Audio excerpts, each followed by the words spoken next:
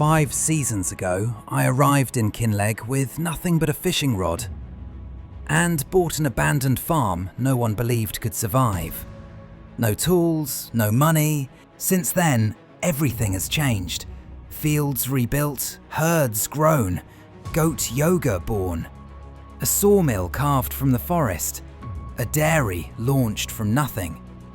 5 seasons of turning a broken farm into a real Highland business. But while the farm was rising, a darker story was unfolding. A missing farmer and a secret buried deep inside Kinlaig. So how did a lone fisherman become the owner of a thriving farm and uncover the truth behind the valley? This is the story of how it all happened.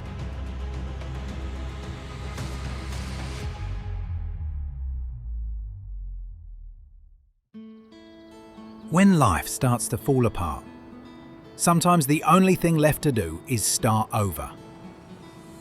I left Montana behind, the wide skies, the dust, the noise, and traded it all for this, the Highlands. Quiet, cold, real. No money, no tractor, just a fishing rod, a rucksack, and a hope that maybe, through a bit of fishing and determination, I can build something that lasts. They say Kinlaig's a small place. A few houses, a lock full of fish, and more rain than sense. But for me, it's a fresh start. Hey, Uncle Alistair. Yeah, I made it. Little colder than Montana, mind. Welcome to the Highlands, lad. You'll get used to it. Loch's full of trout this time of year. Might be your ticket to a hot meal. That's the plan. Fish, sell what I can, save a bit. Maybe start a farm someday. Ambitious. But you've got that Scottish spirit. You'll find your feet in no time. Feel free to make yourself at home at the house for as long as you like, lad. Thanks, Uncle. Really appreciate it. I think I'll head out and get a head start with some fishing and get a feel for it on my first day. Talk soon. See you later. So, here I am. Just me here, on my own. Grace stayed back in Montana. Said someone had to look after the farm while Godric's still in hospital. After everything that happened with the crash, it was too much for both of us. So we took a break. Now it's just me and this place. From here, it's all up to me. The rod, the rain, the lock, and the road ahead. Right then, here we go. First proper morning in the Highlands. Got my rod, bit of bait, and the sun's just starting to peek over the hills. Ah, you slippery wee bugger. Got away. Of course it did. First cast, no luck. Right, no giving up that easy. Oh, I've got something. Aye, it's pulling. This one's got some fight in it, eh? Don't you dare come loose. Yes, got it. Look at that beauty! A proper trout! That's $100 in the pocket. My first bit of Highland income. Let's move a bit upstream.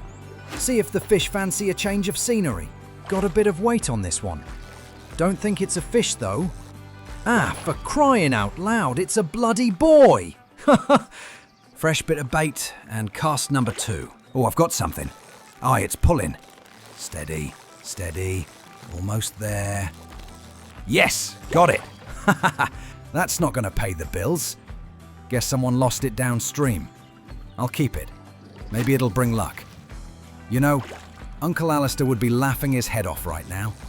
Man's a legend round these parts. Everyone in Kinlaig knows him. The kind of bloke who can catch dinner with a bit of string and a paperclip. He's promised to show me the good spots once I've earned my stripes, as he puts it. Can't wait for that. And he knows everyone. Farmers, fishers, even the pub owner down by the bridge. Be good to get to know folk. Feels different here. Slower, friendlier. Back in Montana, everything felt so big. Big skies, big fields, big problems. Here it's smaller, aye, but quieter too. I can hear myself think. You don't get that much anymore, do you? Just peace. River rolling by, a few birds up in the birch trees, bit of mist on the hills even in August. You can almost forget the world's still spinning out there. Right, let's see if we can get another bite before lunch. There we go. Perfect throw.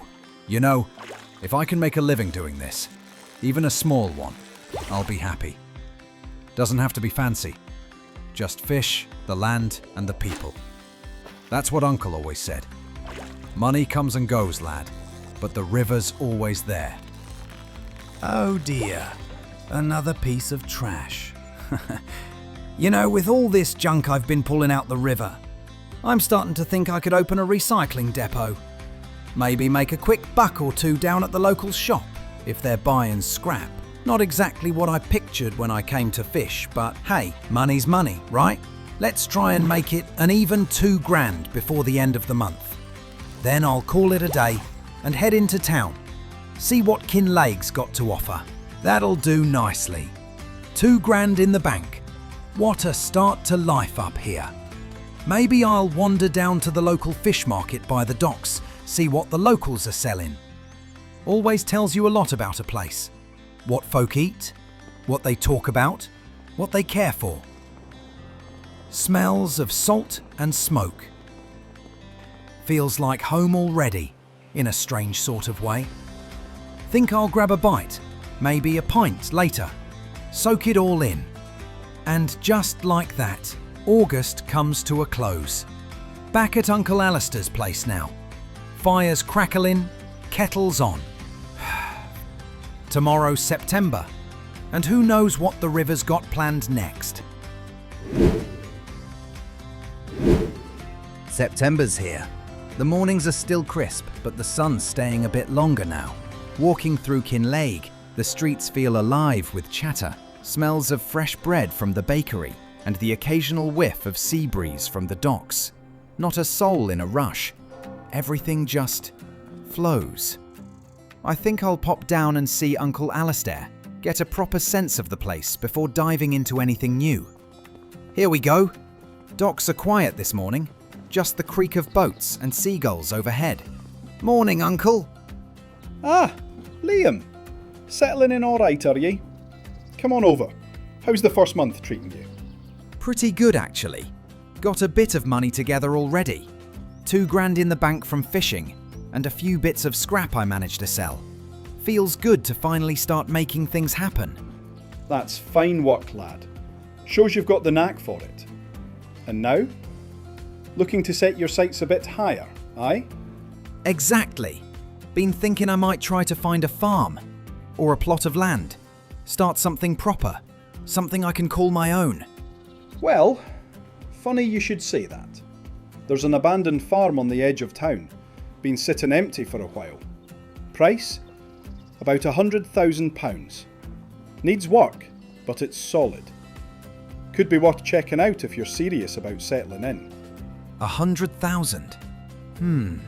That sounds like a challenge worth taking. I think I'll head over now. See it with my own eyes. Might be the start of something big. All right then, let's go. See what Kinlaig has in store. So, if I'm really serious about this abandoned farm, I need a plan. First off, animals. A few goats maybe. Maybe some Highland cattle later down the line. Eggs from some hens to sell at market. Could even get a couple of pigs if I'm brave. Then crops. Nothing fancy to start with, just enough to feed the animals and maybe a few cash crops to sell. But to save up enough, I'm gonna need more fishing. Keep that steady income rolling in. And it's not just about money. I need to get my name out here, meet the locals, see if anyone's got small contract jobs going.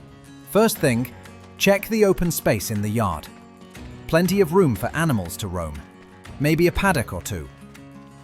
Shelter for vehicles and tractors, and look at this, silage bunker already in place. Old grain storage hall, loading area still solid, and there's some sort of feeder here. Could be handy for grain or even for a small feedstock operation. And there's the farmhouse. Little old thing, but cozy. Could be just what I need.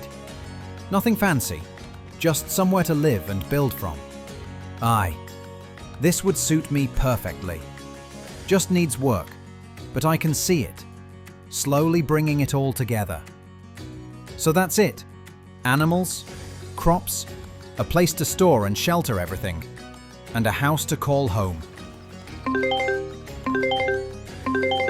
How's Scotland treating you? First month or two over there. Everything okay? I'm holding down the fort here, but Hope, she's a mess. And Godric, still in that bloody coma. Hey Grace, yeah, everything's good here.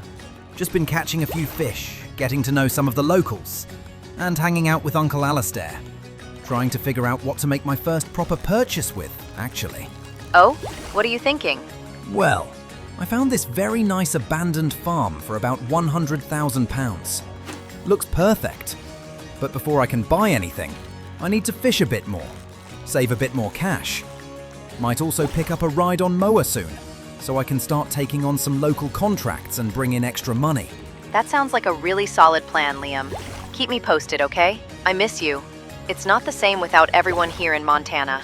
Hold in there, Grace. Let me know if there's any news on Godric waking up, all right? We'll get through this. I will. Take care, Liam. Don't work too hard. I'll try not to. Talk soon. All right now, time to look through the shop catalogue. A Husqvarna ride-on mower, £3,500. That could be perfect for the local mowing jobs. Small, efficient. Get a few contracts done and make the money back in one job. Maybe two. Or I could go for a small old tractor with an attachment on the back. But that's more up front, more maintenance. Not the best for starting out. The ride-on mower seems smarter. Local contracts are up on the board. Definitely enough to cover the cost eventually. Okay, let's see.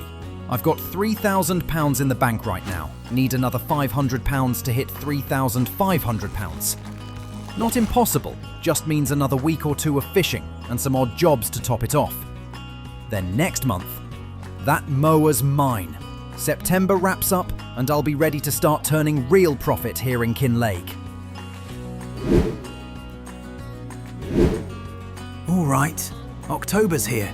Time to finally make some real progress. First things first, gotta get that ride-on mower for the contract. Kilted Pistons isn't far. Wow, this place looks tidy. Big vehicle maintenance warehouse. Proper dealership vibes. Okay, now, let's purchase this thing. There it is, the Husqvarna ride-on mower. Perfect. £3,499. £1 left. Okay, let's grab it from the pickup spot. Ready to take on some mowing contracts. Let's check the contract board. Here we go. A mowing contract from Katie. Pays £4,853. That'll cover the mower and even leave an extra £1,000 in profit. But it's a big field. Majority of the month, probably. Field 31. It's not too far away, which is perfect. Wouldn't want to drive this thing too far cross-country. Look at this beautiful Scotland countryside. You wouldn't get this back in Montana, that's for sure. I bet the impending winter is going to be a chilly one as well. Hello, are you Liam? This is Katie, the one who posted the mowing contract. How are you doing? Hey Katie. Aye, I'm Liam Fraser. Yeah, I'm good. Looking forward to getting started. Perfect. Field 31, right? Just wanted to go over a few details. You're using a ride-on mower, aye? It's a wee bit smaller for the field, but I think you'll manage. Yeah, I'm surprised I agreed to such a big field with this small mower, but I'm determined. Gotta make this work. That's the spirit. I like the attitude, Liam. If you need any help while you're out there, just give me a shout. It's always good to see new folks working hard around here. Thanks, Katie. I appreciate it. Looking forward to meeting more of the local farmers as I work. Good luck. Can't wait to see the results. Cheers. Always good to put a face to the names you see on the contract board. Makes it a bit more personal. And here we are, Field 31. Contract complete. Grass is all cut and it looks great. I I can finally head back home. I'm exhausted, but it was well worth it. Big payday too. Pays off the mower and leaves a bit extra in the bank. That's our first major contract out of the way. Hopefully Katie's happy with it. Before I head back for the month, I think I'll pop over to the nearby river and get my fishing rod out. Haven't had a proper cast in a while. Been too busy with the contract, but I've missed it. Don't want to make it all work, work, work. Plus it does bring in a decent bit of money too. Maybe someday we can expand beyond just a fishing rod. A small boat, a net, who knows? And speaking of bringing in extra cash, I've been keeping up with all the trash I've been collecting. Over 20 items now. Sold them down at the local market in town, and it's netted a tidy profit, about £5,000. Not bad at all. That, alongside the contract payout and the usual fishing income, makes it a pretty productive month. All in all, we're now up to around £10,000. That's probably enough for October. Yeah, that's a solid month. All right then, time to head back, get some rest, and prepare for November.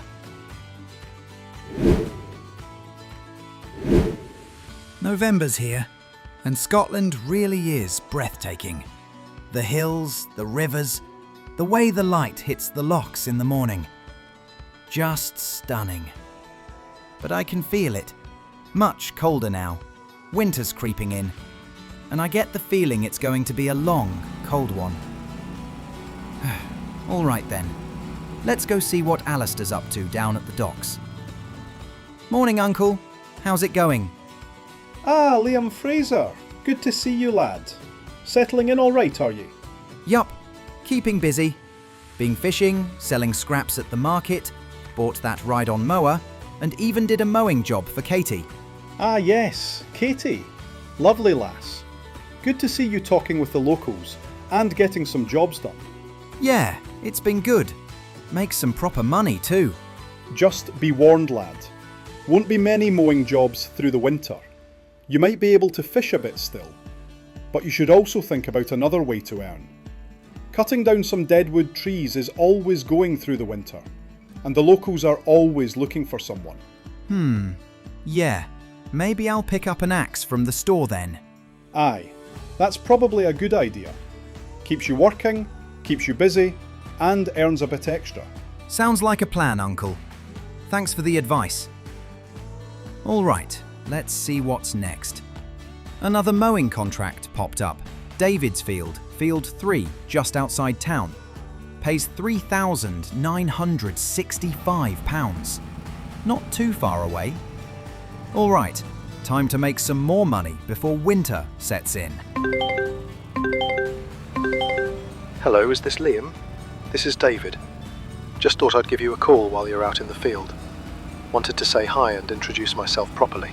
Hey David. Yeah, I'm Liam Fraser. Nice to hear from you. So, I moved here from England a few years back. Fell in love with Kinlaig ever since. Beautiful place, friendly folks. Thought I'd check in and see how you're settling in. I've just moved here too. Looking to start a new life and maybe one day get a farm of my own. Feels like a good spot for it. Sounds amazing, lad. If you ever need any help, just let me know. I'm always around the neighbourhood and you seem like a good guy. It's good to see new people getting stuck in. Thanks, David. I appreciate that. Will do. All right then. Best of luck with the contract. Cheers. Talk soon. All right, back to it. Field 3, mowing complete. Grass is all cut nice and tidy, just how it should be. Collecting the reward now, £3,965. Perfect. That'll help a lot with funding the next steps. Next up, kilted pistons. Time to get myself an axe. Not too expensive, just £50. Enough to take on some deadwood contracts through the winter. Perfect timing actually. I can wrap December off with a job for a local farmer, Noah. Should keep me busy, make some extra cash, and stay productive while the mowing season slows down. And if there's time after that, maybe a quick fishing session to close out the month nicely. Can't let the rod gather dust after all. Now, I just want to give a massive shout out to some of our next-gen legends. Matthew Bullington, Lumberjack 929, Indomaster, Pendle, and Bloodied Porcelain. Thank you all so much. You're absolute legends, and I really appreciate all the support. And that's December. What a month it's been. Full of hard work, a few challenges, and plenty of progress.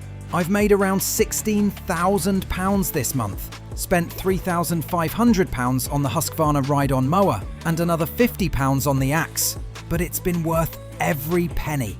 We've ticked off contracts, done a bit of fishing, cleared some deadwood, and started to make a real name for ourselves around Kinlaig. It's been productive, busy, and honestly, pretty rewarding. Slowly but surely, I'm building the foundations for the farm and the kind of life I've always wanted. Can't wait to see what the new year brings.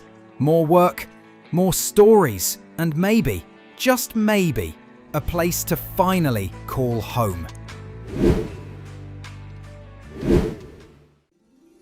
December in Kinlaig. The air's colder than ever. You can see your breath with every step. The village looks beautiful though. Every house is lit up. Christmas lights draped along the fences, smoke rising from chimneys. It feels like one of those old postcards. Peaceful, quiet, just the sound of boots on frozen ground. Work slowed right down since the mowing season ended, but I've still got my axe. The locals always need deadwood cleared before the snow gets heavy, so that'll keep me going through winter. Might not be glamorous, but it pays the bills and keeps the hands warm. Hey, Uncle Alistair, all set for the trip? Ah, there he is. Aye, just about. Got the lads packing the last of the gear. Thought I'd give you a ring before we head out. You're actually setting off today then?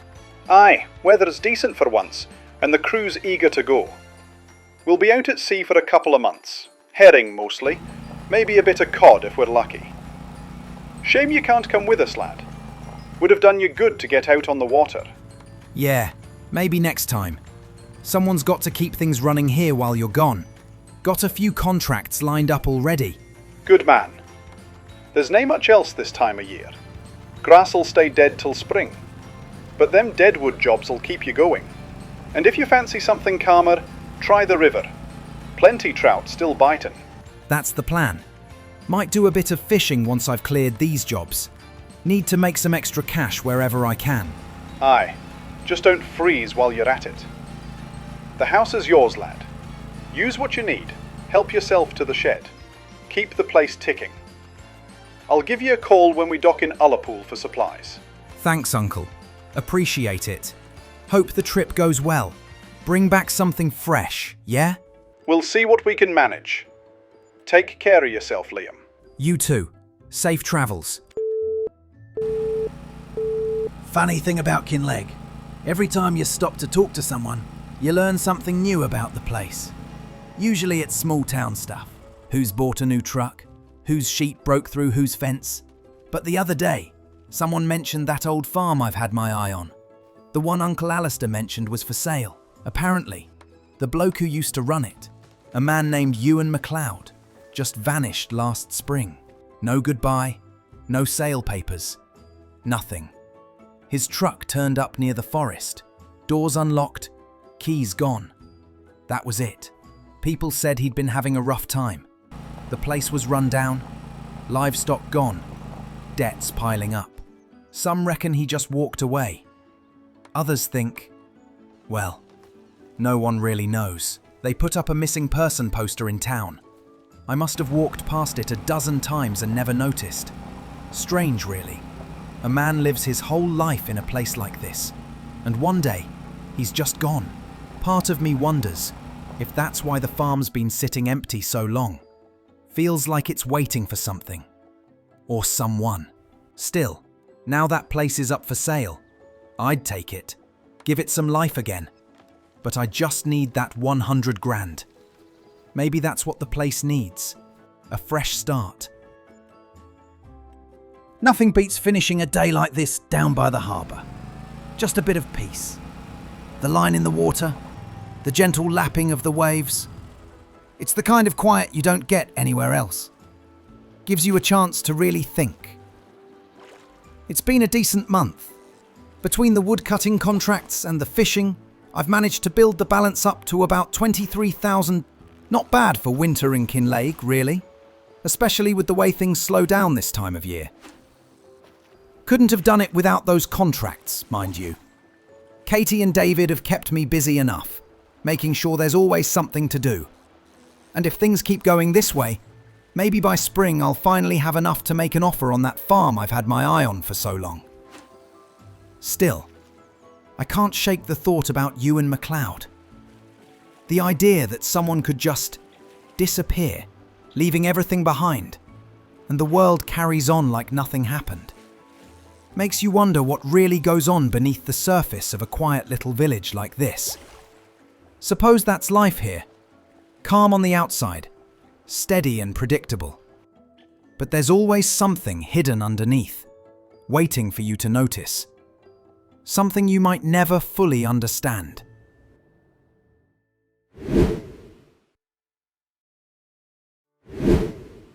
January has arrived, and with it, snow. And my God, it's cold here in Kinlaig. Frost coating the trees, smoke curling from chimneys, every breath turning to mist. Beautiful though. The kind of winter that makes the whole village feel like it's paused for a moment. But no time to admire it for too long. Deadwood won't cut itself.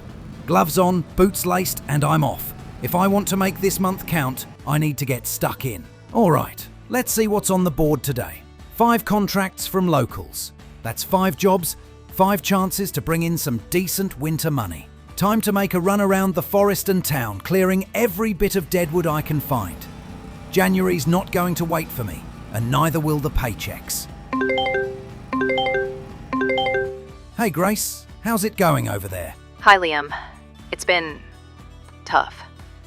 Hope isn't doing well at all. I'm barely keeping up with baby Ethan, and I've been spending most days at the hospital checking in on Godric. He hasn't woken yet. That crash really changed everything. I'm so sorry, Grace. I can't imagine. Yeah, it's a lot. And the farm's barely holding together while I'm here. I'm doing my best, but I don't know how much longer it can last. Might have to start selling things off soon. I hear you. I wanted to ask. Something a local mentioned here in Kinlaig. There's this farmer, Ewan MacLeod. He used to own the abandoned farm I've been looking at.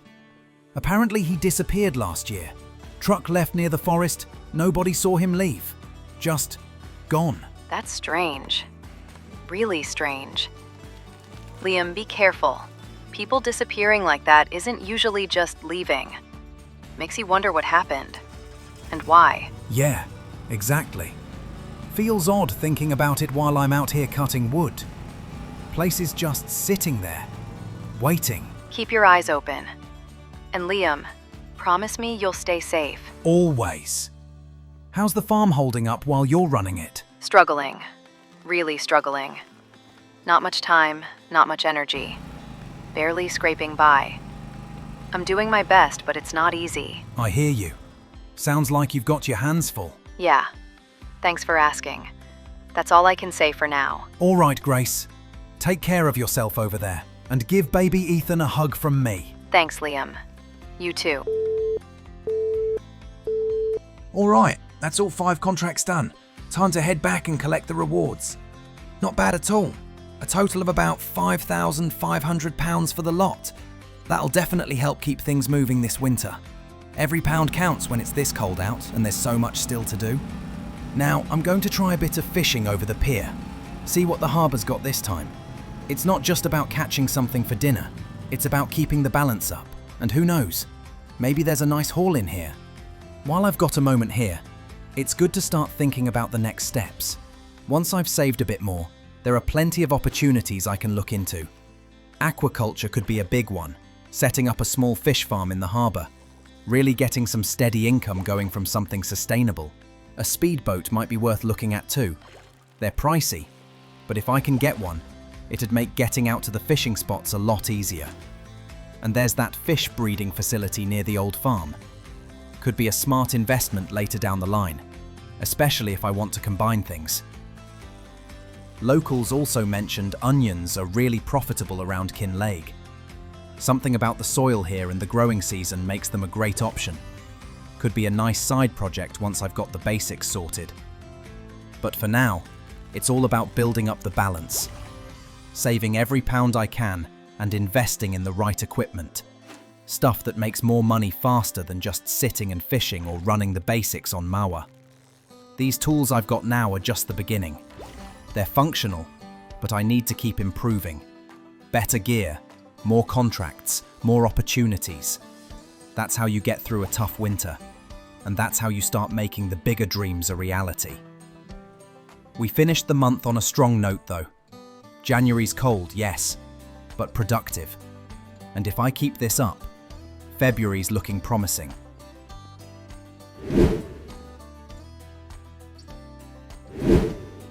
February's here and Kinlaig's transformed.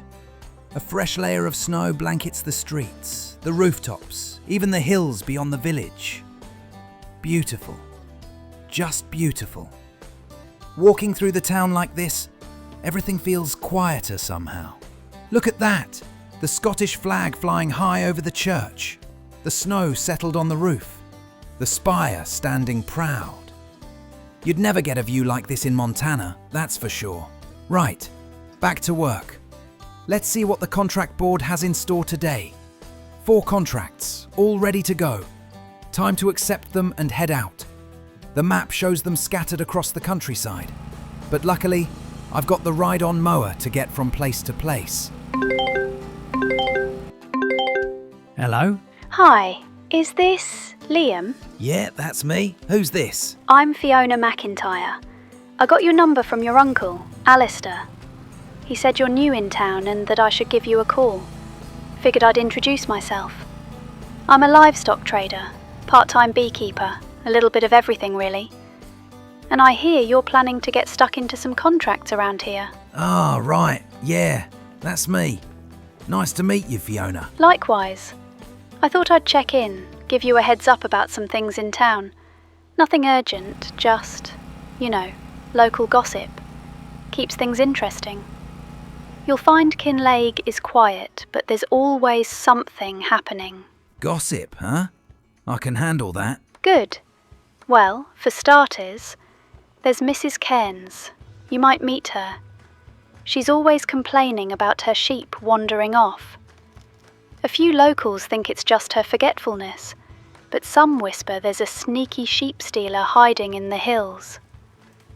And then there's old Fergus, who insists he saw lights moving near the forest at night last week. Probably nothing, but it's a fun story for the locals. Sounds like the place has a lot going on, even under the snow. Exactly. That's why I thought it'd be good to get in touch.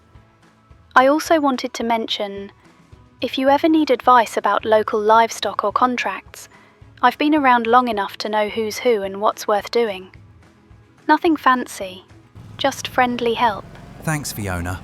I might take you up on that. Good to know there's someone around who knows the area and the people. Always happy to help.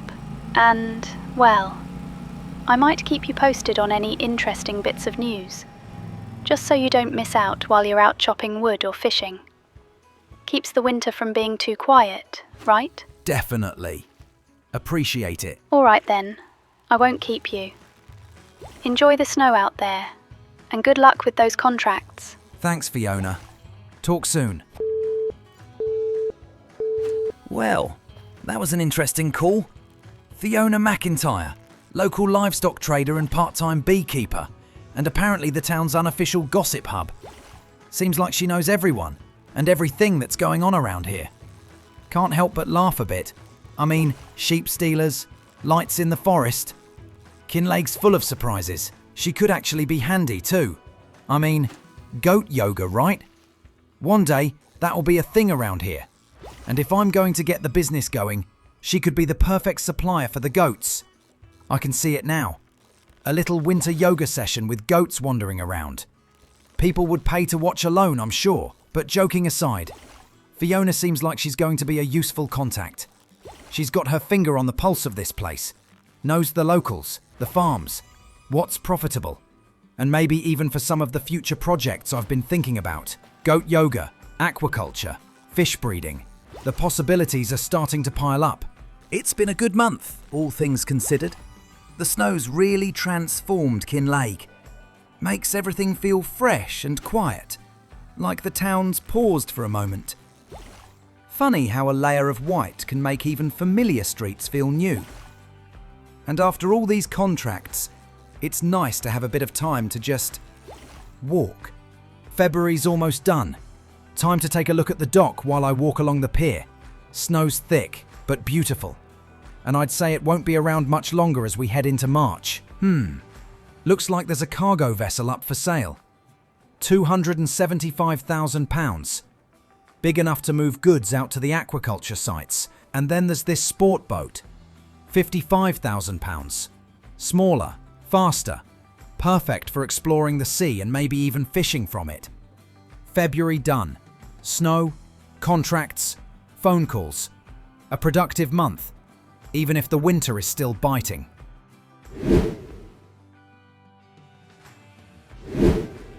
March is here. The snow's finally melted, the sun's peeking out, and though it's still cold, there's no denying winter's starting to fade.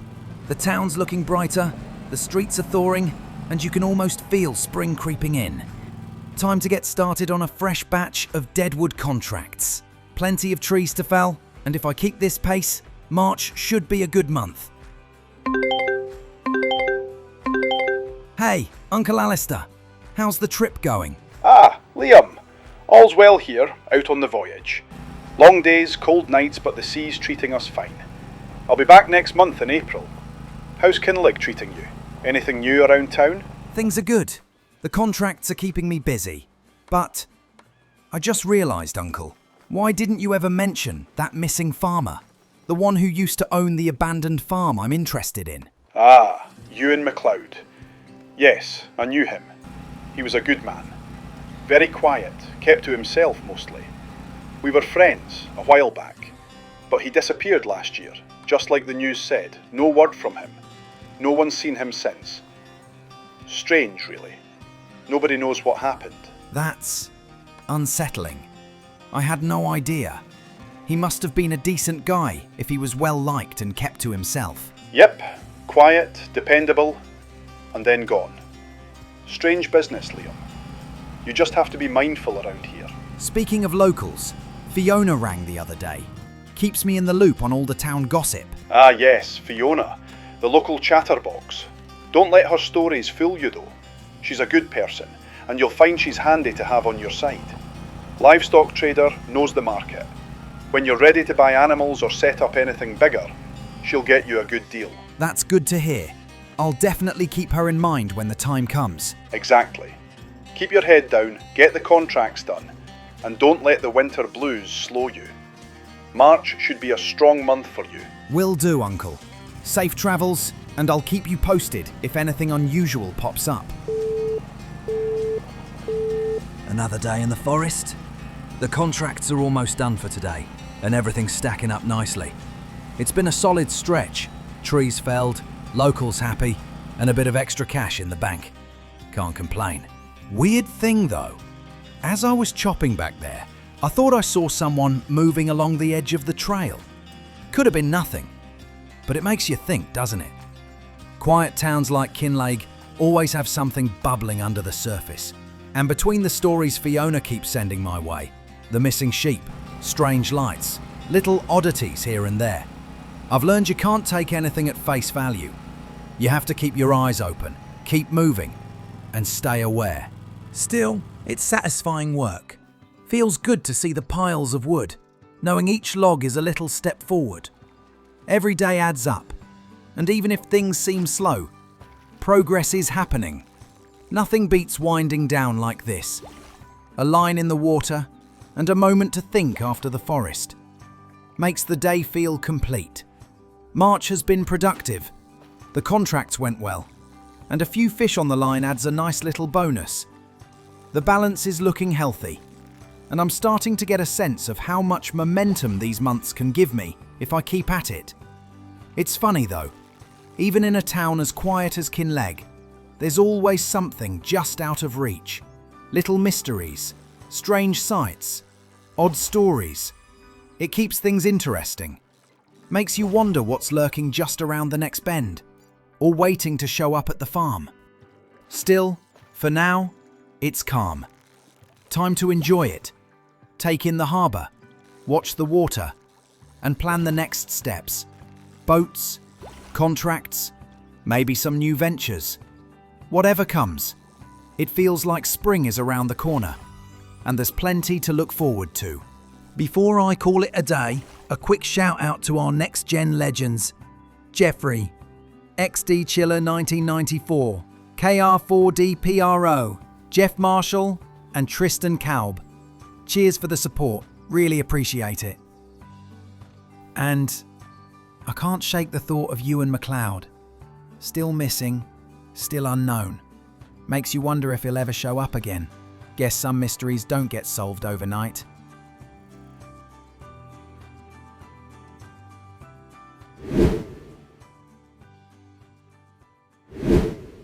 April already. New month, new start. The weather's finally warming up. Well, warm for Scotland anyway. And I've been saving all winter for this moment. Today's the day I head over to Kilted Pistons, the local vehicle shop, and finally trade in this old mower. If all goes to plan, I'll walk out with a proper tractor to kickstart the season. Time to say goodbye to the mower. It's served me well, but it's time to upgrade. Let's get it sold.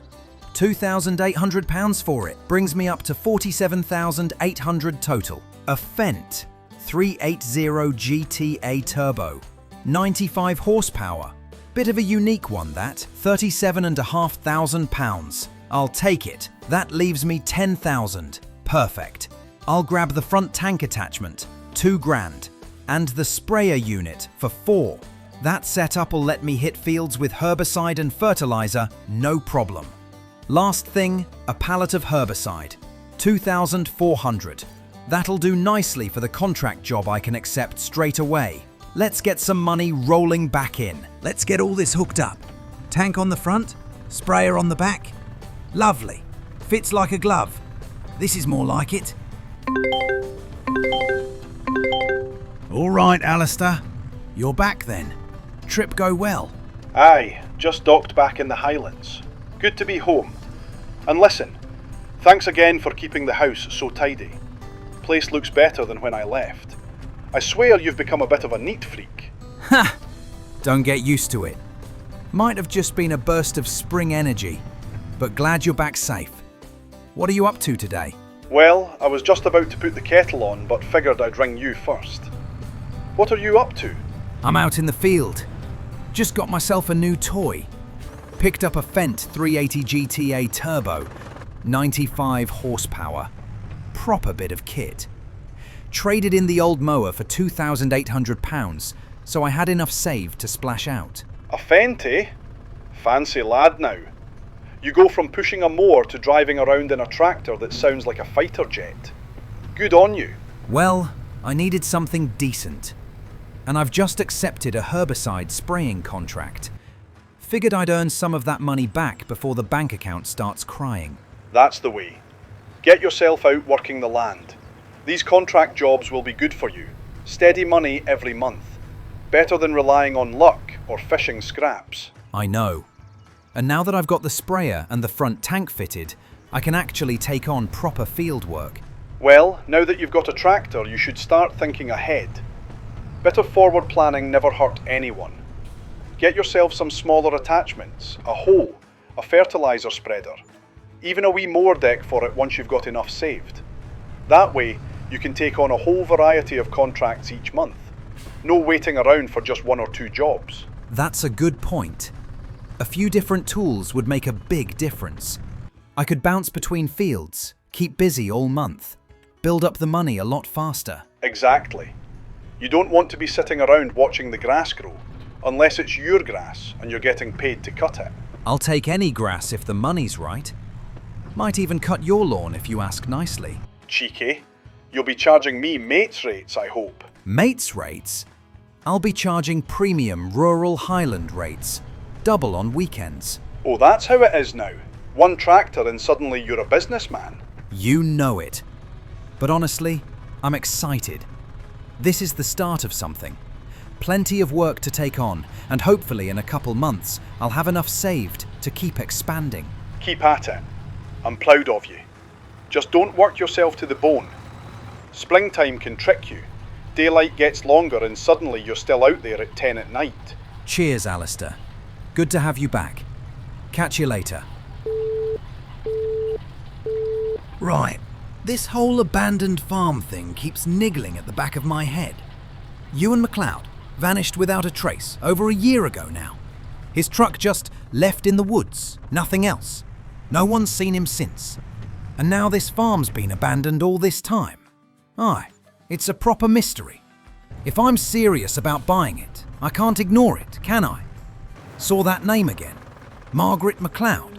Same last name. Seems to be the one handling the sale, taking over whatever's left of the farm.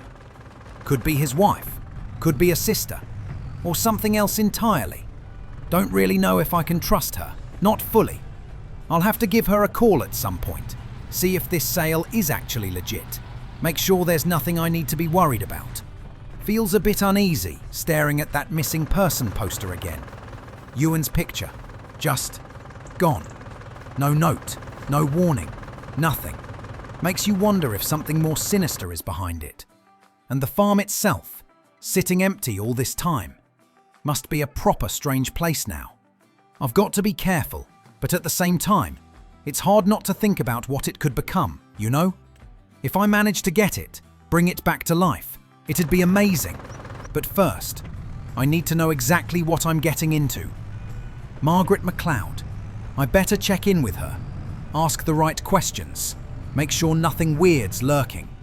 Could be nothing, could be something. Either way, I'll have to be smart about it. Time to purchase a fertiliser. The Salek ZK 300H is the perfect fit for me for now. Only a 300 litre capacity, but at £2,000, you can't really go wrong. Better grab some solid fertiliser to go with it as well. Hook it all up and head out to the 3 fertilising contracts on the board at the moment. Should be a decent bit of work, hopefully earning around £14,000 profit once they're all done. And that'll finish off April nicely. Right, let's get out there and make the most of it.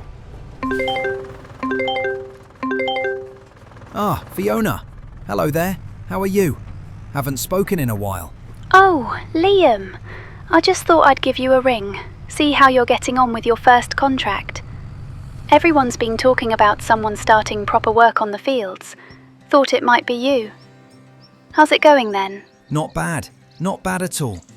Got myself a new fertiliser setup, Salek ZK 300H. Hooked it all up with solid fertiliser. Heading out to the contracts now. 3 of them on the board. Should be a good bit of work. So far, everything's going smooth. Oh, that sounds promising. Good to hear.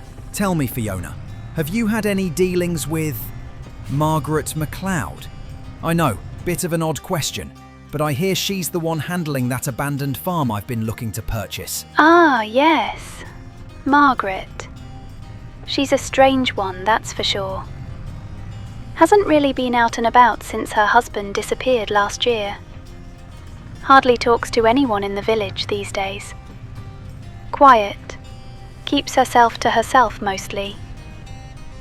Can't say I've spent time with her, but I've seen her a few times. Definitely Ewan MacLeod's wife. Poor woman hasn't been the same since that day. That's what I was wondering. Makes sense now. So if I'm serious about buying the land, I'll have to deal with her directly. Bit intimidating, but seems like there's no way around it. You'll have to be careful. She's polite enough if you speak properly, but she's never really socialised since Ewan vanished. Used to be a lovely couple, always helpful, chatting with everyone in the village. Now, she keeps her distance, barely says a word to anyone. It's quite the mystery. That's exactly what I'm thinking. Still, I'm considering going ahead and trying to purchase it. The farm itself has potential, and it's been abandoned for too long. But but I want to hear it from someone who knows the village. Would you say it's a good idea? Honestly, it could be a good move. The land's solid, location's decent, and someone needs to bring it back to life. Just dealing with Margaret might not be straightforward. She's been different since it all happened, you know? But if you approach her properly, be polite and clear, there's a chance it could work out. The mystery surrounding Ewan, well, that's still there, isn't it? No one's seen him since that truck was left in the woods. Strange times. That's what I was thinking too. Still, seems like the right opportunity, even with a bit of uncertainty. I'll just have to be smart about it and see how things go. Exactly. Keep your wits about you, Liam. And who knows? Maybe getting that farm back into shape will shake things up a bit. But for now, get those contracts done and make a tidy sum before worrying about the mysteries of the village.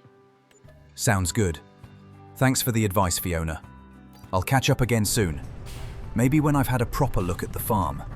Anytime, Liam. Keep me posted, all right? And take care out there. Right then, last fertilising contract of the month. Can't believe how April's gone. The shop's been great, letting me store everything safely while I get the contracts done. This final field here should bring in just under £3,000, which will put me up to about 8,000 total. Not bad at all for the first proper month out here. Feels good seeing everything coming together. The tractors, the gear, the contracts, finally starting to feel like the farm's really taking shape. Right, let's get this done and finish April on a high note before May rolls in.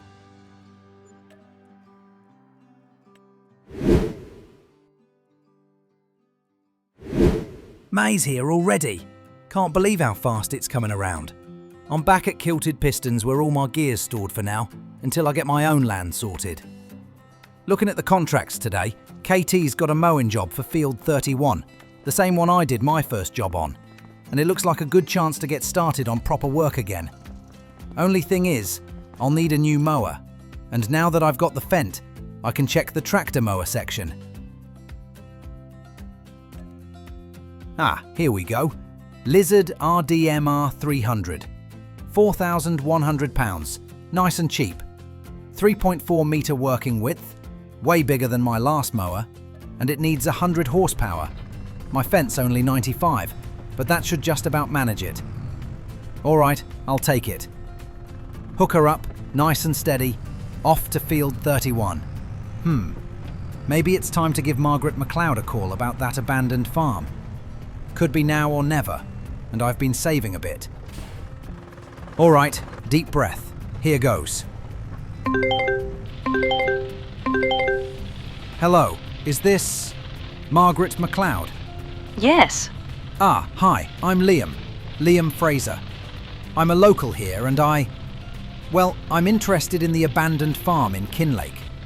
I understand you're the one handling the sale. Yes, I am. Right. I've heard a few things from the locals. I'm new around here, but I wanted to check in. Make sure it's true that you're seriously looking to sell the land. I'm very interested, and I'd be looking at around £100,000. Yes, I am looking to sell. With Ewan gone for almost a year now, I've kind of given up. But I'm looking for help. I can't manage the farm alone, and I need answers. Why he left, where he went. Ah, I see. What sort of help are you looking for? I would like help investigating, finding clues, seeing if anything explains his disappearance. I don't expect you to do everything, but I have some things at the house that might be useful, if you're willing. All right, I'll think about it. I'll finish a few contracts first, get myself settled, but I am interested in the land, and I could be interested in helping with this too. That sounds good. I think you seem like a nice person, and I could use the help. Just take your time. Of course. Thanks for your time, Margaret. I'll be in touch next month. Well, that's done. Not as scary as everyone made her out to be. She's lost, really. But maybe this could be more than just buying a farm. Could be the start of figuring out what happened to Ewan. Another month in the books, contracts done, gear all in place, and money starting to stack up a bit. Still, can't stop thinking about Margaret MacLeod. She said she's got a few things at the house that might be clues about what happened to Ewan. Could be worth checking out, see what's there, get a proper look. But I've got to be smart, can't rush into it. For now, best just focus on this field, finish the mowing tidy, get everything squared away, and make sure I'm ready for June. 1 month done, another one waiting. And maybe soon, I'll see what Margaret has and figure out if I can help with whatever's going on with that farm. The Kinlaig mystery.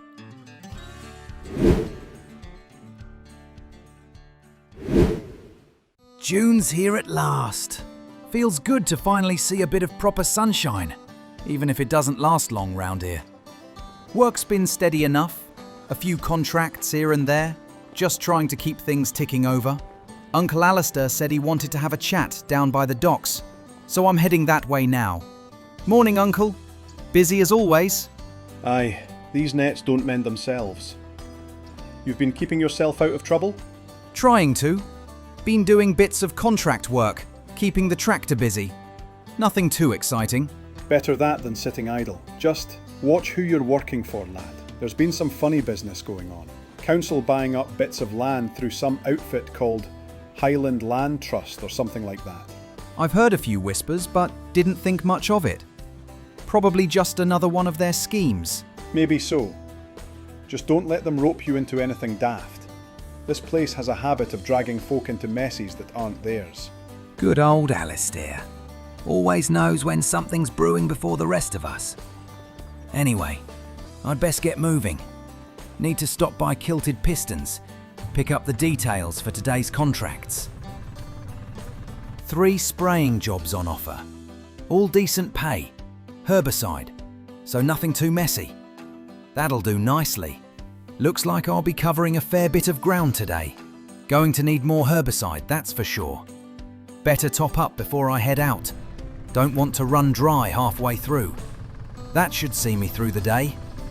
Right, time to earn some money. Let's see. 3 jobs, all over the place. This is going to take me a few weeks at this rate. Hope the pay's worth it. Better top up the tank first. Don't want to run out halfway through. Hello, Liam here. Oh, Liam, thank goodness. I was just wondering if you were still thinking about the farm. I know you've only just arrived in Kinlaig.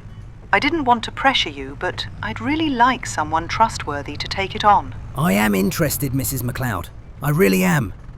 It's just, I don't know if I should get involved with anything else. I've only just come from Montana. I don't want to cause any trouble or get in the middle of something I don't understand. I understand. You've barely set foot here, and the village has its complications. But, truth be told, I can't bring myself to live in the house anymore. Not after, well, you know. I've been staying in town since Ewan disappeared, trying to sort through things. And I've been keeping hold of a few things. Papers, notes, little reminders, hoping someone might be able to make sense of it all. I don't know what to do with it sometimes. I can imagine. That must be difficult. I don't want to get in the way of anything. I just want to buy the farm and make a start here. That's why I'm doing all these contracts. Just trying to make sure I can afford it. Well, that's part of it, yes. And if I'm honest, maybe if you were willing to help me, even just a little, I could feel safer letting the place go to you. Someone who can be trusted to look after it, even if Ewan does eventually turn up. It's not something I can just hand over lightly. I don't know. I mean, I'm happy to help in general, but I don't want to step on toes or get dragged into anything I don't fully understand. I just came here to start fresh. I know. I know, and that's why I'm asking carefully. I've been living in the village ever since. It's not easy, but it keeps me close enough to watch things. And some of the things I've found, well, they're odd. Small, little hints. Nothing I can fully make sense of yet. I've kept them safe. I thought maybe someone like you, someone practical, steady, might be able to help me put the pieces together. But I won't force it. I need to know the farm will be in good hands. I want the farm, Mrs. MacLeod, I really do. And if helping out a little makes you feel it's safe to sell it to me, well, I can do that. I want to be careful, that's all. I don't want to make things worse or upset anyone in the village. You won't upset me, Liam. Honestly, I just don't want the wrong person taking it. If you decide to come by and have a look, see the little things I've collected, maybe then you can see why it's all a bit complicated. Nothing dangerous, mind, just oddities, bits and pieces, things that made me question what's been happening. And if you're willing to help me make sense of them, maybe the farm can be yours. £101,000, yes, but it has to go to someone I can trust. That's the most important thing. I understand. I'll come by then. I'll see what you've got and we can take it from there. I'll help where I can, but I'll also keep my eyes open. Sounds fair? Oh, Liam, that sounds perfect. That's all I ask. And don't worry, it's nothing scary. Just things that make you think. I'll have them ready for you when you come. And the farm, well, it's waiting for someone who actually wants to care for it. All right then. I'll head over next month after these contracts and see you. Thanks for calling, Mrs. MacLeod. Thank you, Liam. I'll see you then. 4 fertilising jobs to get through. Shouldn't take too long, but that's 4 fields, 4 spreads of fertiliser, and I've still got a long way to go if I want to make the cash. £21,000 in the bank. Not enough for the MacLeod place yet. £101,000 by the end of July. Need to keep my head down and keep working. If I can get through these contracts and the pay's decent, maybe I'll have a fighting chance. Just need to focus. Steady work, no mistakes. Keep the tractor running and try not to get distracted. Easy enough. Maybe I should call Grace and check in on how she's doing over in Montana. Hey Grace, how's it? Oh, don't even start, Liam. Don't you dare start telling me it's hard in Scotland right now. You think you've got it rough? Try running Godric's farm with no help. Grace, No, you listen. Since Godric's accident, I've been flat out every single day. I've had to manage the animals, the crops, the repairs. 12 hours a day, sometimes more. You could have stayed. You could have helped me. And instead you just went off to Scotland. I had this trip planned, Grace. I couldn't really do anything from here, and I wanted to get things in order on my end. I didn't think I was leaving you high and dry. Well, you did. I've had to start selling some of Godric's tractors, some of the animals. I don't have the resources to hire anyone, Liam. I'm flat out every single day trying to keep the farm alive. And Hope? She's a mess, you know that. You leaving me alone with her wasn't very nice. I know. I really didn't mean to leave you in that situation. I just thought... You thought? You thought it was all right for you to be living your new life in Scotland while I'm scrambling to keep everything together? Liam, I'm exhausted. I'm overworked and I'm angry. I don't care how hard things are there. It's not fair that I've had to pick up everything you left behind. Grace, I understand. Really, I do. I didn't think I could do much from here. That's why I came to Scotland. I had to get organised first. I didn't mean to abandon you or the farm. Well, it's been hard. Really hard. I've had to make decisions I shouldn't have to make. Sell off things I didn't want to because I can't keep up on my own. And you're just far away. It's hard not to feel abandoned, Liam. I get that. I honestly do, and I'm sorry. I didn't realise it would be like this. I really did think there was nothing I could do to help from here, and I had to sort my own arrangements first. I'll make it right, Grace. Once I get things sorted, I can come back and help. Yeah, well, just try to remember what you've left behind, Liam. I know you've got your own stuff going on, but don't forget the farm. And don't forget people who are depending on you. You have your Scotland life now, but some of us are still here trying to hold it together. I won't forget. I promise. Blimey. Poor Grace. I probably shouldn't have left, really. She's flat out, running Godric's farm all on her own. I knew it'd be tough, but I needed to start this new life here. Been planning this for years. Finally got the chance, and I had to take it. I just hope she can hold things together until I can get back and help properly. But anyway, let's focus on the here and now. That's all 4 contracts done. £31,784. Not bad. Still a way to go before the MacLeod place, but it's progress. Godric. Still in that damned coma. I wonder if he dreams in a coma. Probably still farming in his dreams, bless him. Makes you appreciate the calm here. At least for a moment. Might as well fish for a bit more scrap while I'm here. Never know what you'll find. 50 items now. All right, not bad at all. Sold the lot at the market over the last few weeks.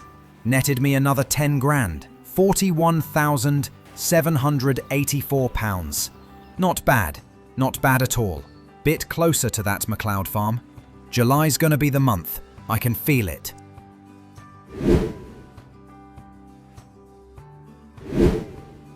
July is here. Feels like the right time to finally get my own place. Staying with Uncle Alistair's been great, but, well, it's not really mine. That abandoned farm, I can feel it. It's the one.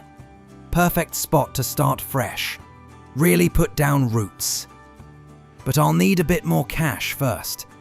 Contracts are good, but even with all the work I've done, probably need a small loan from the bank to make up the rest. Yeah, that'll do it. Then the farm's mine. For now though, let's get on with this fertilizing contract close by, and maybe some grass cutting jobs afterwards. Keep the money coming, step by step. Right, while I'm here, I can't help thinking about this MacLeod business. Ewan MacLeod. Gone a whole year already. Hard to believe. Local paper said it all. Mystery disappearance. Local man vanishes without a trace. Even had a picture of his pickup parked in the woods. Weird, isn't it? Could he still be out there? Or could it be more complicated than that? Uncle Alistair mentioned the council and that Highland land trust. Maybe Ewan got in the way somehow. Or maybe it's nothing to do with them at all. 46 years old. Not old at all. You'd think someone that age wouldn't just vanish. But it happened. Right here in Kinlaig. Makes you wonder. Was it an accident? Did he go off somewhere deliberately? Or is there something more behind it all? Woods, council. Maybe he didn't want to sell. Maybe someone wanted the farm badly enough that something happened. Crazy to think about, but you can't help wondering. And Margaret, she's been holding on to some things. Clues, letters, little bits of paper or photos apparently. No idea what they all mean yet, but they've got to help put some pieces together. Could be small stuff, could be big, who knows? And once I actually buy the farm, maybe there's more waiting there. Old tools, hidden notes, things left behind. I mean, this place could have its own secrets. Next season, who knows what I could find? Could be anything really. But not today. Today it's contracts, money to make and grass to cut. Need to focus, get these jobs done, earn enough, then everything else, including the farm, and maybe the rest of Ewan's story, will have to wait.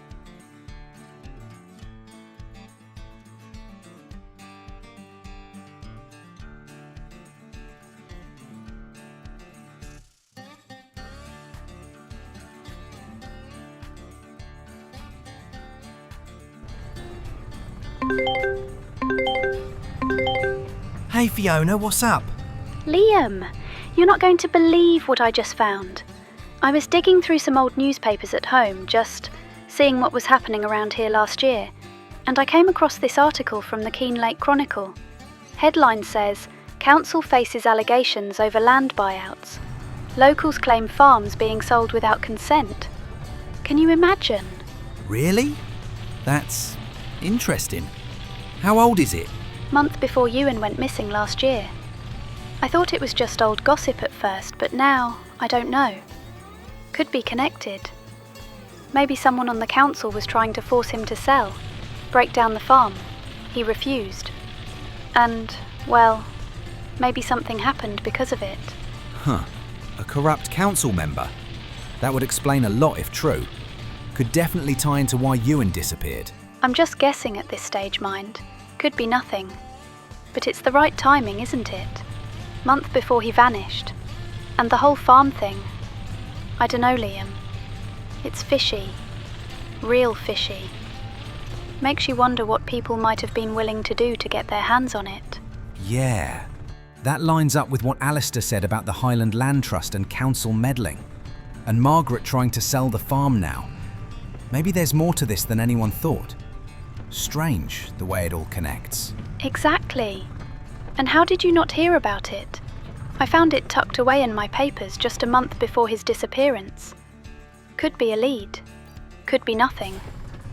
But something tells me it's worth looking into. Wow. That's actually really interesting, Fiona. Good eye. Makes me wonder what else is out there. Margaret's got some stuff too, I know, but if your theory's right, there could be a real pattern forming here. Could even explain why she's so careful about selling it. She wants someone she can trust on that land. Exactly. I don't know the full story, Liam, but keep your eyes open. And maybe, when you get the chance, check that article for yourself. It might point to something bigger than just the disappearance. Just watch yourself while you're poking around. Yeah, watch myself. Right. Fiona could be onto something. Month before he disappeared, council trouble. Makes sense why Margaret's cautious. Might be more than just an abandoned farm here.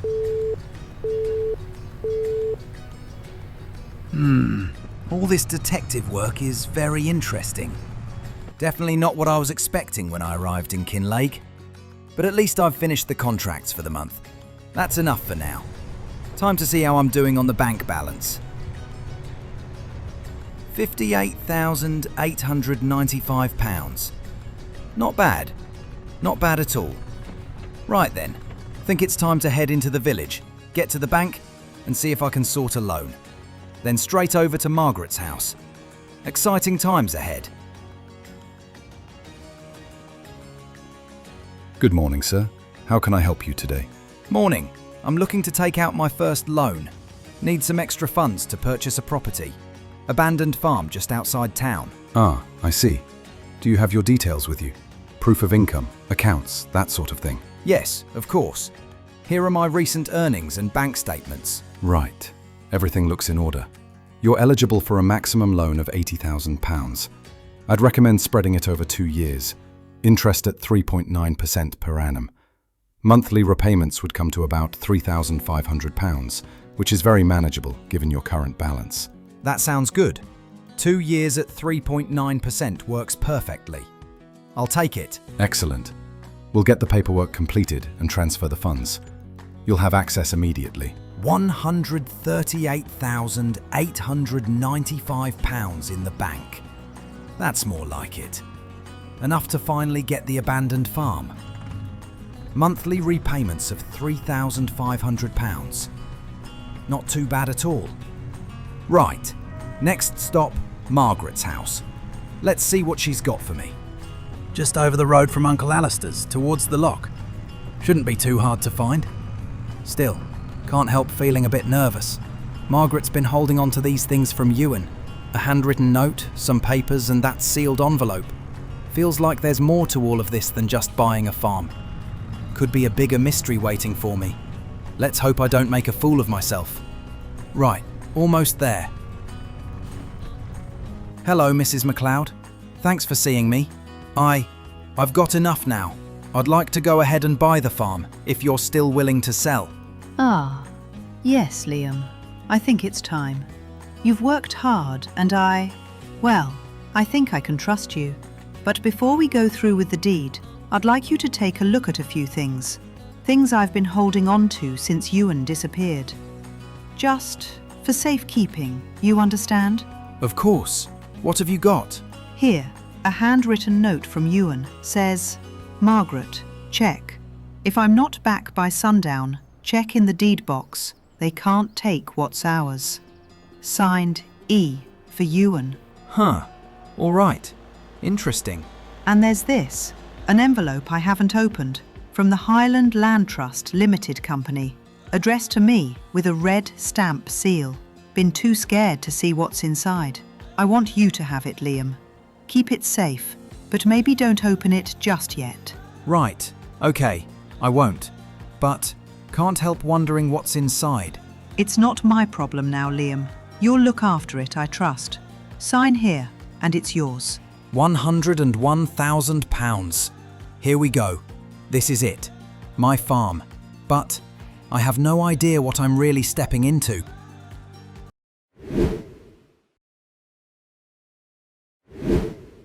Here it is at last. The old place. £101,000 for a farm folk around Kinlaig haven't touched in a year. The field's rough, the building's tired, and the stories, well, those linger longer than the weather. This land once belonged to Ewan MacLeod before he disappeared, and now it's mine to bring back to life. First morning on the yard, and it feels strange, you know? Quiet, proper quiet. Workshop's just here, tractor's tucked inside where I left it. Round the side, all the gear I've scraped together. Spray tank, front arms, sprayer, fertiliser spreader, the weeder, mower. Now, grain haul. Roof's seen better days. Walls too, but she's still standing, still usable. And this bit at the back. Aye, the drop-off pit. Cow barn's next. Indoor setup, but room for 69 cattle. Lastly, house time. Single garage here, just enough room for a wee car or quad. And the farmhouse, my own place. Right here in Kinlaig. This is it. My new home. Right then. Plenty of work ahead if I'm going to turn this place into a proper functioning farm. First job on the list is cattle. I want to get some Highland calves in the barn early so they can grow over the next couple of years and hopefully make a bit back when they're ready to sell. Let's head down to the dealer and see what they've got on special today. That's interesting. Gowl G1015 bale wrapper. Round bales. And it's on special. 56% off. I'll take that. And while I'm at it, pallet of wrap. Big one here with 40 rolls. £3,900, but it'll last ages. Might as well stock up now. Right, let's get this wrapper hooked up. And the wrap pallet on the forks. There we go. I'll drop both of these at the yard, then I actually need to come straight back. I've been meaning to get myself a small trailer. Might have to buy some hay to get us started, but that's fine. You know, it hits me how big this place really is. Feels strange owning land with this much history tied to it. Part of me's excited, but another part keeps wondering what Ewan planned to do here before everything stopped. Here it is. Little bale trailer, no sides. Exactly what I need. £6,000? Done. And for the cows, I'll grab 2 large square bales of hay for £3,000 altogether, and 1 square bale of straw for £1,400.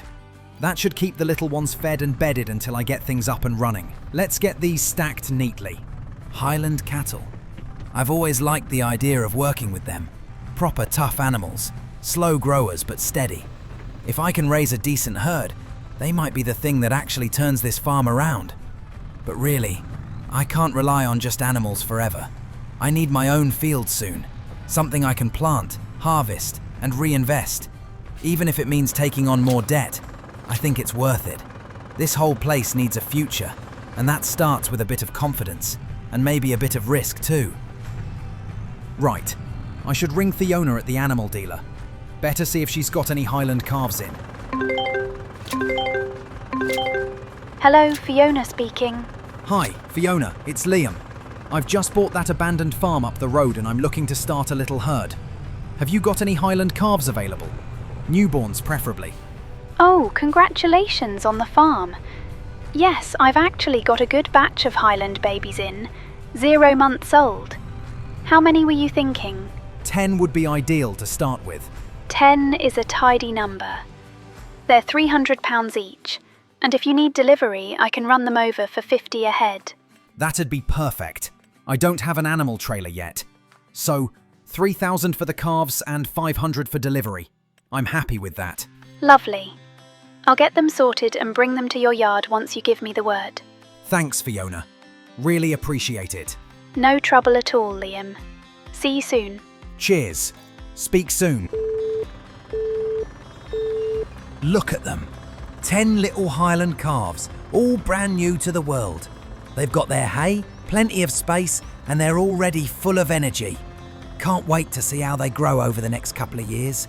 8.5 grand left in the bank isn't going to carry the farm for long.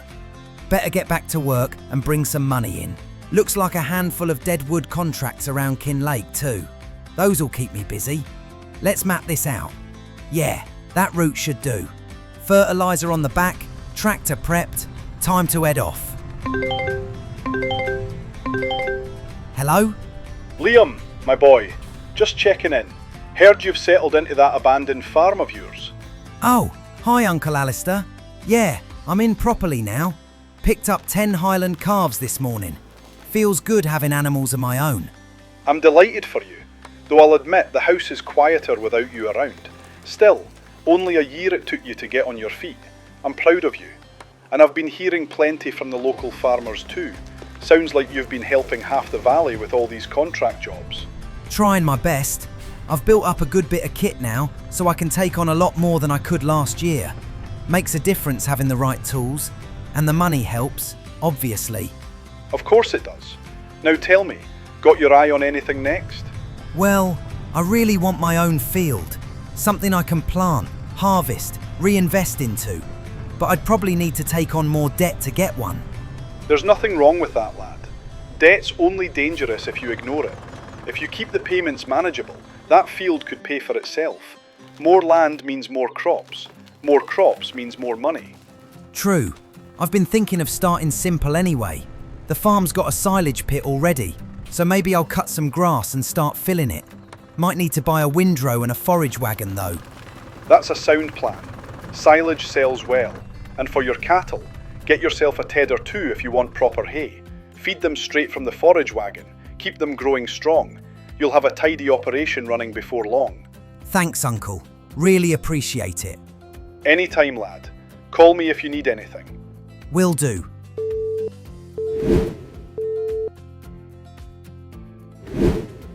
Here we are, September already.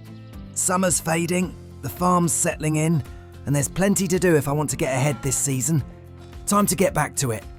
Right, first things first. Let's see how the calves are doing. 1 month old now, all 10 of them, and they're nearly worth what I paid for them already.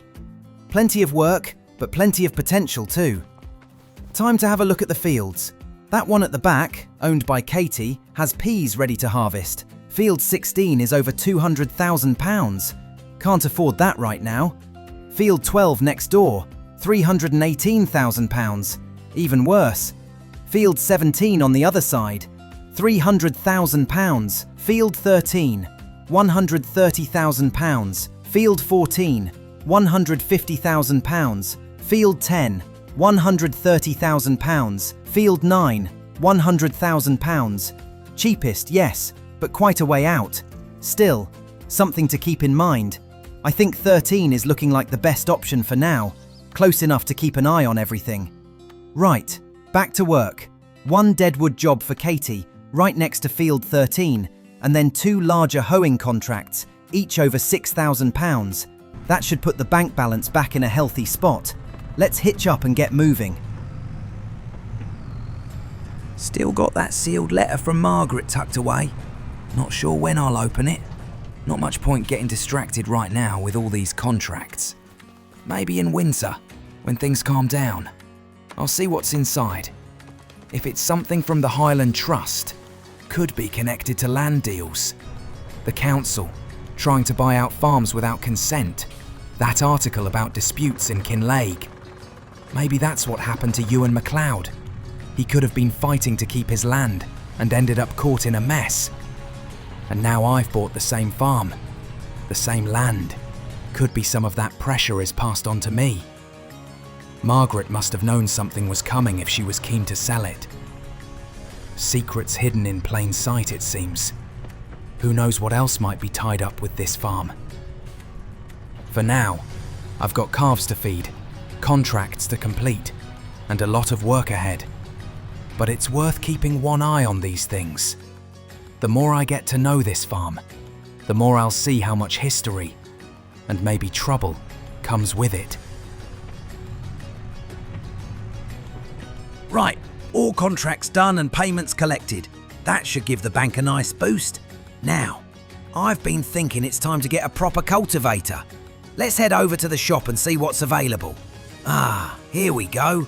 John Deere 980, £9,500, 4 metre working width, 110 horsepower.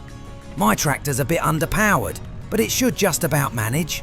There's plenty of cultivating contracts to keep me busy with the new cultivator, and it should pay for itself in no time.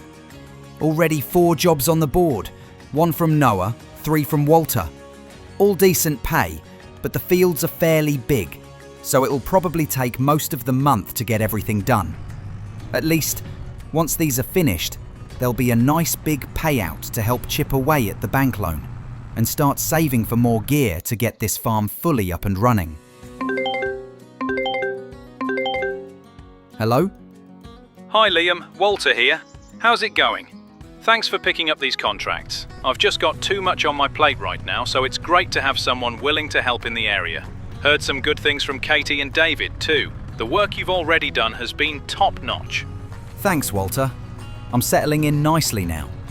The farm's coming together, and these contracts are keeping me busy. I also heard from the locals that you bought the abandoned farm. You knew Ewan MacLeod, right? That was strange when he disappeared. Just his truck left in the woods and no sign of him for a year. Really odd. Yeah, that's what I've heard.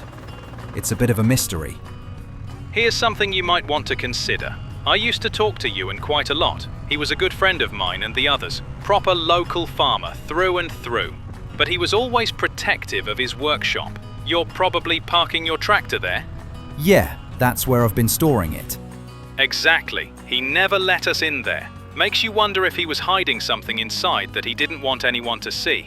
And mind you, this was only a few months before he disappeared. Could be stuff going on behind the scenes we didn't know about. Might be worth looking around the farm if you're curious. Margaret seems to think something's going on too. That could be why she was so desperate to sell it. Maybe she knows more than she's letting on. Sounds about right. Anyway, have a look when you get the chance. Once your contracts settle down, maybe in winter, you'll have more time. And let me know if you need any help. I'm glad you've been able to tackle all these cultivating jobs. I simply didn't have the time myself. Will do. Thanks, Walter. I'll keep an eye out and see what I can find. Right. All 4 cultivating jobs are done. Took me the whole month, but a nice big payout's on the way. Feels good to wrap September up like this. Excited to see what October brings. Hopefully some more work and a chance to make a real difference with the farm.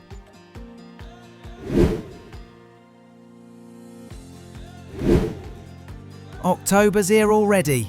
Winter's creeping closer and the mornings are getting colder. Everything's starting to slow down and contracts might start to dry up. So I need to make sure I bring in as much money as I can before the frost hits. The farm's looking good though. The barns are still in a bit of a state, but the calves are healthy and I have a nice assortment of equipment already. Excited to see how things develop over the next few months, but I need to stay on top of it all. Katie's peas have withered and haven't been harvested. I better give her a call and see if she's alright, or if she needs a hand with the field. Hello? Hi Katie, it's Liam. I was just looking at your field out by the farmyard. Noticed the peas haven't been harvested. Everything alright? Need any help? Oh, yes, I'm fine. Just haven't had time.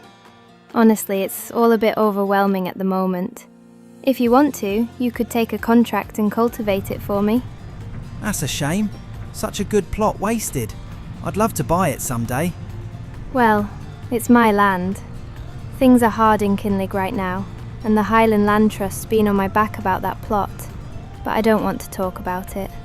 Please, just stay out of my business. All right, I understand. I'll leave it be for now. Interesting. If it's causing her trouble, it could be because it's so close to my farm. Something to keep in mind. Anyway, time to move on, and at least I can help Katie out by doing this cultivating job for her, bit of cash for me, and helping out a local farmer in need. Hopefully she's okay. Now, I think it's finally time to pull the trigger on Field 13. I'm going to head to the bank and see if I can get a bigger loan. Field 13 looks perfect, just the right location, and it will really help expand the farm. Hello, I was hoping to borrow £110,000 over 2 years. £110,000 is a sizable loan, but you've got a solid asset history. Your farm and equipment are acceptable collateral. The monthly payments would be an additional £4,860, bringing your total to £8,389 for the next 2 years.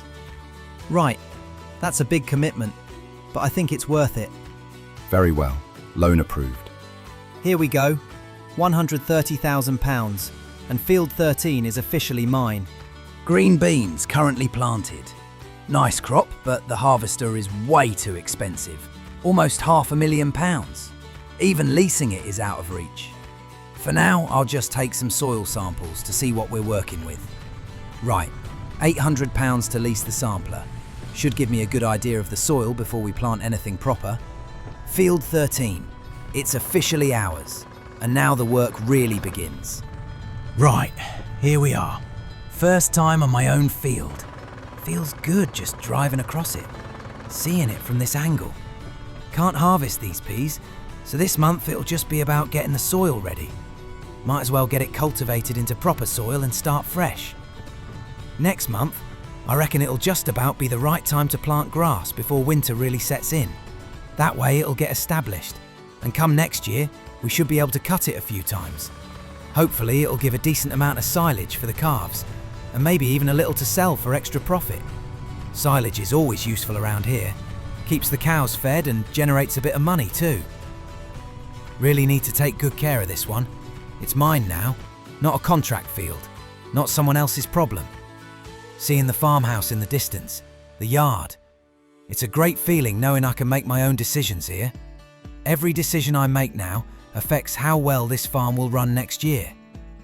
Right, that's all the soil data collected. Let's hitch up the cultivator and get this field sorted. First time cultivating my own land. Feels a little special. Got to make sure it's done properly. Field 13, a blank slate. I can plant what I like here, start fresh, and really build something. Contracts have been great, but there's nothing like working your own land. Grass for silage is the plan, and I want it to grow strong. This is going to make a real difference for the calves next year, and for the farm in general. My own field, my own choices, my own future. Looking at options for the next step. Dalbo Maxi Roll 630 green line. Grass roller and cedar combination if I add the additional unit. Total cost comes to £21,000. Definitely doable, but I'll need to make sure there's enough money coming in from contracts to cover the 2 loans and still leave at least £8,500 in the bank each month. Right, let's see what's available. 2 cultivating contracts, a fertilising contract, and 3 hoeing contracts. That should keep me busy and make enough to stay on top of the loans and save for the grass roller. Time to hit the road and get to work.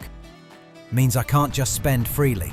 I'll need to get back into doing contract work this month, bring in enough money to cover the loan payments and save for the grass roller. Then I can plant in November before the end of the year. No shortcuts if I want this farm to grow properly. Hello, Liam. How's the farm coming along? Hi Margaret, it's going well thanks. Busy but good. I actually wanted to ask you about something. Have you ever noticed anything unusual around the farm? Or anything Ewan might have left behind before he... disappeared. Well, now that you mention it, there is something I remembered. Ewan used to go up into the attic quite often. He always carried a tin full of old photographs. But I never saw what was inside. I never looked either. I guess I just trusted he had his reasons. Photographs, huh? Maybe there's something in there that could give us a clue about what happened to him. Funny, Walter mentioned that Ewan was always very protective of his workshop too. Do you know why? Oh, yes. Not even I went into that shed. It was always his space, so I let him have it. But now that you mention it, maybe there was something in there worth checking out. Anything to find out what happened to my husband. It's been so hard without him recently. I don't know what to do with myself anymore. He ran the farm, I ran the house.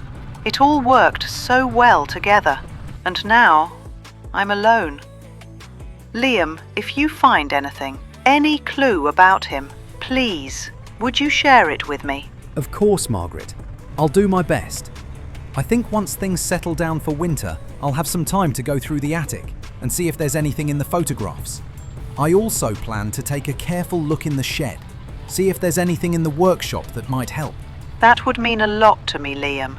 I want to know what happened. Even the smallest clue would help. I understand. I'll keep an eye out and be thorough. I haven't opened the red sealed envelope yet either. I've been too busy, and I'm a bit wary of what might be inside. But I will get to it at some point. Ah, the envelope. Yes, I wondered about that. And Liam, that field next to your yard, the one Katie owns, you mentioned she seemed a little defensive about it. Yes, she was. Quite firm. She mentioned the Highland Land Trust and didn't want me interfering. Oh, yes. She's owned that field a long time. Ewan always wanted it because it was so close, but she would never have sold it to him. Maybe she's having the same issues he was having with the council or the land trust. Let's just hope nothing happens to Katie anytime soon. Yeah, I'll keep that in mind. For now, I'll focus on the contracts and the farm. Then once winter arrives, I can start looking around properly. Thank you, Liam. It really means a lot. Please stay safe and let me know if you find anything. I will, Margaret. Take care. Right, last fertilising job, then all 6 contracts are done.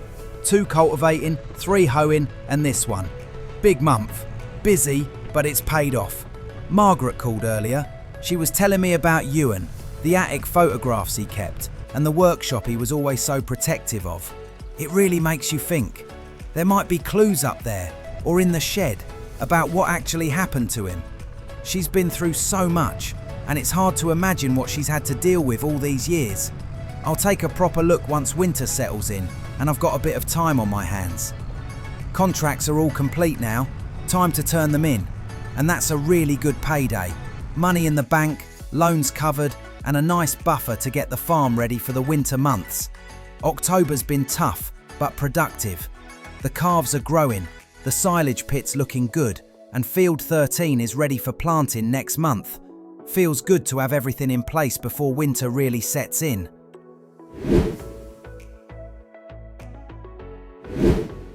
Well, I've found the tin of photographs in the attic, just like Margaret said.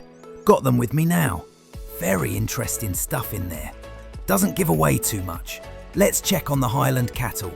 They're 3 months old now, and even at this age, I'd make a decent profit if I sold them. Once they start reproducing over the next couple of years, these guys are going to be worth a lot. Time to head to the shop. First on the list, we need the Dalbo Maxi Roll 630, and we're adding the cedar unit to it. Total cost, £21,000, but it's cheaper than the other cedars, and it's perfect for grass.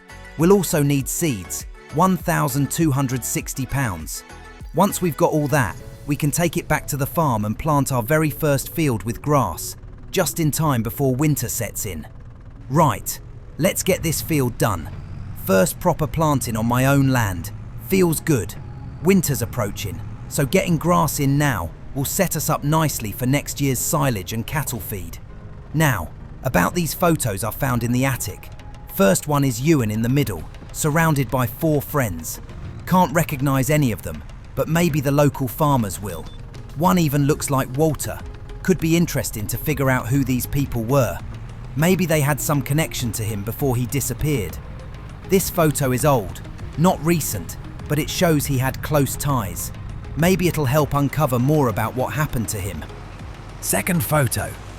A winding road with green fields either side. A red barn in the distance. Looks familiar. I think I've seen something like this around Kinlaig. Maybe that barn or the land around it holds some clue. Something from the past that Ewan was involved in. I'll need to keep my eyes open when I have time to explore. Could be nothing, but could also be important. Third and final photo. This one's interesting. It's Ewan's workbench in the workshop.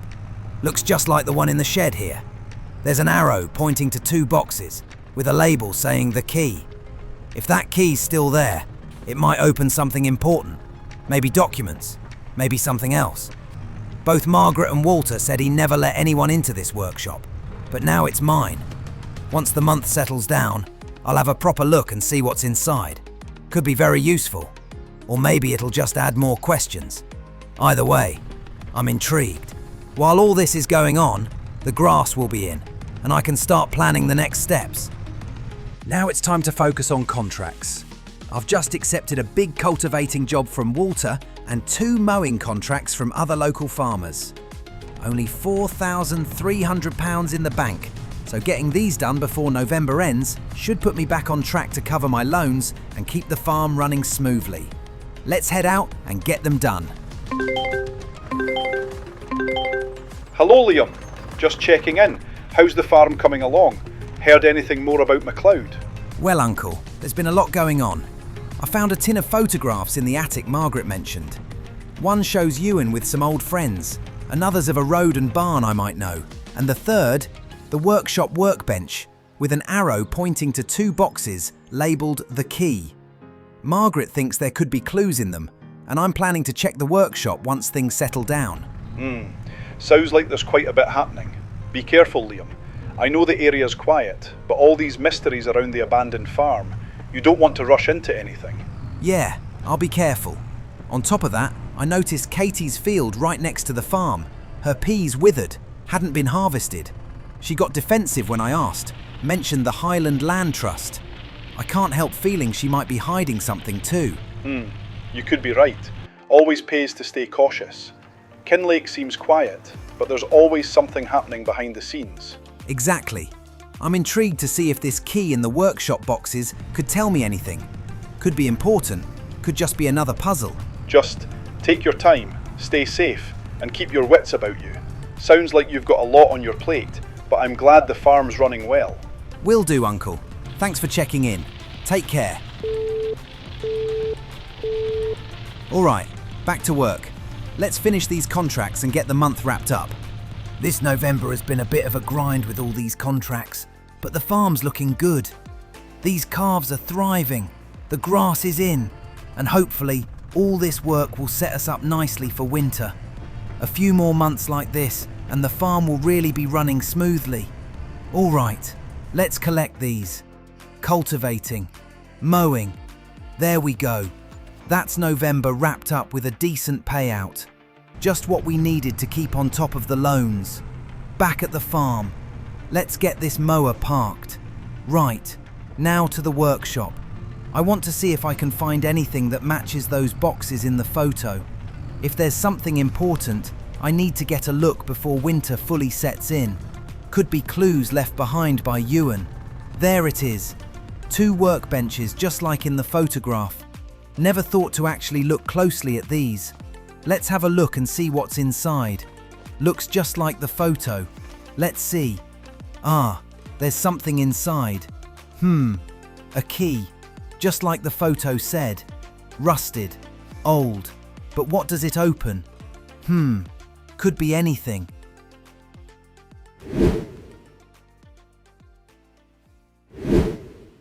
Winter's here. Cold mornings, frost on the ground, quiet around the farm. Best start with the cattle and make sure they're all right. They've grown well. 4 months old already. Looking at the market now, The price has almost doubled since I got them. Field 13's coming along nicely. Grass is thickening up, green despite the frost, and the yield potential is looking pretty promising. Should be a good cut come spring if it keeps growing like this. For now, more work for the local farmers. 2 jobs nearby. Cultivating Field 14 and Field 10. Later in the month, I've got 3 more jobs lined up when I have more time around Kinlaig. But first, focus on the ones nearby. Keeps travel short and work steady. Can't afford wasted trips. First job of the month. Field 10, just down the road. Shouldn't take too long, but it's important to get it done right. Every job counts. Every pound counts. Can't be leaving things half finished. Let's get going. Grace, hey, everything all right? Hey, just needed someone to talk to. The farm's been a lot. And sorry about my rant the other day.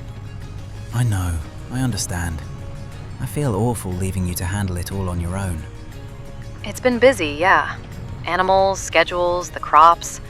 It's a lot for one person. But I'm managing. You shouldn't have had to. I should have stayed longer. You had a flight, Liam. Scotland wasn't some holiday. Godric knew you were going. You were supposed to go. And honestly, staying longer at the farm back then wouldn't have changed what happened with him. Yeah, but leaving you alone to deal with all of this, I hate that. Hope's got a baby to care for, and you're here keeping the farm going alone. It doesn't sit right. I get it. It wasn't ideal, but I'm handling it. You staying longer wouldn't have helped me, or Hope, or Ethan. It would have just worn you out. Still feels like I ran away. Like I left everyone drowning while I left for Scotland. No. You stayed through the immediate aftermath. You made sure Godric was stable. You helped Hope through the first hours. You did what mattered. Then you left because you had to. You didn't abandon anyone. Does Hope think I abandoned them? No, she understands. She knows you were there when it mattered. And she knows I've got the farm covered. She appreciates it, trust me. I'll make it up to you. To both of them. I promise. I know you will. Just check in when you can, okay? Don't disappear on us. You have my word. Thanks, Liam. Talk soon. Yeah. Bye. Leaving Grace alone. It still eats at me. She's been so understanding, but I can't stop thinking about it. Godric. Lying there in Montana, and I'm here, 1,000 miles away. I should have stayed longer. I should have done more. And Hope, and little Ethan, leaving them to deal with all of this while I ran off to start my own thing. I feel like a terrible friend. Like I've let everyone down. But maybe she's right. Godric was excited for me. Excited that I'd be starting my own adventure in Kinlaig after all he's done. He believed in me, even now. I hope he wakes up. I hope I get to see him again, talk to him like old times, laugh at all the stupid things we used to do. Godric, I hope you can hear me thinking about you, hoping, willing you to come back.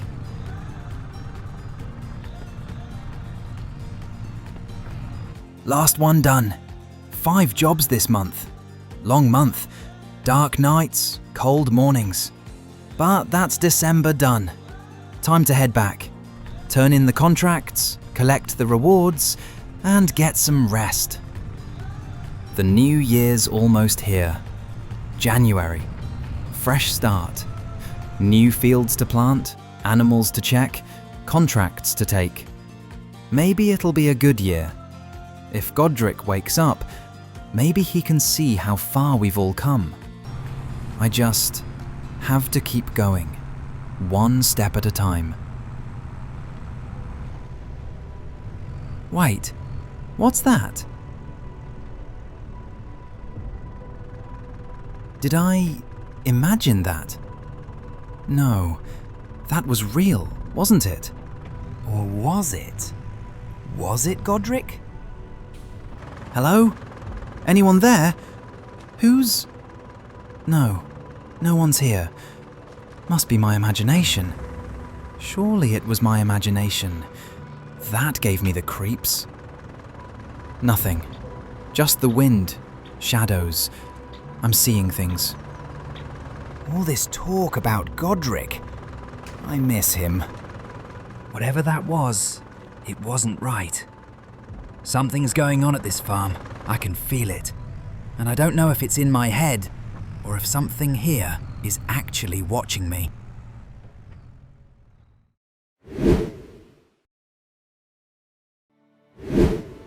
January already. Sunny morning, fresh air, and just under 30 grand in the bank. Not a bad start to the year. And look at these guys. 10 beautiful Highland calves. They're coming along really well. Strong, healthy, proper little beasts. I've been going back and forth on what tractor I want next. I keep coming back to the New Holland T8000 series. The fence been good, but it's not going to cut it forever. That reversing speed alone drives me mad. 111,500. Big price, but what a machine. Could get it on hire purchase, but not with the 2 loans I'm already carrying. Last thing I need is another payment hanging over my head. Maybe next year. No rush. Right. Think I'll head into town. Been a while since I've checked in on Uncle Alistair. Good excuse to stretch the legs and see how he's getting on. Kinlaig's such a beautiful place. Even with all the stories, all the mysteries people go on about. Never gets old coming down here. Well now, look who's decided to show their face. Haven't seen you in a good couple of months, lad.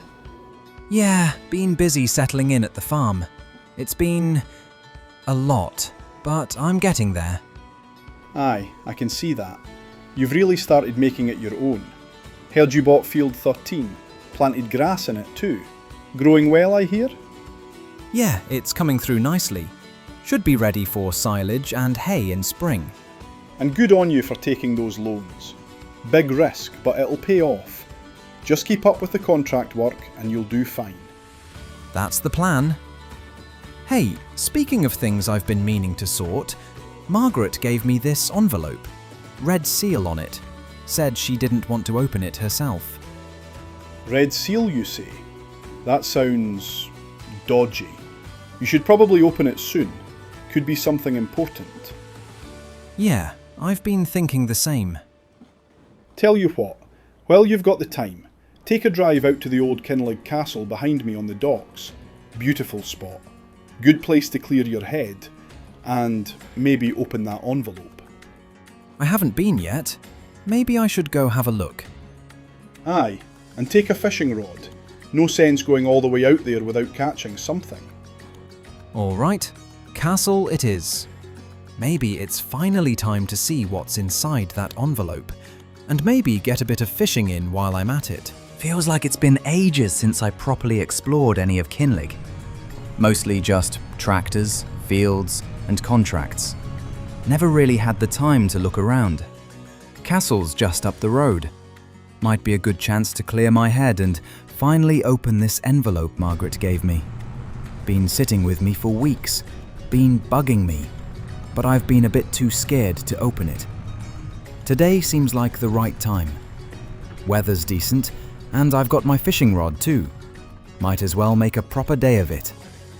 Well, this is it. Just like ripping off a band-aid. Let's open this thing up and see what's inside. From the Highland Land Trust Limited, Regional Office. Dear Mrs. MacLeod, this letter serves as a formal notice regarding the farm you own. As previously communicated, the trust development timeline cannot proceed until you sign over the deed to us. We must insist you reconsider our offer, which remains well above the market valuation given the circumstances. We note your continued refusal to engage with our representatives. This is not an acceptable position, and the Trust is prepared to implement enforcement measures should no agreement be reached within 21 days of this notice. For your own sake, we strongly recommend cooperation. Signed, R. Calder, Regional Director, Highland Land Trust Limited. So that's why Margaret wanted out so quickly. Enforcement measures. Resolve obstructions. What does that even mean? If they were pushing her that hard, what happens now that I own the place? Am I next? What do they even need it for? This isn't just a letter. Something's going on here. And if they came after her and Ewan disappeared, I might be walking straight into it now. But it's my land. I can't just ignore it. I'll have to be careful, keep my eyes open, and see where this goes. Hello, Fiona. How's it going? Oh, Liam. I was just thinking about you and the farm. How's the abandoned place coming along? Settling in all right? It's going well. Slowly getting it sorted, getting the cows settled and the field under control. I actually went out to Kinlaig Castle today. Bit of a day trip, cleared my head, and finally opened that envelope from Margaret. You opened it? Do tell, Liam. What did it say? It's from the Highland Land Trust. Basically, they were demanding Margaret hand over the farm, offered above market value, but she refused. Now the letter says they're prepared to take enforcement measures if no agreement is reached in 21 days. Good heavens, that's brutal. Usually they just ask, offer a little pressure, but they don't threaten people outright. I'll call if anything changes. Thanks. Finished the last of the contract jobs, tidied up a few fields, and got some proper work done around the farm. Animals are settled, everything's looking healthier, and the bank's sitting at £25,000. Not bad at all. Ready to move into February, keep building, and see where this year takes the farm.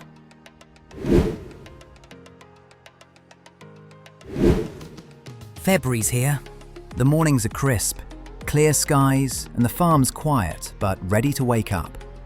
Plenty to do this month, keeping the fields healthy, getting the animals fed, and making sure everything's in shape for spring. It's a fresh start after January, and there's a lot to look forward to. First job this month, fertilising my own grass field. Field 13's the one I planted last year, and if I want a good cut in spring, I need to make sure it's ready to grow. Soil's been resting, so now it's time to give it a proper boost. Heading out to Field 13 now. Can already imagine it in a few months. Thick, healthy grass ready to cut. That reminds me, I've got a mower, but I'm not sure it'll be good enough long term. Might need to upgrade in a year or two. A bigger mower, windrow, forage wagon, either on hire purchase or outright if I can manage. For hay for the Highland cattle, I'll also need a tedder to dry some of the grass and make enough feed. They're running low, and I don't want to risk the herd. This farm, it's beautiful, but there's still a lot I don't know. That figure I saw in the darkness in December, was it real or my imagination? Is someone watching? And the Highland Land Trust, are they going to come after me like they did Margaret and Ewan? Or will it be something else entirely? Could be dangerous. I just don't know. But I can't dwell on it too much. For now, I need to focus on the work. It's a beautiful place, Kinlaig, this part of Scotland. Land like this, fresh air, the sound of the river and the hills. I've got to make the most of my time here, especially after what happened in Montana with Godric and Grace. There's plenty to worry about, but farming keeps me grounded. And with that, more deadwood contracts to keep me busy throughout the month. 5 of them should be a nice little income to cover the loan payments for February. Not much else, but it keeps things moving. Time to get on with these and help the locals clear their trees. Liam! Hey, Giles. Wow, it's been ages. I completely forgot to call you. Being caught up with everything. Montana, Godric, moving to Scotland. Sorry for disappearing. Yeah, I figured you were busy. But seriously, man, 2 years without a call? Yeah, well, Godric's still in a coma. Grace is looking after the farm over there. I had to move out here and get my own farm sorted. It's been a lot. But Scotland's been good. Beautiful place. Kinlaig's amazing. It's something else. Full of history, but strange at times. Mysterious too. Mysterious? The Highland Land Trust is aggressive, sending formal notices, talking enforcement measures. Not sure what's really going on, and the farm, well, it's quiet. But sometimes it feels like someone's watching. And Ewan disappearing. Still haunting me a bit. Keep your head down and take care of yourself. Will do, Giles. Thanks for checking in. Means a lot. Funny, being out here, working in these woods. This is the same area Ewan went missing. Just up the hill there, they found his truck. Hard to believe it's been almost 2 years. No one's heard from him since. Makes you wonder, could he still be around? Or something worse? Could be hiding in the mountains or, well, who knows? All right, contracts turned in, money accounted for, February's done, deadwood cleared, bank topped up a bit, and the farm's still standing. Now, time to head home, rest up, and get ready for March. More work ahead, but at least it's a start.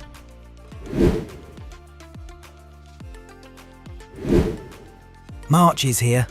Loans are biting hard. £9,000 a month just to keep things moving. It's a lot, but if it's worth it, hopefully it will pay off in the end. The farm's got potential. Look at these cattle. 7 months old now, looking really healthy. Worth almost £1,000 each. I'll look after them for another couple of years at least before even thinking about selling. Field 13's looking good. Thick, strong growth. Should be ready to harvest in April. If everything keeps going as it is, this'll be a nice cut. Money's tight. Only 22 grand in the bank, so contracts are the way to keep it moving. 2 round bale wrapping contracts available this month. First time I get to use the wrapper here in Kinlaig. Field 6 and Field 31. Perfect. Time to get moving and make the most of it. Wrapping's familiar. Did plenty back in Montana. Smaller farm here, but the process is the same. Pallet full of wrap. Bales ready. Let's get this done. First time doing it out here. Wind's light, sun's low. Nice conditions. While we're out here wrapping, I just want to give a big shout out to some of our next gen legends. Raven Eye Aerials, The Macabre Tavern, Jamie Morpeth, Dylan Bove, Spectra the Ice Knight, Jadan Colorado, C Senpai, and Jaden Sig. A massive thank you for all your support, you legends. Really appreciate you sticking with the farm and all the adventures here in Kinlaig. Makes all the hard work feel worth it, knowing there's people out there cheering it on.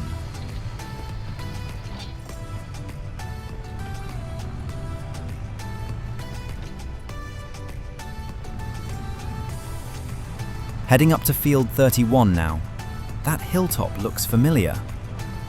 Wait, that ruined barn up there. It's like the photo I found in Ewan MacLeod's photo tin. Wrong angle from here, but could be the same building. Might have changed a lot in the years since that photo was taken, but it's interesting. Really makes you wonder what was going on back then. Now I can't stop thinking about that rusted key I found in Ewan's barn. What could that be for?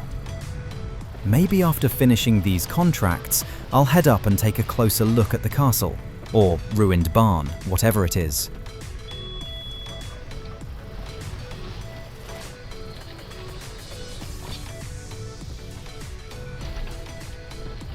Right, that's field 31 wrapped up. Everything's lined up neatly, all the bales accounted for. Now, parking up here, this spot, it's almost exactly where the photo was taken. Angle's a little off, but you can see it. This ruined barn or castle, whatever it was. Definitely the same place. Must have been taken years ago.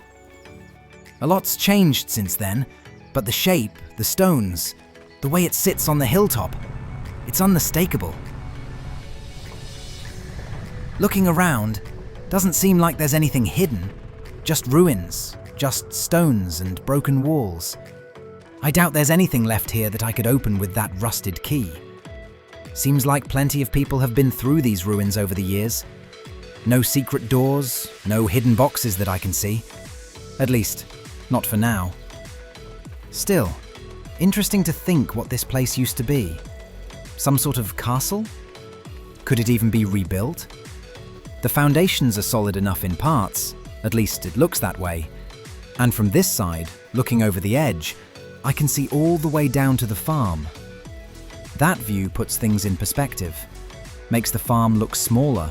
And over on this side, the Kinlaig Valley stretches out, hills rolling into the distance. Right, those 2 bale wrapping contracts are done. Got the payments in? Always satisfying to see that money move into the bank. Looks like there's a fertilising contract available, and 2 hoeing jobs. Might as well take them. All 3 should keep me busy and get some steady income for the month. Time to hitch up the weeder and head to field 10 first. First hoeing job, field 10. Shouldn't take too long, but better get it done properly. Hello, Uncle Alistair. Liam, did you open that envelope from Margaret? What did it say? Tell me everything, lad. Well, it's from the Highland Land Trust. It was basically a formal notice to Margaret about her farm. And now that I own it, it applies to me. They're insisting she, or I, sign over the deed. They're prepared to take enforcement action. Forceful, you say? That's not normal, Liam. Usually these trusts negotiate, they don't threaten. If they're this heavy-handed, there's something else going on. You need to watch your back. I've heard whispers about them, strange dealings in the past, and if you're onto something with you and MacLeod disappearing, this could be linked. We need to be careful. Let's hope they don't come knocking at your door. Yeah, I'll keep my eyes open. I just didn't expect it to be so direct. Makes you wonder what they were really after with Ewan, and why Margaret felt she had no choice but to sell. Keep your wits about you. Don't take any risks unnecessarily, and let me know if anything seems off. Thanks. Talk soon. Alright, last job of the month. Just need to get this fertilising done, then we can finally call it a wrap. What the? Is that someone in the garden? Hey, who are you? Show yourself. Whoa, what the? No, someone was right here. I swear I saw... Godric? No, that's ridiculous. He's in a coma, Liam, get a grip. Alright, where'd you go then? Come on. Anyone here? Nothing. Brilliant. Losing my mind on my own front lawn. These long hours, and thinking about Godric lying there every night. It's messing with me. I've got to stop doing this to myself. Okay, no chance I'm doing that fertilizing job. But the 2 weeding ones, done. Turn those in. New month, fresh start. April. Please, for once, just be normal. Spring at last, and would you look at that? The whole place finally feels alive again. Grass is up, sun's out, and for once the farm doesn't look like it's about to collapse in on itself. Field 13 is looking perfect for a first cut. Honestly, days like this should feel good. And they do, mostly. If only these weird flashes of Godric would stop creeping into my head every 5 minutes. I know it's just guilt, or stress, or something, but it's getting old fast. Still, no point dwelling. April's here, and I've got work to do. First job of spring, get this little mower hooked up. It's tiny, so this is going to take a wee while, but it'll do the job. Field 13 is all grass, and cutting it now should set me up nicely. Plan is simple enough. Cut the whole thing, then I'm thinking I'll head into the shop and grab myself a tedder and a windrow. Probably ted half the field into hay, keep the rest as straight grass, then windrow the lot so I can scoop it up with a forage wagon. Only problem is, I don't actually own a tedder, a windrow, or a forage wagon. So that's 3 bits of kit I've got to sort out today. Money-wise, well, I've got 24.5 grand sitting in the bank, which sounds nice until you remember how bloody expensive farm equipment is. The tedder and windrow shouldn't break the bank too badly, but that forage wagon? Yeah, I'm not buying that outright. I'll have to grab it on hire purchase. Luckily, the model I'm looking at isn't too pricey, but still, everything adds up. Story of my life these days. Right, that's the tedder picked up, 6 grand down the drain. And the windrow, 9 grand. Cheers to that. All right, tedder on the front, windrow on the back. Oh, now hang on, look at this. If I leave the tedder up front and the windrow on the back, I could ted the grass into hay in front of me and row it up behind me at the same time. That's actually genius. Proper farmer efficiency, this. I might actually save myself a couple hours here. Imagine that. Me being efficient. Mark the date. 2 laps in, let's see how this is. Wait, why is it all still green? No. The tedder doesn't even work going backwards. Of course it doesn't. Oh, brilliant. So I've just driven around like an absolute clown, spinning grass at the wrong end of the machine. Yep, there it is. Grass on the left, proper hay on the right from when I accidentally lifted it the right way for a second. Right, enough of that. Windrow goes down for later. Tedder on the back, where it actually works. Let's make some real hay this time. I'll ted a few rows down the middle, keep the outer ring as grass. Mixed load never hurt anyone. All right, let's get stuck in. Again. Hey Liam, just thought I'd call and see how you're getting on. Margaret, hey, just working out in the field. Glad you called because, well, I opened the envelope. Oh Liam, I feared you might. What did you find in it? It's from the Highland Land Trust. Pretty forceful stuff. They wanted you to hand over the deed to the farm, offering above market value, but the wording was rough. Said if no agreement was made within 21 days, they'd take enforcement measures. No delay, no more correspondence. Basically, sign it over or else. I feared as much.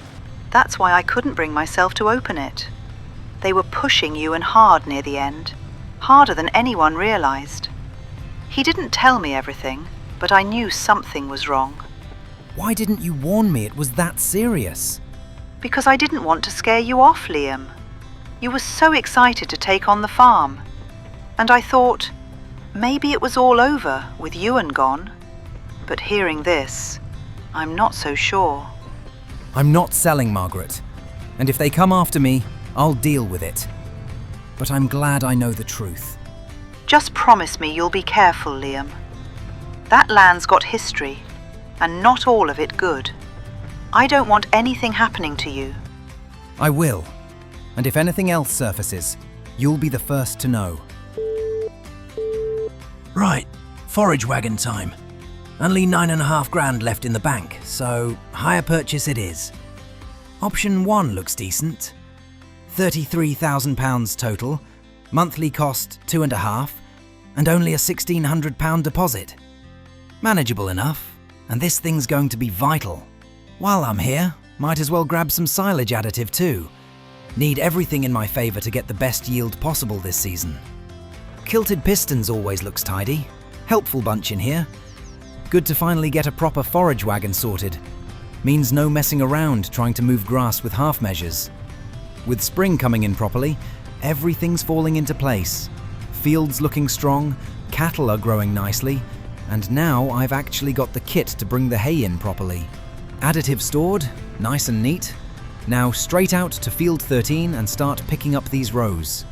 Been a long time coming seeing this field ready to harvest properly. Almost a year of those cattle growing, and now I can finally get their feed sorted myself. Once this is all stored, it opens doors. Not just for the cattle, but for the next step I've been holding off on. Goat yoga. I know it sounds mad, but it might actually work.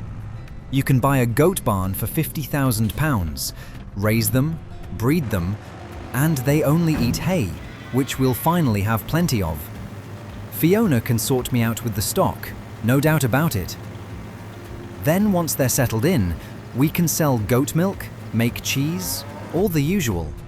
But the real plan is the business. Goat yoga classes.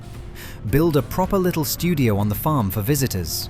Bring people in from Kinlaig and the surrounding towns. Bit of wellness, bit of fun, something unique. Could be the extra income I really need. And who knows, maybe it'll turn into something big around here. That's the last of the hay dropped off. And look at them. These beautiful Highland cows, nearly full-grown adults. Now they're worth about 1,100 each and growing in value every day. We managed to bring in about 42,000 litres of hay for them.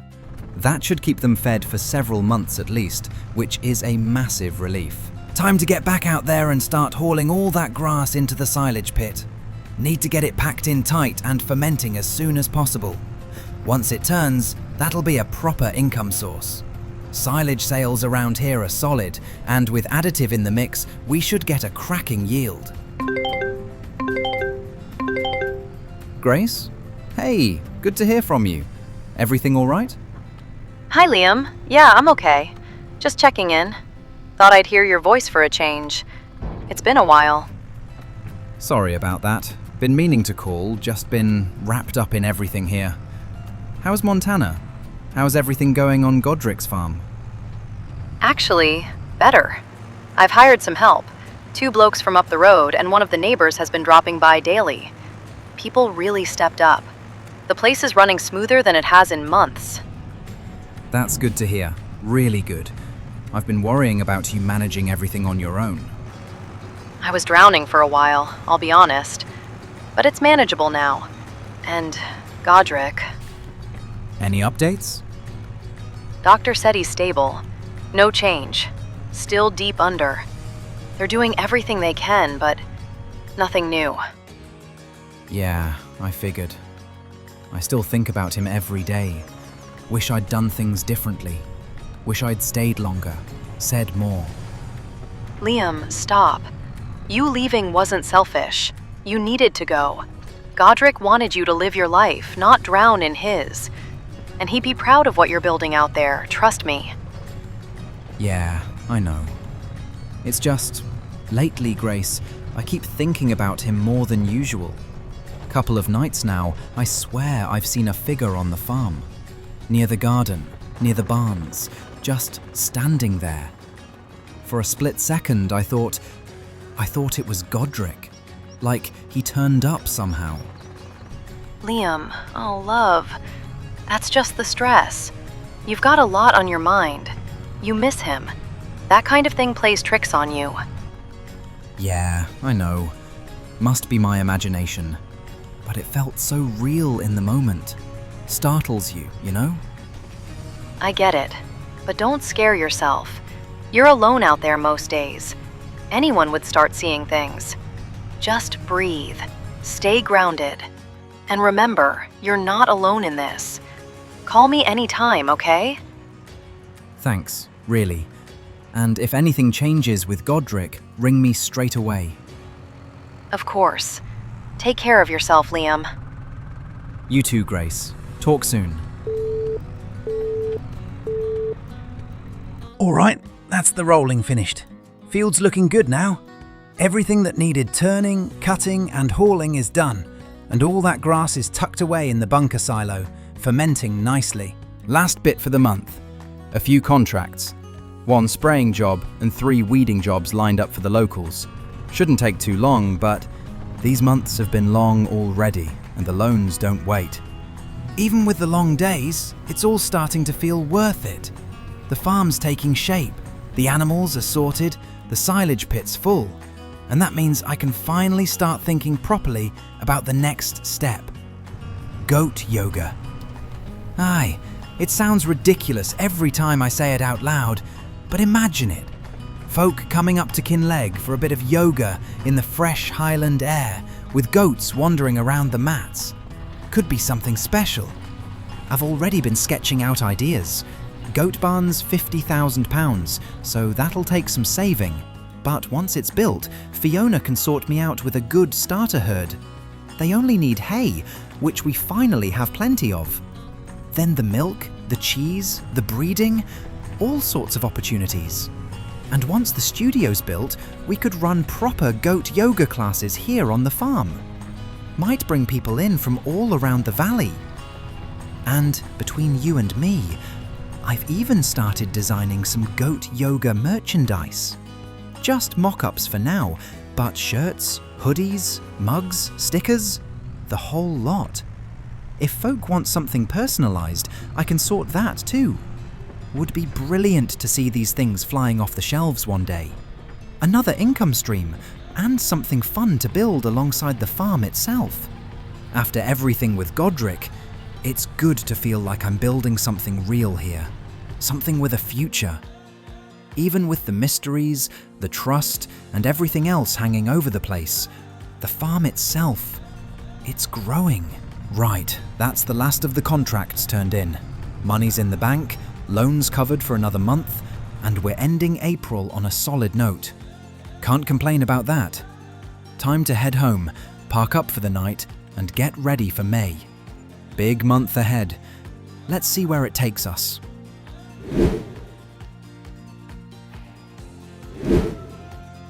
May's here. Wet, cold and raining already. Typical Highlands weather. Cattle are looking good though, tucked away in the barn, and the silage is nearly finished fermenting. Should be able to sell it by the end of the month. That'll be a huge help. This month's all about contracts. Need to build that bank balance back up any way I can. 1 bale wrapping job on the board, and the rest, all 6 of them, are weeding jobs. This little 6 grand weeder. Absolute lifesaver. Worth every penny. Right then, let's get out there and earn some money.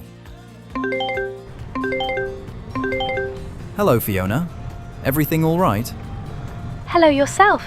Just calling to check in on you and that abandoned farm of yours. How are the cattle? Any more trouble with the trust since we last spoke? Cattle are doing great. Growing strong, eating plenty. And nope, nothing from the trust. Dead silent. Probably a good thing. I'd say so.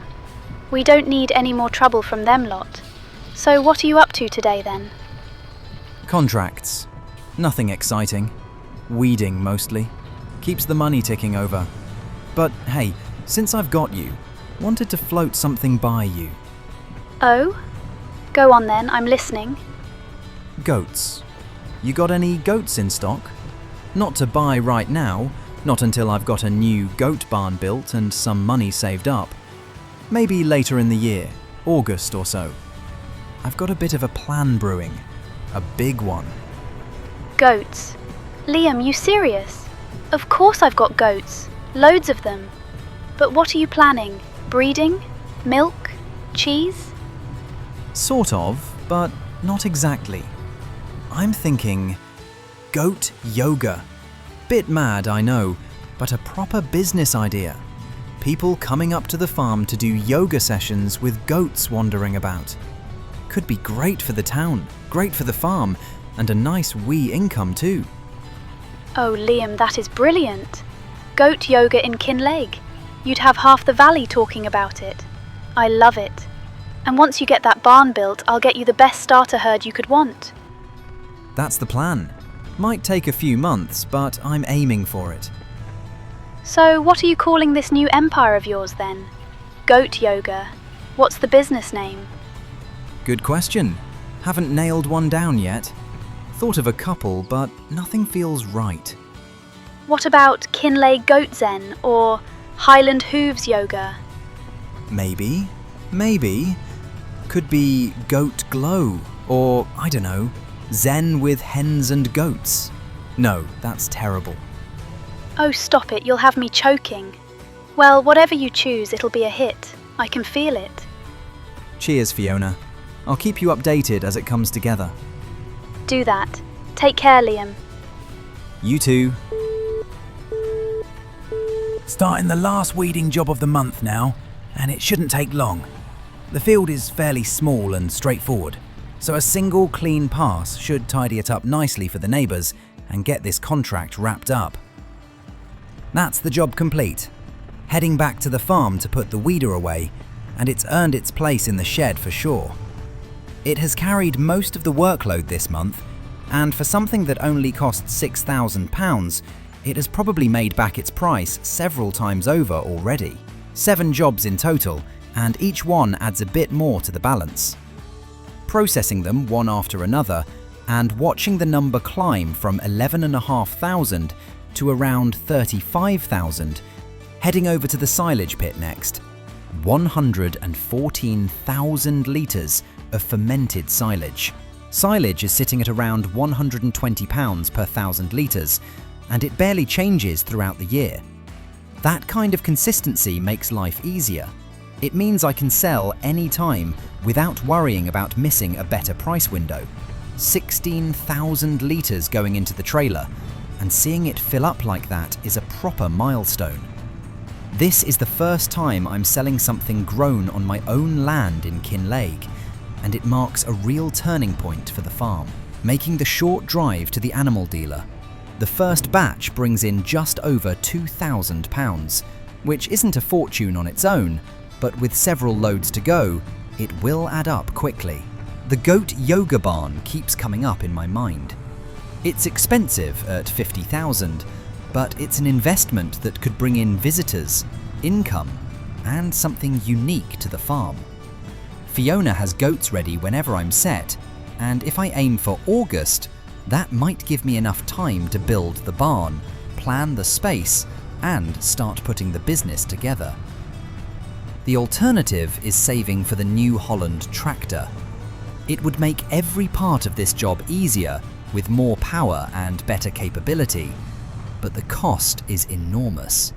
Over £100,000, and with the loans I already have, I can't take on more debt. May turned out to be better than expected. The farm's improving, the money's building slowly, and the plans for the summer are taking shape. With June coming up, there's plenty of work ahead and plenty to look forward to. This place is starting to feel like a real farm.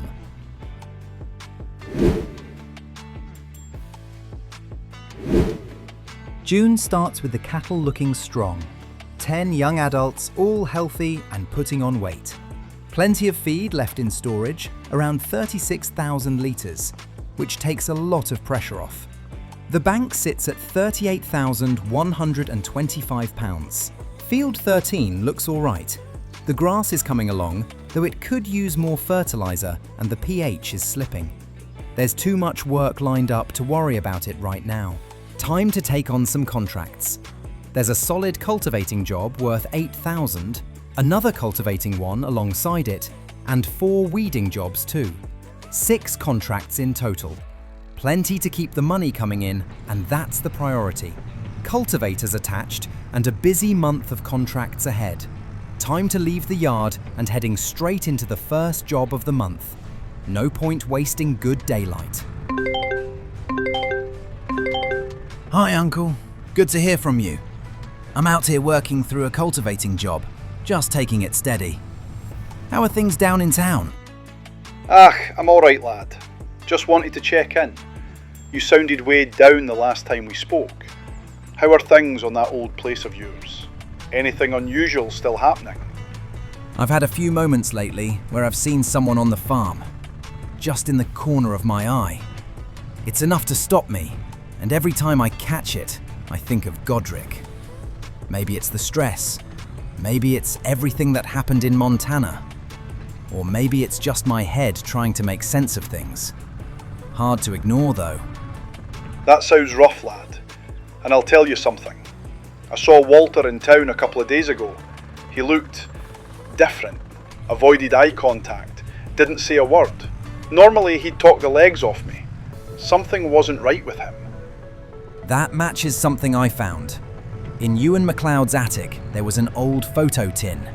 A group of farmers together, standing outside some old shed or barn. Walter was in it. Wouldn't surprise me. There's been whispers about the trust having their fingers in other farms too. Quiet pressure. Not the kind where you shout about it, but the kind that makes people nervous. Folks around here have been on edge. Katie acted strange on the phone as well, and her land borders my farm. If Walter's acting off, and the trust has been circling more properties, then this might not be isolated at all. I'm thinking I should try speaking to Walter next month, see if he'll open up. Be careful with that, lad. Some men stay quiet because they're scared. Others stay quiet because they're involved. Either way, you need to watch your back. You've walked into something that started long before you arrived. There's something happening around this land, and I need to understand what it is. Thanks for checking in. I'll keep you posted once I learn more. Good, and look after yourself, Liam. That's all 6 contracts finished, and the income's come through. A solid month's work, and the balance looks much healthier for it. July's going to be the big one though, with another full grass cut waiting in field 13. Time to rest up and get ready for it.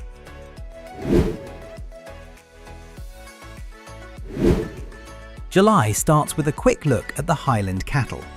All 10 of them are filling out well, solid young adults now, and they look settled in the barn.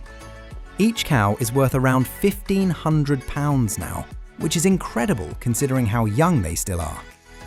There's 33,000 litres of hay left in storage, so there's no need to make more this month. That means the entire grass cut can go straight into silage again, ready to ferment for August. Field 13 is ready to harvest. The nitrogen levels are low and the pH isn't great, but the yield still looks promising. I'll take what's here and deal with the soil properly in August. The mower's hooked up and everything is running smoothly. Heading into the field now to get the first cut started.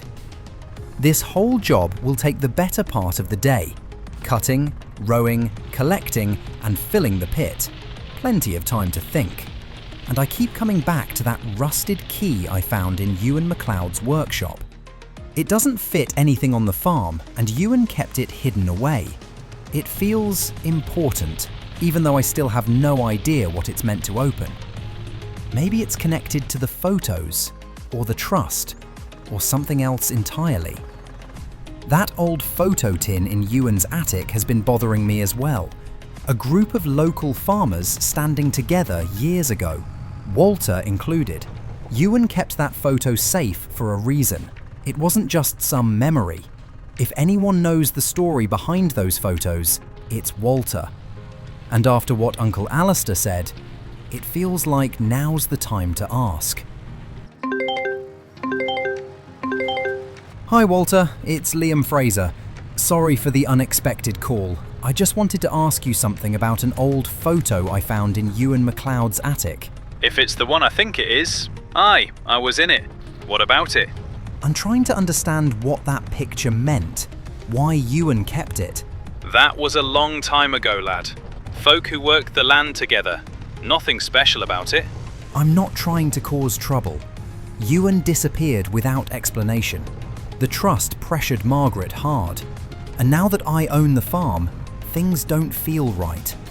Uncle said you looked uneasy when you were in town. If something happened back then, I need to know. You don't want to be mixing yourself in that business. Calder, he's not the kind of man you cross. He pushes folk further than they can take. Some say too far. If he wanted this farm before, he might want it again. And I'm the one living here now. If there's something going on, I'd rather not find out the hard way. Listen to me. I've already said too much. Calder doesn't like questions. If he thinks you're digging, he'll come knocking. Keep your head down. There was another photo in Ewan's tin, the ruined barn or castle on the hilltop. Same place I visited earlier this year. Do you know why Ewan had a picture of it? Did something happen up there? Don't talk about that place. Don't go up there. Don't mention it again. You hear me? Walter, what happened up there? Drop it, Liam. Just drop it. Calder's dangerous. This whole thing is dangerous. Don't drag me into it. Something's really not right there. He wasn't just being vague. He was scared. The way he shut down the moment the castle came up, and the way he talked about Calder. It's like everyone knows something they're too afraid to say out loud. Between the key, the photos, the trust, and Ewan disappearing. Anyway, enough mysteries for one night. The silo's full, and that's at least something straightforward. 141,000 litres of silage tucked away. That's a massive achievement for the farm. Been a long month, but £50,000 in the bank after everything, that's a solid place to be. But next time, I really do need to fix that nitrogen issue and get the pH back up. The environmental score shows the weakness plain as day.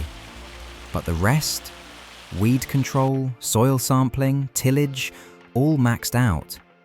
If I can get everything up to a perfect 100, the bonuses alone will be worth it. Plenty to look forward to next season. Right.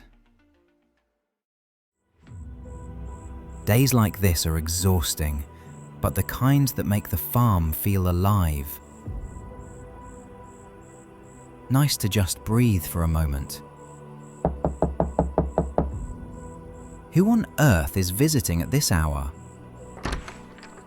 Hi, can I help you? Good evening, Mr. Fraser. My name is Ryan Calder. We need to talk. This land shouldn't be yours. You need to hand it back. Not happening.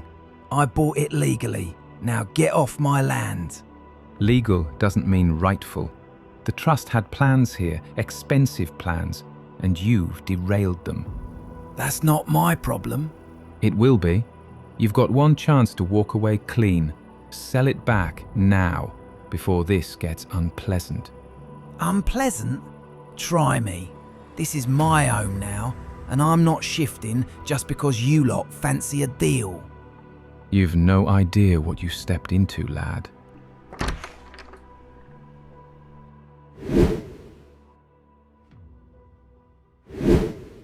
August in Kinlaig. First day back at it. Last night was a rough start. Ryan Calder knocking at the door, telling me the farm wasn't meant to be sold. I'm not buying it. This place is mine, and I plan to make something of it. So today, no drama. Just cleaning up the yard, sorting the cows, and getting this new goat yoga idea underway. If the trust think they can scare me off, they're in for a surprise. Right then, quick check on the Highland cattle before we crack on. All 10 of them looking incredibly healthy this morning. Feed stores are sitting at just over 30,000 litres, plenty to keep them sorted for a good while. They're worth about £1,600 each right now, which is brilliant for this time of year. Proper beefing up as full-grown adults, and in about 6 months they'll start reproducing, so that'll give us a nice little boost heading into next year. Now, silage pit. That's coming along nicely. Almost fermented, not quite there yet, but by the end of the month it'll be ready to shift and sell. Grass fields looking good too, although I really need to take extra care of it this month. Bit low on nutrients, so the plan is to get a small lime spreader and fertiliser combo. Been looking through the shop catalogue, and I think the Simper N64 Antec spreader for £8,650 is the one for us. Spreads lime and fertiliser, 18-metre working width, and an extra 1,210 litres of capacity. perfect size, not too heavy, and I can finally ditch the old rust bucket sitting in the shed. Old spreader into the cell bay, and it's gone. £1,330. Let's get the new simper hitched up. Lovely. Only issue now is I've got no lime. Brilliant planning from me. So we'll buy 2 bags, £900 total. That'll do the job nicely. Morning, Margaret. You all right? Oh, Liam, yes. Just checking in. How are things going over there? Settling in? Well, mostly. The cattle are good, grass is holding up. But listen, something happened last night. Ryan Calder came over to my house. He what? Liam, are you serious? You should have called me straight away. Yeah, I know. It was a bit scary, to be honest, him turning up on my doorstep in the dark like that. But I suppose that's the bit of land he's been trying to get off everyone. He knows exactly where it is. At least now we know he's watching. What should I do? You stand your ground, lad. That's your place now. Calder's been hanging on to that land in his head for years. He thinks he's entitled to it, same way he thought he could scare Ewan. Right, well, he nearly scared me last night. He told me to reconsider, whatever that means. It means he's rattled. Calder only comes knocking when someone's messing up his plans. But listen, this is why I hesitated to open that letter all those months. I didn't want him sniffing around again. He's persistent. He doesn't take no for an answer. I could tell. He wasn't shy about throwing his weight around. Just stay cautious. Lights on at night. Keep your tools locked up. If he turns up again, don't invite him inside. Don't give him anything he can twist. And Liam, thank you for not backing down. Ewan fought this fight alone. You're not alone. Appreciate it, really. I'll keep you updated. Just hope he doesn't start causing trouble. He will, but you'll handle it. You already are. All right, Margaret. I'll talk to you soon. Right, let's get these bags loaded. Too heavy.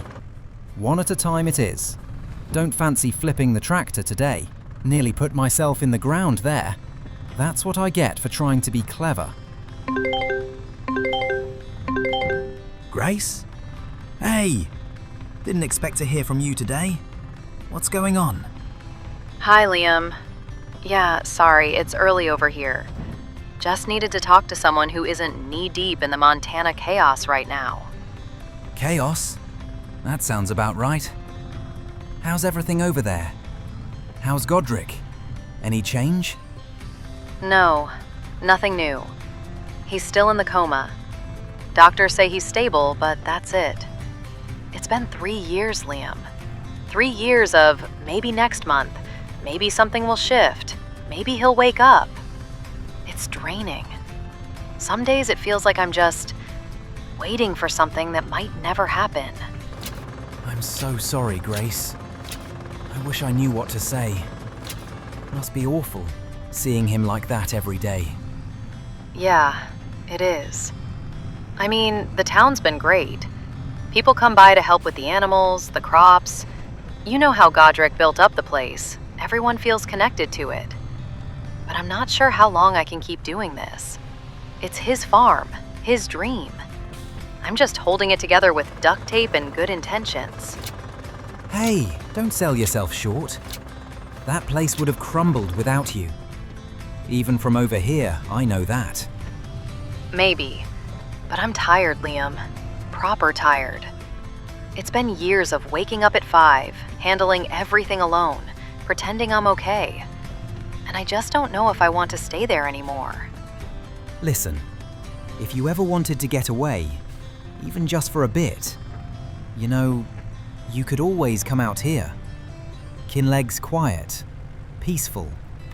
I could use the extra hands. Place is massive. And, well, I'd be glad to have you here. Scotland, huh? That's a big move. Bit colder than Montana. Aye, just a bit. But the scenery makes up for it. And the people. Well, most of them. You mean the land thieves? That trust thing you mentioned in your message? Yeah, that kicked off properly this week. A bloke named Ryan Calder turned up at the house, uninvited, trying to pressure me into selling the farm back. Says I'm in the way of some plans they had. That sounds shady as hell, Liam. And dangerous. Why are they so obsessed with the place? That's the bit I'm trying to work out. Something big was happening before Ewan disappeared. Margaret's scared stiff of Calder. Says he was harassing Ewan too. And now I've got survey stakes appearing overnight, drones flying over the yard, people snooping around the barns. Liam, that isn't normal land buying pressure. That sounds like intimidation. Or worse. You need to be careful. I know, but it's my home now. I'm not giving it up just because they fancy themselves some sort of mini empire. Still, I could do with another pair of eyes around here sometimes. You really think they'd try something more serious? Honestly, after last night, yeah. Calder's not just doing his job, he's enjoying it. He's the sort of man who likes the power. God, that's not good. If Ewan pushed back and disappeared, I don't want you doing the same thing. I won't. Trust me. I've got people here now. And I'm keeping everything locked. Lights on at night. Might even look at cameras soon. You know, coming to Scotland might not be the worst idea. Just for a visit, maybe. I could use a break. Disconnect from all the Montana stuff. The endless waiting. You'd be welcome any time. And if you stayed longer, well, we'll cross that bridge when we get to it. But you wouldn't be alone here. That's what I'm saying. I'll think about it. Really. Maybe a change of scenery is exactly what I need. But I worry what happens to the farm if I leave. Montana's tough, Grace, but it won't fall apart without you. Godric built a community, remember? They'll keep it going. And maybe you need time to breathe. Maybe. Yeah. Maybe I do. All right, I'll let you get back to work. And thanks, Liam. Really. Talking helped. Anytime. Call me whenever you need, yeah? I will. Take care of yourself. And watch out for that Calder creep. I will. Chat soon. Right then, that's August just about wrapped. Field 13 is fully sorted. Limed, fertilised, looking the best it has since I moved in. And I've just finished this last spraying contract for the month. Only thing left is the silage. Been sat fermenting all month, so let's get it uncovered. Lovely. Still smells like money, thankfully. Get a good full load on there and take it down to Fiona at the animal dealer. She always pays well for this stuff, but it's worth it. Every load adds up.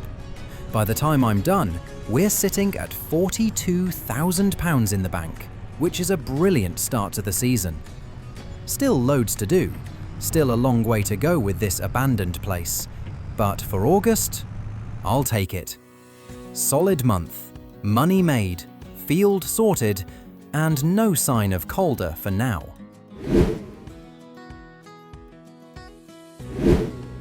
September already, and there goes the bank balance. 42,000 yesterday, 30 today. Nearly 12 grand gone in loan payments the moment the month ticks over. Thought I'd have a quick look around the land boundaries this morning, see exactly what I'm working with. Got a bit of extra space on the north side I didn't realise. Hang on, what's that buzzing? There's a drone up there somewhere. I can hear it clear as day but can't see the bloody thing. Flying low as well. Great, that'll be Calder's lot again. Getting eyes on the farm, checking I'm still here. I swear they're watching me like a hawk. Forget it. Can't spend all day staring at the clouds. This month is contract month. Loads to get through. Let's see. 3 cultivating jobs available. I'll take all of those. 3 hoeing jobs as well. Perfect. And there's a mowing contract too. Good money in that one. That's September sorted then. Nothing but contracts, contracts, and more contracts. Let's crack on. Fiona, afternoon. Everything all right? Hi Liam, all good here. Just thought I'd check in and see how your goat yoga plans are coming along. You still thinking of starting it up? Yeah, absolutely. It's been in the back of my mind for weeks now. I've even picked out the spot. Just across from the house, over by the garage and the little path that runs near the train track. There's a good stretch of land there. Long grass at the moment, but perfect once it's cleared. Could fit a goat pen and maybe even a proper goat yoga studio when winter comes. Only problem is money. I'm sitting on about 30 grand right now, and just the goat barn alone is 52,000. Then I need the goats, the hay, the fencing. The whole thing's adding up far quicker than I'd like. It will, but once it's set up, you'll make that money back easy. And don't worry about the goats. When you're ready, I'll sort you a good deal. Make sure you get strong, healthy ones that won't cause you too much grief. No such thing as a goat that won't cause grief, Fiona. But I appreciate it. True enough, but you'll manage fine. Folks around here would love something like that, you know. Yoga with goats. It's daft, but in a good way. Bit of fun in the middle of all this seriousness. That's the plan. I'm actually excited about designing the studio over winter. I've got all sorts of ideas. Just need the cash to back them up. Still chipping away at the contracts this month, trying to save every penny I can. Well, keep going. You're doing well. And after what you told me about that Calder man turning up, honestly, it's good you're focusing on your own plans instead of letting them intimidate you. Yeah, last thing I need is him sniffing around the goat yoga meadow before I've even built it. I heard a drone this morning. Sounded like it was right above me. Wouldn't be shocked if it was him keeping an eye on me. A drone? Good grief. He really can't take a hint, can he? Look, Liam, you keep your head down and keep building your farm. People round here support you. Calder won't win this. Thanks, Fiona. Means a lot. I've been trying to keep the vibe light, actually. Been thinking of name ideas for the yoga place.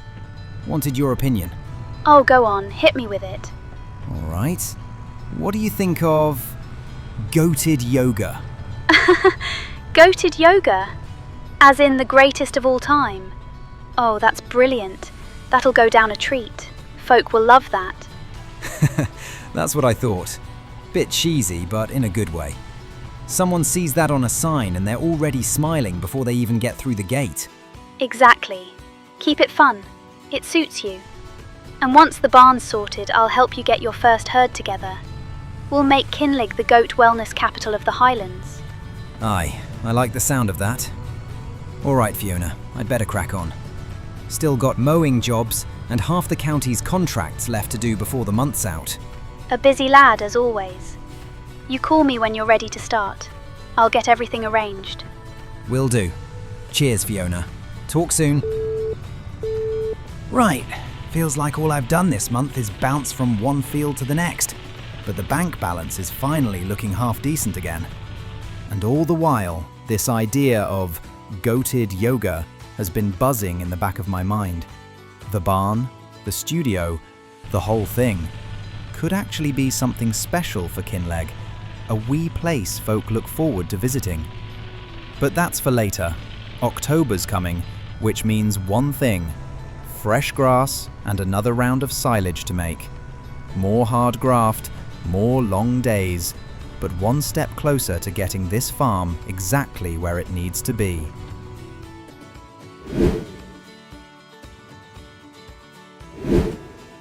October in Kinlaig, and this place has never looked better. Right then, Field 13's looking brilliant this morning. Fertilised, lined. Honestly, the best yield I've had since I moved in. Should get a proper bumper crop out of this. No time to lose.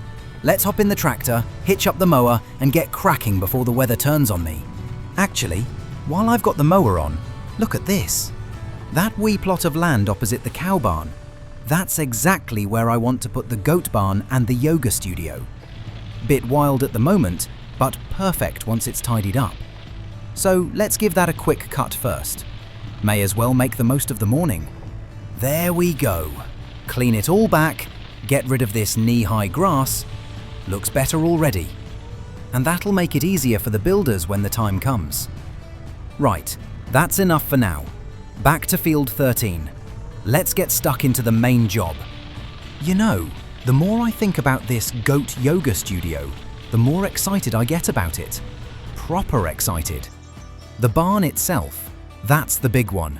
About £52,000 just for the building, plus fencing, hay storage, all the bits and pieces. But I reckon I'm close now. After the silage money, a few more contracts, I think I'll finally be able to afford it this month. Once I've got the money sorted, the plan is simple. Pour the concrete slab first thing, get the builders in to put the barn up over the rest of October. They know what they're doing. They'll have it standing straight and sturdy in no time. And then after that, the yoga studio. That one I want to build myself. No rush, no pressure. Just chip away at it through the winter. Few boards here, bit of framing there. Take my time with it. Make it something I'm proud of. 'Cause let's be honest, winter's going to be tight for cash. Always is. Once the grass stops growing and the contracts slow down, it'll be a case of counting every penny again. So I don't want to go throwing money around on fancy building teams for the studio. The goat barn needs to be done professionally, but the studio, that can be a Liam special. Be nice actually. Something to do inside while the snow's blowing sideways. And once the barn's up, I'll finally be able to get the goats in, hopefully by November if all goes well. Start feeding them, getting them comfortable with people, with the space, with me. Teach them the ways of yoga, if that's even a thing you can teach a goat. But hey, goats on backs, goats balancing on folk during downward dog. Whatever gets a smile out of people, I'm all for it. And it's going to be massive for Kinlaig. Goat yoga. Who'd have thought it? Little village like this, and here I am planning a wellness studio with goats. But it feels right.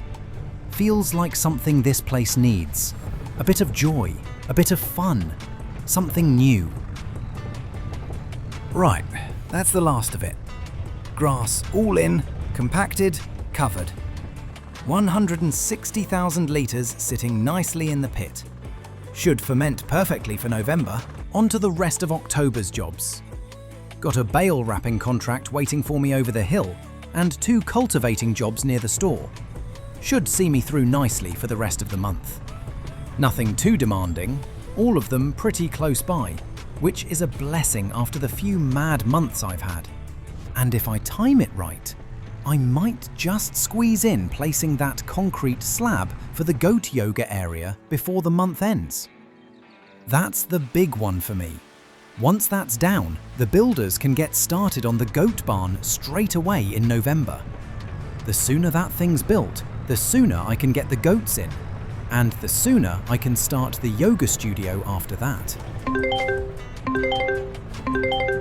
All right, Uncle Alistair, how's things? Lad, just checking in. Haven't heard from you since the start of the season. How's the farm holding up? Busy as ever. October's nearly done.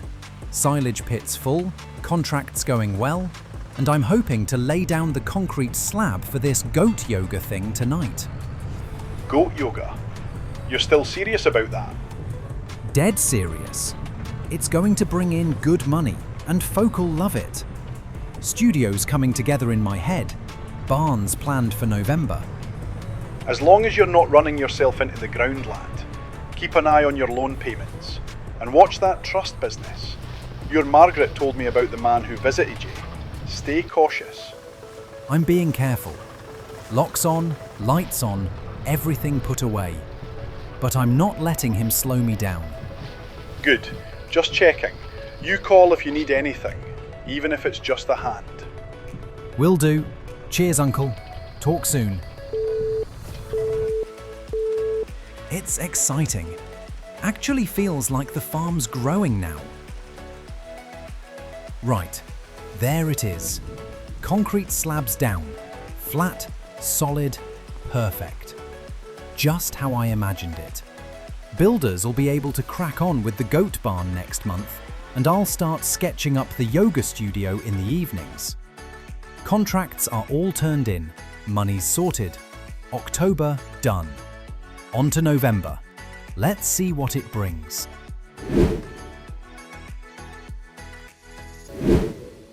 November in Kinlaig. And look at that. Goat barn's finally up. Builders did a brilliant job. And that there, taped off, that's the studio spot, slowly coming together. Right, let's have a look inside. Middle entryway here with the gate, nice and wide, proper solid hinges. Feeders on both sides through the middle, straw beds left and right. Water lines already piped in too. Cozy wee place for the goats. Studio plans have been approved. That's the next big project. But I've got to bring the materials in myself. 2,000 litres of cement bags, 500 litres of timber beams. And that's just phase 1 of 10. Silage isn't fully fermented yet, so I can't sell that. So the only option is contracts. Back to the grind. Right, let's see. 1 cultivating job, 2 deadwood contracts all nearby. Not a huge payout, but it'll keep the lights on. Let's hitch up the cultivator and get moving. Liam, you've put a barn up. A barn? After everything I told you? That's right, goat barn. Nothing to do with you. It has everything to do with me. You're building on land that isn't yours to build on. I warned you. I told you to hand the place back, and instead you doubled down. Ryan, I bought this place legally. You turning up at my door in the dark doesn't change that. The barn's staying right where it is. You think this is a joke, lad?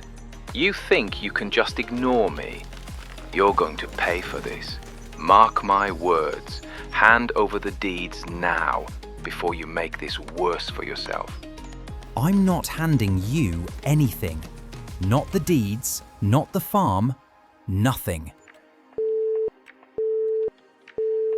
Right, that's those 3 contracts handed in. And Calder hung up on. That'll shut him up for a bit. Anyway, no point stewing over that. I'm at the animal dealer now, and today's the day I finally get my goats. Liam, perfect timing. Ready for your first goats? Yes, please. If you want a proper start for the yoga barn, I'd say 2 adults to begin with. A breeding pair. They're calm, trained, and they'll give you kids next season. £1,000 for the pair. That sounds spot on. And for the studio itself, what about 5 wee ones? Baby goats. You can raise them yourself, get them used to human contact straight away, make them wee yoga masters from day 1. All right, 2 adults and 5 kids. Let's do it. Right, into your new home, all of you.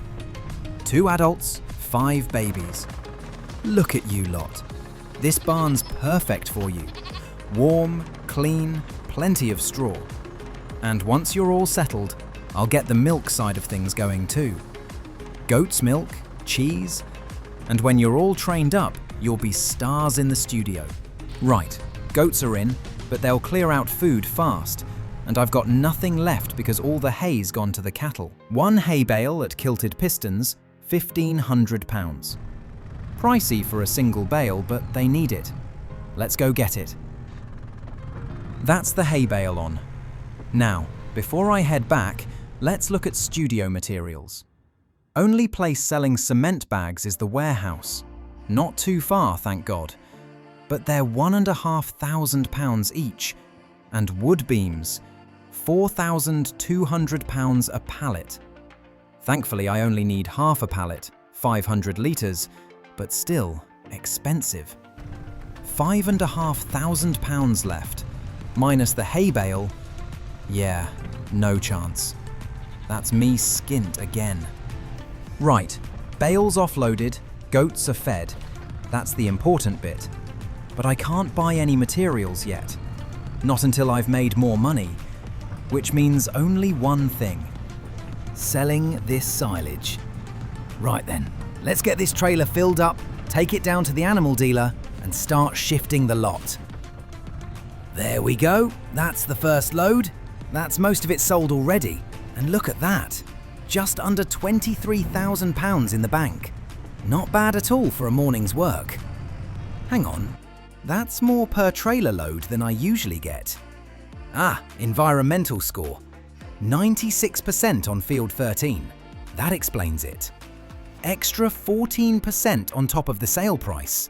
Aye, that's brilliant. Definitely something I need to keep up with. Makes a massive difference. Right, last load. Let's run it down and finish strong. And that's the lot. £26,788 in the bank. That feels good. Really good. Let's drop the forage wagon, grab the little trailer, and get started on phase 1 of the Goat Yoga Studio project. Right, this is it. Phase 1, 2,000 litres of cement bags and 500 litres of wood beams. 10-phase project, and this is where it all begins. Warehouse isn't too far. Thank God, because these pallets weigh a ton. Been waiting for this moment all month though.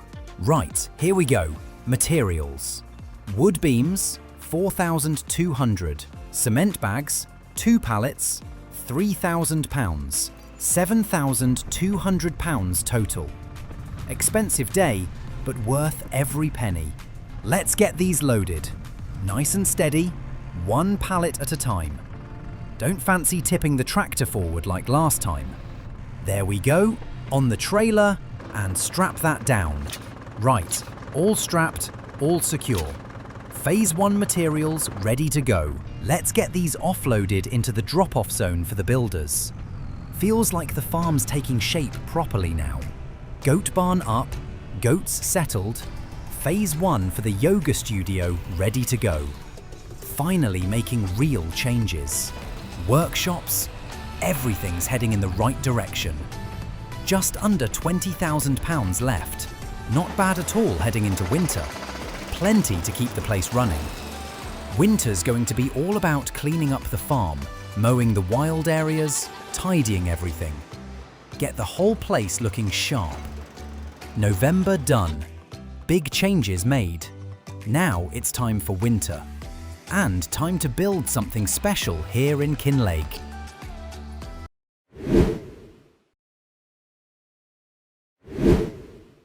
December already. Winter settling in. Hard frost every morning. And the days losing light faster than I'd like. Right, let's check on the goats. All 7 of them looking lively as ever. And look at that. They've already started giving a wee bit of milk. Not much, but it's a start. Proper proud of them already. Now over to the cattle. The 10 Highland cows. All well fed for winter. Their value's up too. £2,000 each now. Absolute units. But still months away from reproducing, so I'm not selling anything yet. Patience with these ones. Only £7,500 left in the bank though, and these monthly loan payments are absolutely gutting me. Winter's always thin, not many contracts and not much to sell. But I've managed to grab 3 decent cultivating contracts for December. That'll keep me afloat. January and February?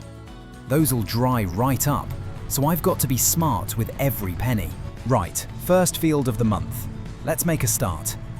Been thinking a lot about that call from Calder at the end of November. The way he snapped about the goat barn. The way he said I'd pay for this.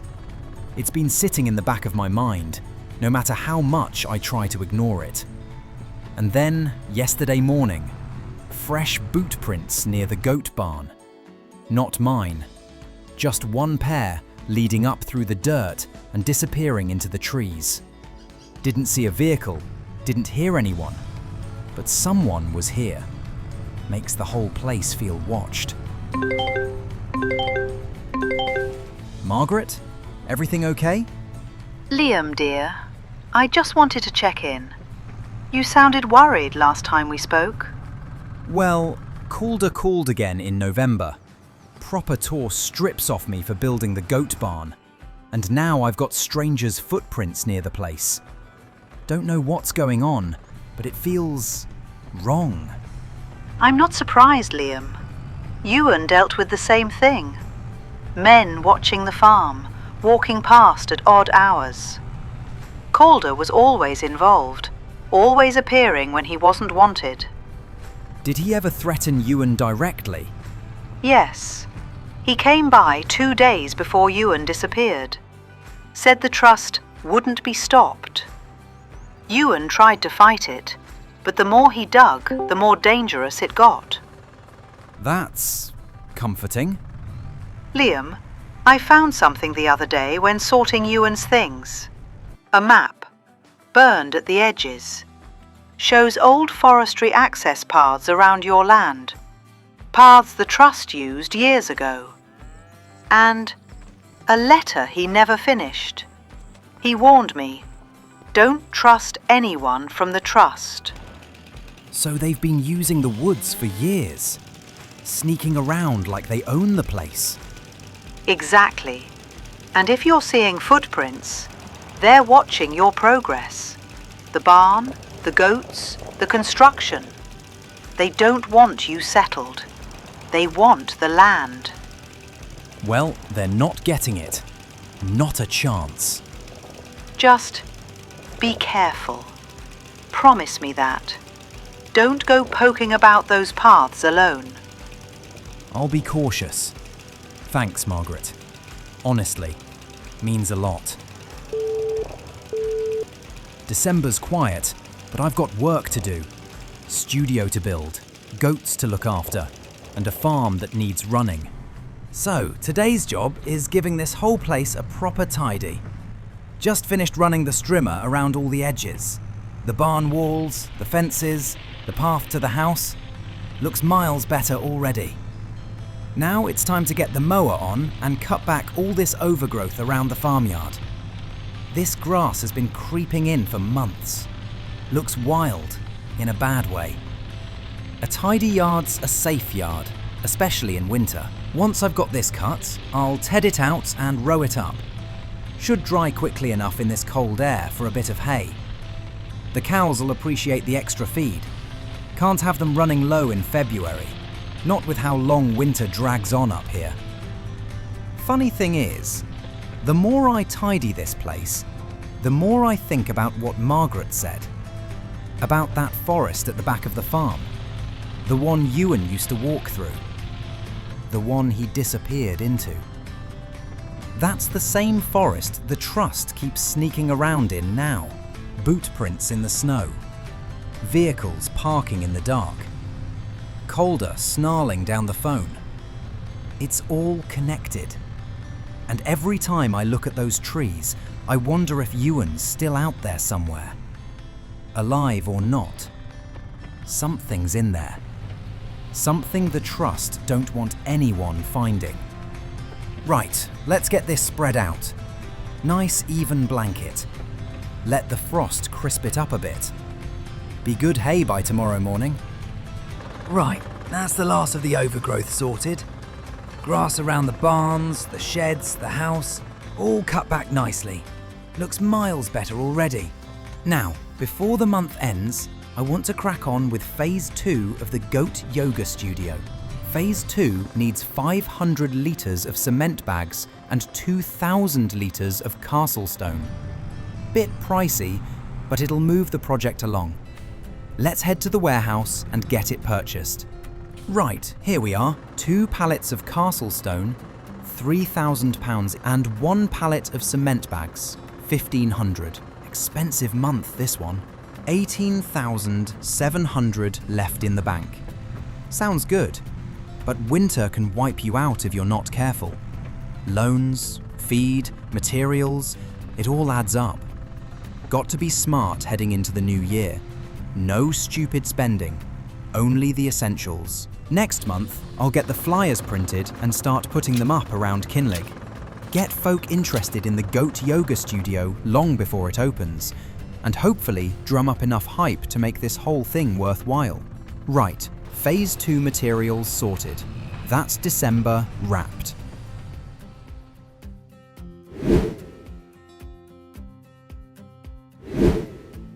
January in Kinlaig. Cold enough to freeze your eyelashes, but no snow yet. Just that sharp winter air and long frosty mornings. And there it is. Studio foundations finally down. Lovely clean rectangle, all levelled out, ready for the walls to go up. Looks brilliant so far, but only £6,700 left in the bank. Progress is going to slow right down unless I scrape some money together. Losing 12 grand a month on loan repayments is absolutely brutal. Got to be smart this winter. Let's finish tedding the overgrowth grass from last month. Other half of the yard still needs turning over. We'll get some good hay out of this once it's dried. Cows will appreciate it. Every bit helps in winter. Fiona, perfect timing. How's things? All good here. Just thought I'd check up on the goats. How are the wee troublemakers settling in? They're brilliant, proper energetic, eating everything they can get their teeth on. And the barn's holding up nicely in the cold. Phase 2 of the studio's underway as well. Foundations in, next steps walls, once I can afford the materials. Oh, that's exciting. You'll have the place looking incredible by summer. How's the planning for the big opening? Funny you ask. I'm wanting to put up flyers in Kinlaig, build a bit of buzz. Goat yoga isn't exactly something the Highlands is known for, so I need to get the word out. Aye, that's an understatement. But folk will love it. And if you want flyers, I'd love to help. I've done posters for the animal shelter and the market days before. Be easy as anything. Seriously, that'd be amazing. Saves me struggling in Canva for 6 hours. I'll get some ideas together and send them your way. Perfect. Oh, and how's the feed situation? The goats eating you out of house and home yet? Not yet. I'm doing this hay right now to top up the cows, but the goats are eating at a steady pace, which is good. You're doing great, Liam. It's a lot, but once that studio's up, you'll be laughing, and the goats will be stars. Especially those babies, they're naturals. They climb on everything. Good practice for the yoga sessions though, I suppose. Exactly. Just keep at it. Call me when you're ready for the flyers. I'll put something lovely together. Will do. Cheers, Fiona. Talk soon. Right. Let's get these deadwood contracts underway. Not exactly my favourite way to spend a winter morning, but it's the only half-decent income I've got right now. Deadwood's never been good money, not really. Takes ages, but with only £6,700 in the bank, I've no choice. Need at least 12 grand before the end of the month, otherwise I'm in the negative. And that'll be a disaster with these loan repayments breathing down my neck. Maybe next month I'll mix in a bit of fishing too. Used to make a wee bit extra in the early days. Anything to keep this place afloat until spring contracts start appearing again. Right, that's the lot. Thank God. Let's get these handed in. There we go. Not amazing money, but enough to inch the balance up and keep things going for now. January's been thin. A lot of hard graft for very little reward. Studio check before the month ends. Phase 2 materials are processing. Cement bags, castle stone, still going. So I've no idea what Phase 3 even is yet. Doesn't matter anyway. I couldn't afford it if I wanted to. Nothing but wood transport jobs left. Onward to February.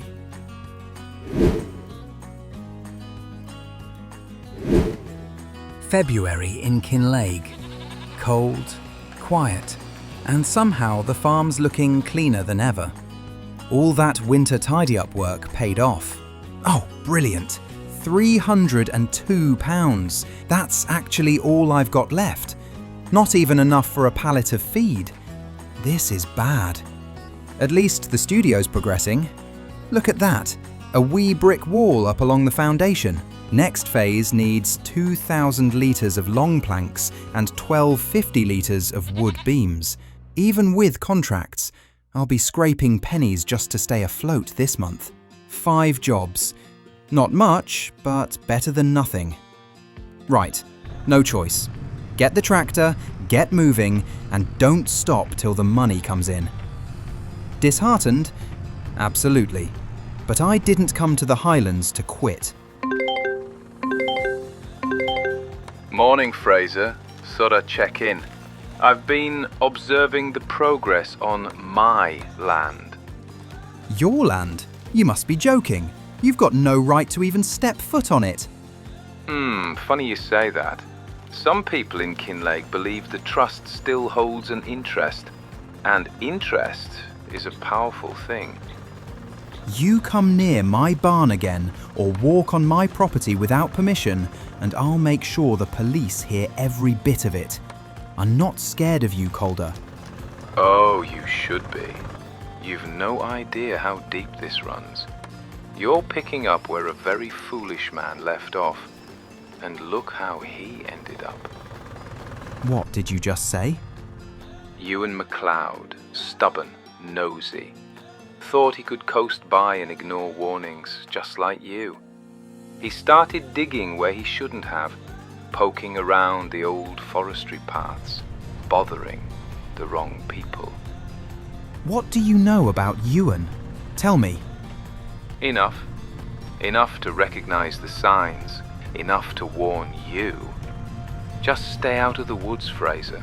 Stay out of the trust's business. And stay away from anything with MacLeod's name on it. You thinking you can scare me? That's not happening. You so much as breathe in the direction of my land again, and we're going to have a real problem. It isn't your land we're worried about, Liam. It's what's under it. What do you mean, under it? Calder? Enjoy your winter contracts. What's under the land? What's that supposed to mean? He's either trying to scare me or he knows something I don't. Either way, I need to clear my head. Thought a bit of fishing might help, like the old days. But no. Scrap. Rubbish. Not a single proper fish all morning. Perfect. Let's try down the beach. Hold on. What's that? A message in a bottle? You're joking. Looks like part of a diary. 5th entry. Talking about fog so thick you could chew it. A whole crew lost at sea. No sound, no gulls, no waves. Just grey on grey. Proper eerie stuff. Reads like someone thought the world disappeared around them. Right, that's strange. Add it to the list of mysteries, I suppose. Let's get back to the tractor. You know what? This note's too weird to ignore. Fog thicker than soup. Ship going silent. Crew thinking they've vanished. Feels like something Alistair would have an opinion on. Best go show him before my mind runs away with itself. Right, let's have a word with the old man. Alistair, you got a minute? Found something strange down the beach. Aye? Strange as in trust strange? Or sea strange? There's 2 kinds around here. Sea strange this time. Message in a bottle. Looks like someone's diary. Fog, crew panicking, no sound anywhere. Almost like the world disappeared around them. Fog stories. Aye, there's plenty of those. Old sailors used to say the firths around here could swallow sound whole. But a diary washing up now? That's unusual. Should I look for more? Maybe there's a whole set of these entries out there. Could be. Might be nothing. Might be someone having a laugh. But bottles don't end up here by accident, Liam. Currents don't lie. If there's one, there's probably more drifting about. If you've got the time, keep your eyes open. Feels like another mystery I've stumbled into. One wasn't enough. Welcome to Kinlaig, lad. Mysteries come free with the property taxes. Right, thanks. I'll have a wee fish here before heading back. Clear my head a bit. Aye, just don't fall in. It's colder than death out there. Right, let's see if anything bites. The note said the fog was so thick they could chew it. No sound, no gulls, no nothing. Like the sea swallowed the world whole. Proper eerie stuff. And Alistair's right. Bottles don't just wash up for no reason. Maybe I should look for more, see if there's a full story behind it. But then again, need 12 grand before the month ends just to avoid going under. I can't exactly spend February wandering around the coastline hunting for bottles. Right, enough fishing. Deadwood contracts it is, before the bank manager comes knocking. Grace, how's things over in Montana? Oh, you know, same old. Feels like we're living the same day on repeat sometimes. I can imagine. It was rough, for a long time. But honestly, it's eased up. I've been teaching some of the locals how to run the farm. A couple of old hands, a contractor or two. They've taken over most of the daily work now. I'm doing more supervising than anything. First proper breather I've had in years. Sounds like you deserve it. You've carried that place on your back. Maybe, but it feels strange, not doing everything myself. You know you're welcome here. Scotland's slower, and I could use the help, to be honest. All right, I'll think about it. Seriously, maybe a change wouldn't hurt. I'll keep you posted. Good. And take care of yourself, yeah? You too, Liam. Talk soon. Right. Contracts handed in, and yeah, still not enough. Not even close. I've barely scratched past what I need for next month's loan payment. Looks like I'll be going into debt in March. Brilliant.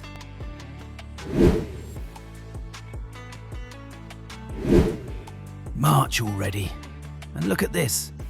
Minus £2,881.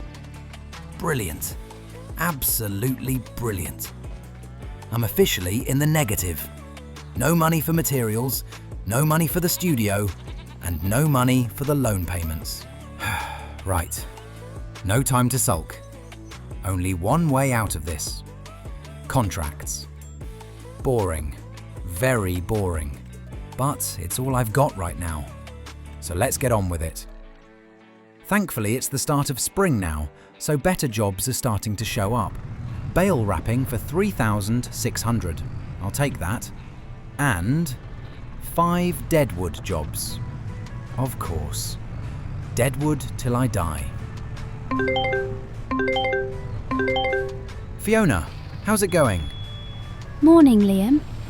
I've finished the goat yoga poster. Left a copy for you in the tractor, glove compartment. You should have a wee look. Oh, really? Hold on, let me check. Ah, here it is. Let's see. Oh, wow. Fiona, this is incredible. Honestly, that's perfect. Clean, bright, the goats look brilliant on it. And the colours, spot on. This is exactly what I wanted. Thought you'd like it. You've got to catch people's attention, especially with something as unique as goat yoga. Can't exactly rely on word of mouth in Kinlaig. Aye, no one's wandering around saying, you know what we need? Yoga. With goats. This will help a lot. As soon as I finish these jobs, I'll head into town and start putting them up. Shop windows, notice boards, the cafe, post office. Get the buzz going early. That's the way. The more folk see it, the more curious they'll be. And curious people turn into customers. Hopefully. I need this studio to pay off, and the goats deserve to be local celebrities. They already think they are. Those wee ones climb on anything with a flat surface, including each other. Aye, perfect training for yoga sessions. All natural talent. Right, thanks again, Fiona. This poster is going to help loads. Anytime, Liam. You need anything else, just call. Will do. Speak soon. Right then. Once these contracts are done, it's straight into Kinlaig to get these posters up. Time to let the locals know goat yoga is coming. Hold on. How did I wander this far into the woods? Must have been daydreaming after talking to Fiona. No reason to stay out here any longer. I'm heading out before the silence swallows me. Jobs handed in, bale wrapping, deadwood, all done. Bank's up to 5,000. Still nowhere near loan money, but at least I'm not drowning below zero anymore. Off to Kinlaig. Posters need putting up, and no one's going to see them sitting in my tractor. Parked up. Let's get moving. Cafe window first. Everyone stops here for something. Perfect spot. Then the shop. Plenty of foot traffic. Onto the post office board. Nice and visible. Even slipping one at the mechanic's place. He'll make fun of me for it, but at least folk will be talking. Goat yoga is officially making its debut in Kinlaig. Posters done. Now to check the contract board. 2 bale wrapping jobs and a hoeing job. Finally something with decent pay now that spring's here. That's a weight off my shoulders. Back at the farm, time to get clever. Weeder on the back, bale wrapper on the front, and the pallet of wrap balanced on the forks. Looks ridiculous, probably unsafe, but those fields are next to each other. 1 trip instead of 2. Efficiency at its finest. Or madness. Either way, off we go. These 3 jobs really need to carry me through this month.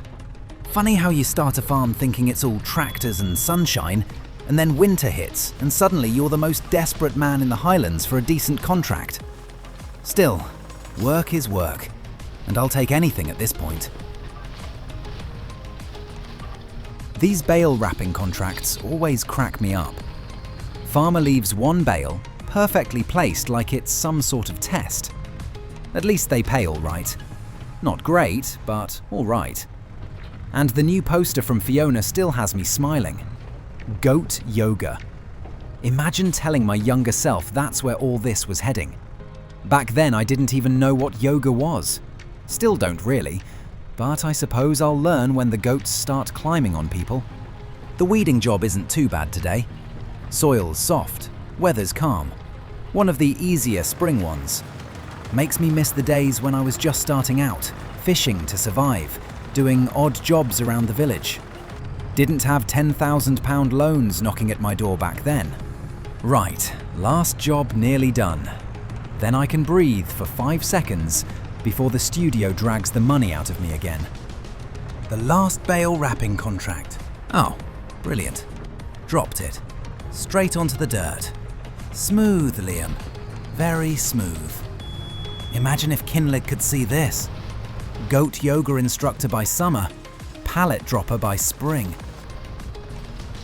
At least it's peaceful out here. Gives me time to think. Maybe too much time, considering everything going on in those woods.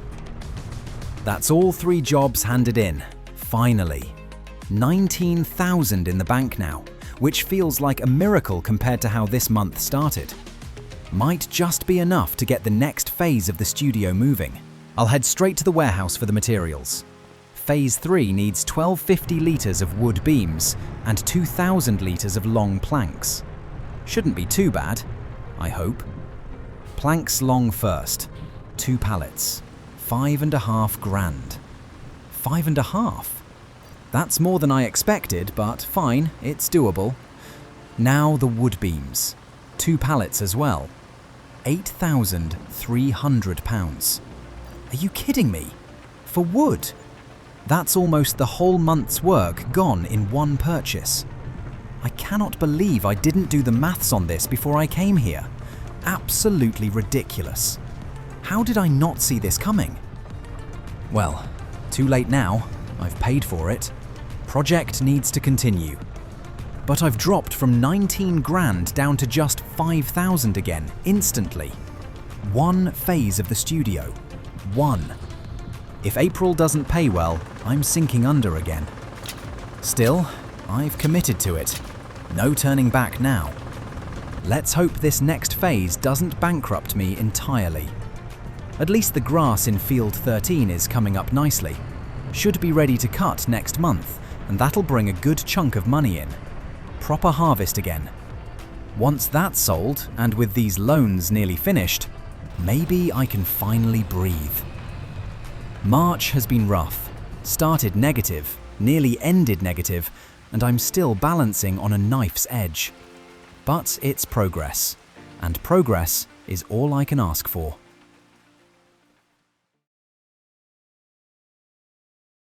Almost midnight. Just giving the machines a quick check before heading in. Yard looks fine. Everything parked up. Sky's clear tonight. Full moon lighting the whole place like a spotlight. Trash is away. Gates are shut. Hold on. What's that? Headlights. Faint ones. Deep in the forest behind the yard. They're barely moving. Like someone's just sitting out there watching. I can't tell who it is from here, but someone's there. Someone is out in those trees, and they're not hiding anymore.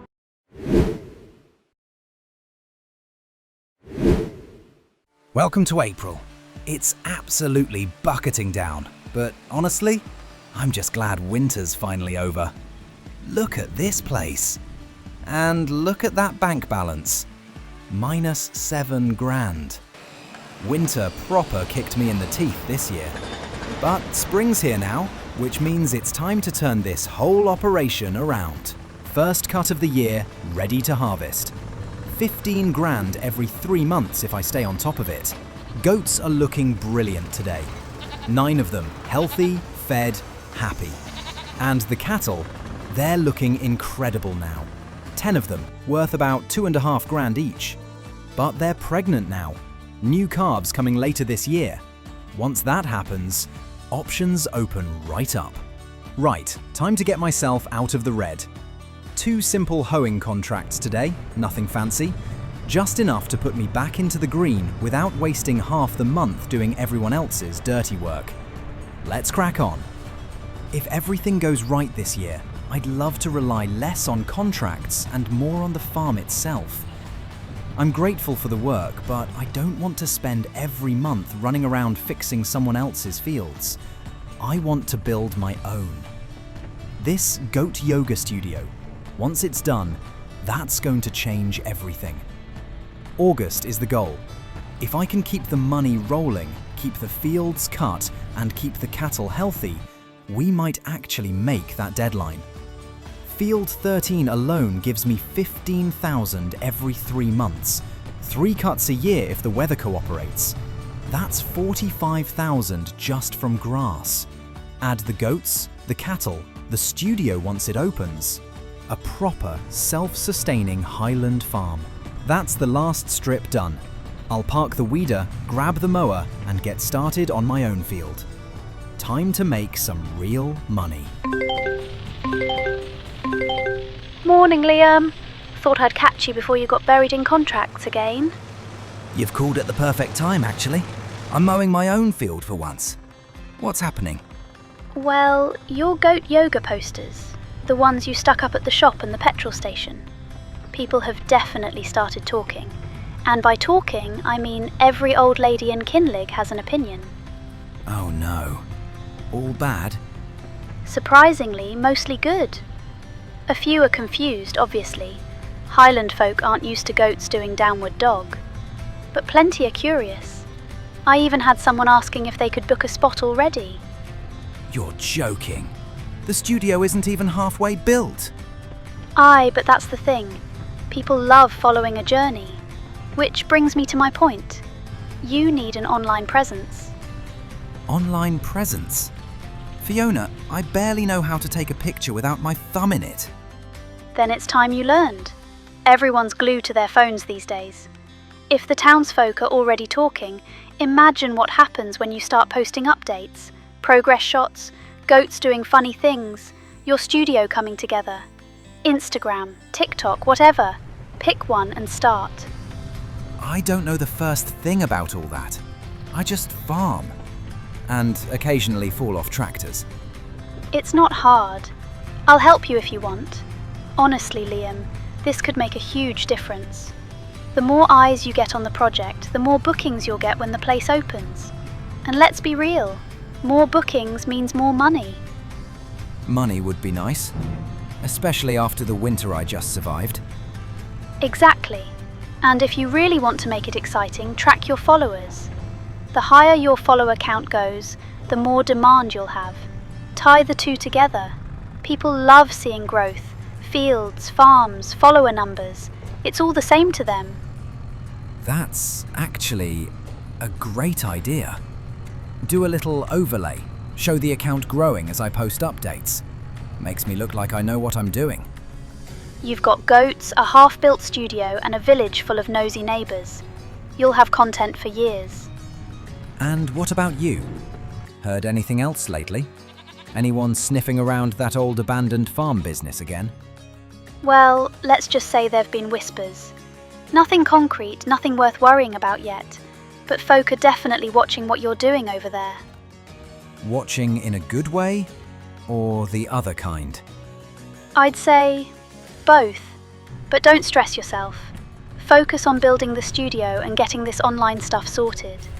And Liam, seriously, your story is half the reason people are interested. Lean into it. I suppose that's true. All right then. Instagram it is.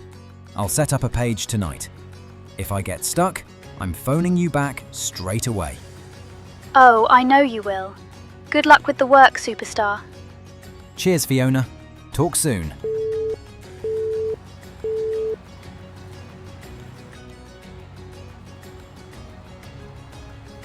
Right, last strip done. That's 9 hoeing jobs this month. I swear I've spent more time clearing other people's weeds than sleeping. But it's over, and it should pay very nicely. Here we go. Oh yes, keep it coming. Look at that balance jump. £30,848. Now that's what I needed. Studio's on phase 3 now, and it needs 2,000 litres of roof shingles. Roof shingles? Don't think I've seen those at the warehouse before. Best head over and check. Still can't believe how quickly this project is chewing through materials. Ah, roof shingles. £1,915 a pallet. Need 2 of these. Just under £4,000. Easy enough? Perfect. Plenty of cash left over too. This is the first month in ages where I'm not panicking about money. Once these shingles are delivered, the builders can finish the roof. And once the roof's done, that's halfway there. If everything keeps moving at this pace, we might actually get this studio open by summer. The only thing that could slow us down now is money. Every phase seems to have its own surprise cost. But for the first time this year, I actually feel like I can keep up. That's the shingles sorted. Oh, wait, I nearly forgot about the silage bunker. That grass has been sitting there all month. If I don't compact and cover it before May hits, I'll lose the whole batch. 115,000 litres to compact.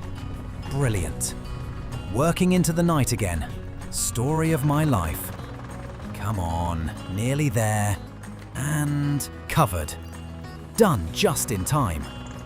April's been brutal.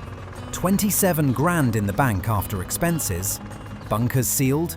Studios moving along. Bring on May. I'm ready for it.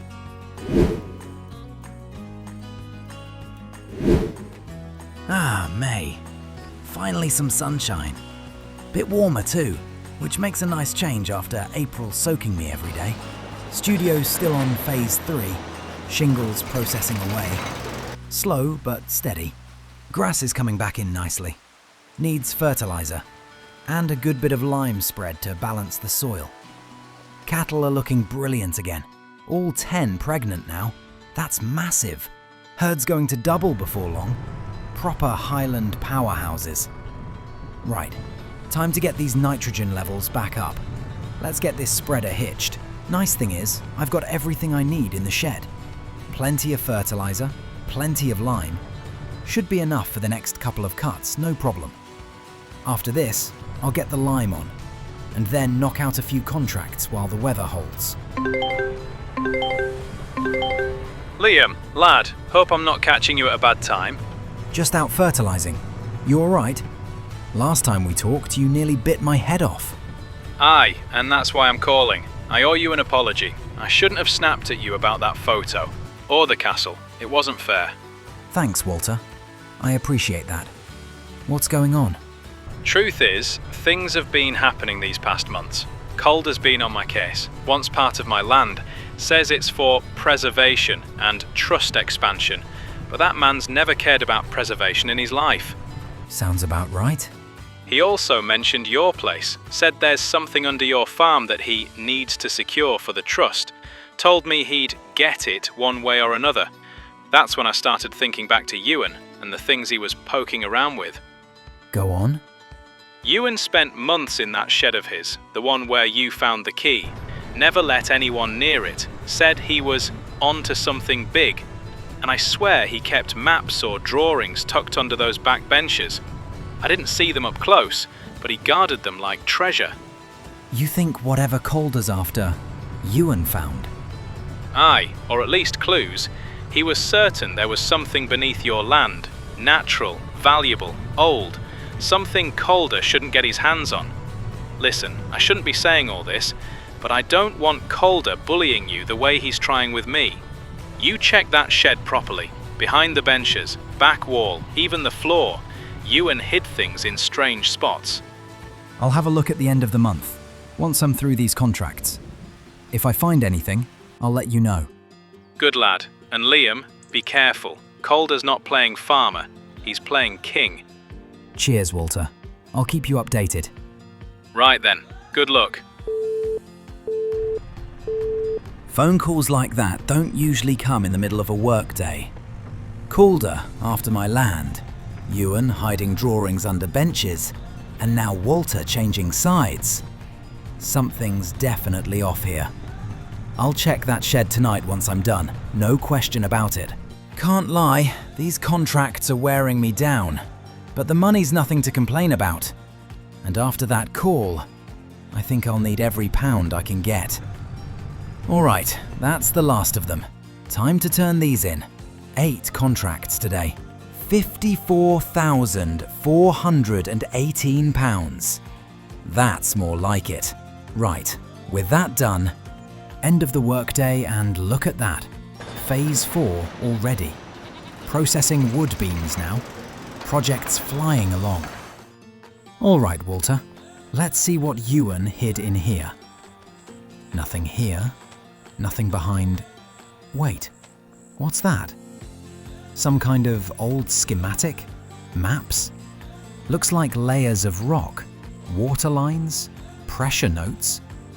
This doesn't make any sense. Whatever this is, Ewan didn't want anyone else finding it.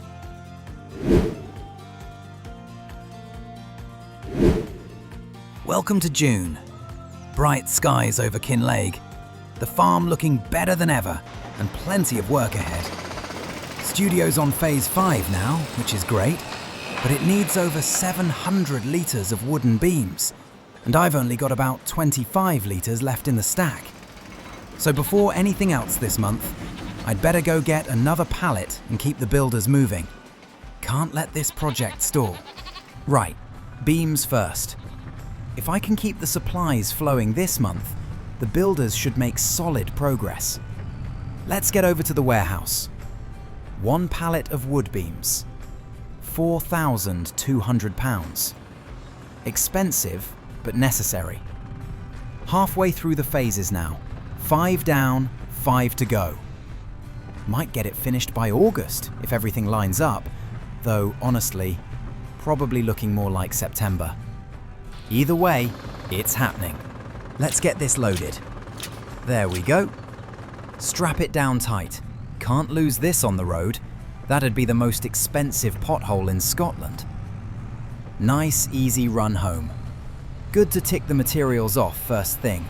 Keeps the whole month on track. Beams delivered. Builders should be able to chew through Phase 5 now. This project's finally starting to feel real. And now, the moment of truth. Silage should be fully fermented by now. If it's ready, I can sell the lot and bring in a nice chunk of cash.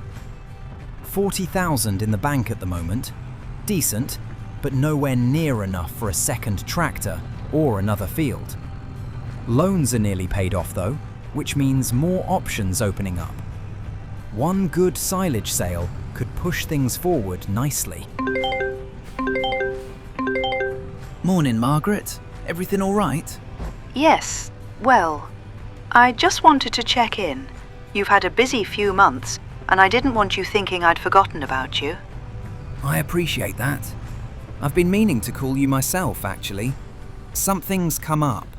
I found something in Ewan's shed. What do you mean? Some drawings, hand-drawn schematics tucked under one of the old workbenches. Looked like they'd been hidden there for years. I wasn't sure if you knew about them. No. I didn't know about drawings, but I always suspected there was something under that farm. Ewan hinted at it a few times, but he never told me anything straight. What exactly did you find? Well, it's strange. The pages show different layers of rock, lots of shading and numbers. There's markings for pressure readings, little arrows showing flow directions, mentions of drainage, aquifers, even something he labelled as an underground river. That sounds like him. Always digging, always curious, always convinced the land was hiding something important, but he never let me see anything. He spent so much time out there, hours, days. Sometimes he'd come in shaking, saying he was on to something, but he couldn't tell me yet. I thought he was just being dramatic. I didn't think it would cost him his life. You didn't do anything wrong. None of this is on you. Whatever he found, he kept it hidden for a reason. Maybe he was trying to protect you. Thank you, Liam. Really. I'm sorry. I didn't mean to fall apart on the phone. I'll keep digging, all right? I'll look into the drawings. I'll see if there are any more notes in the shed. And if I learn anything, I'll tell you first. That means more than you know. I should go.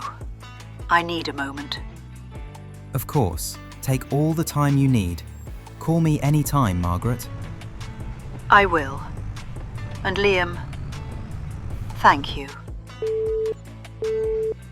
Poor woman. Whatever Ewan was investigating, it's deeper than I thought.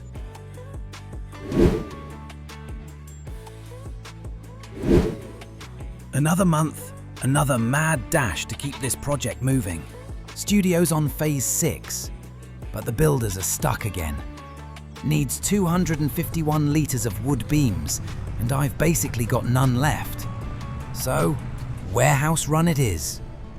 We're behind schedule, but if I keep shoving materials at them, we still might hit an August opening. Worst case, September. Still worth it. 1 pallet of wood beams, £4,200. And with 67 grand in the bank after last month's work, we're actually sitting comfortably for once. Feels strange not being broke.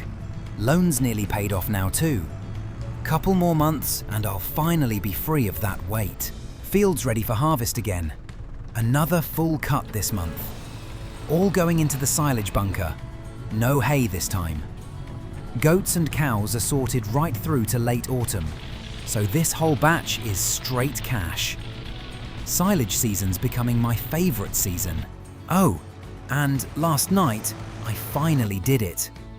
Took Fiona's advice and made an Instagram page. @LiveGoatYoga. No followers yet, obviously. And the profile picture's just my little logo. Uploaded the first photo too. The studio mid-construction.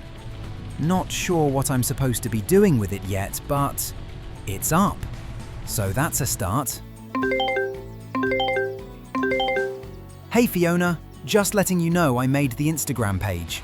It exists, but I've no idea what I'm doing next. Well done. That's the hardest bit. Now you just need to let people know it's there. Post regular updates, progress shots, goats being daft, little clips of you working. Tag Kinlaig, the Highlands, anything local. People love community stuff. And comment on local posts too. Gets you in front of folk. Right, so basically annoy everyone until they notice me. Exactly. Consistency, Liam. By opening day you might have a proper following, and that'll bring customers you'd never normally reach. All right, I'll give it a go. Hopefully I'll see the follower count start moving over the next couple of months. It will. Stick with it. Cheers, Fiona. Appreciate it. Field cut, grass in. Now comes the fun part. 160,000 litres this time. Biggest batch I've ever had in this silo. And that's it. Final load in. 160,000 litres packed into this bunker. Hard to believe it all came off the same field. So, what do we buy next? Another field? A new tractor? Something else? Big decisions coming. Compacted to 100%. Perfect. Covered and fermenting. That'll be a solid payday when it's ready. Phase 7 ticking along. 3 phases left. We're getting there. 11:30 at night and these builders are still going. Studio's on phase 7 now. They've chewed through most of the beams I brought earlier. Only 250 litres left, and they need double that to keep going through the night.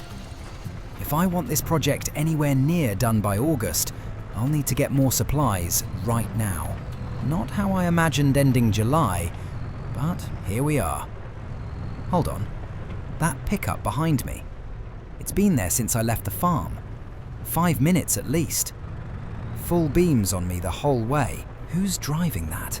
I can't see a thing with those lights. What? Someone got out and ran. A man, I think. Bolted into the dark and left the pickup out on the roadside. Who was that? Why follow me? And what am I supposed to do now?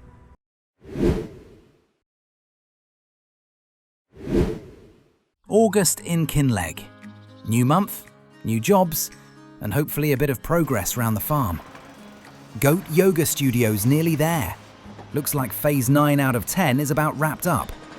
But if I push, I reckon we can open our doors in September. That'd be brilliant. And the stars of the show. 9 happy little goats. All healthy, ready for their big yoga debut. Cows are doing well too, sitting at 70% reproduction. Couple more months and we'll have calves running about. Can't wait for that. Field 13's looking decent after last month's cut. Needs lime.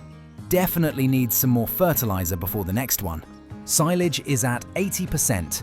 Another couple weeks and we can start selling. Should bring in a good bit of cash.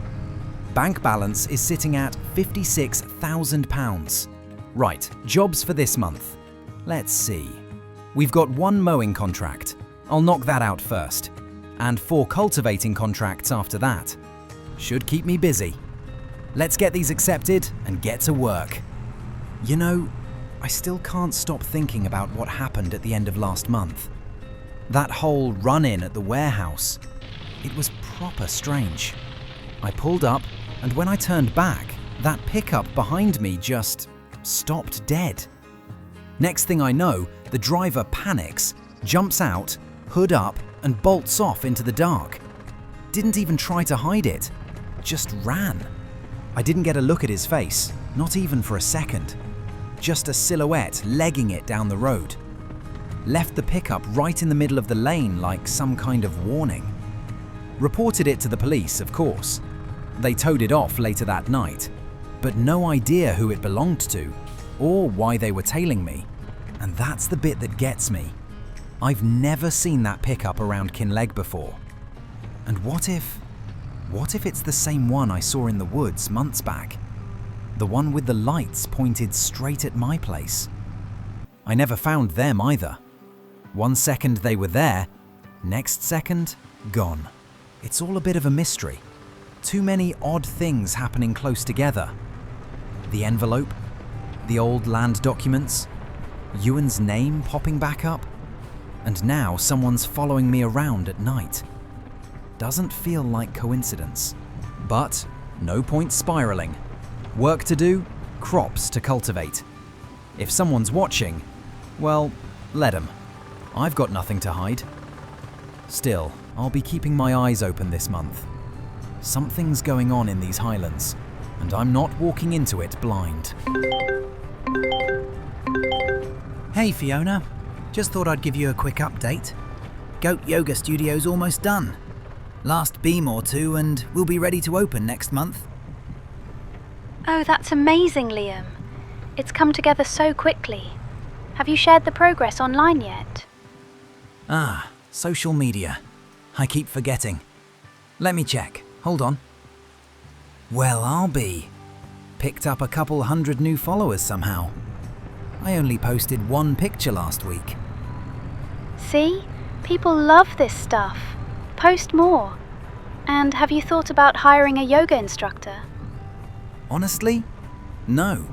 I kind of assumed I'd do it myself, but I know absolutely nothing about yoga. Not exactly the best plan.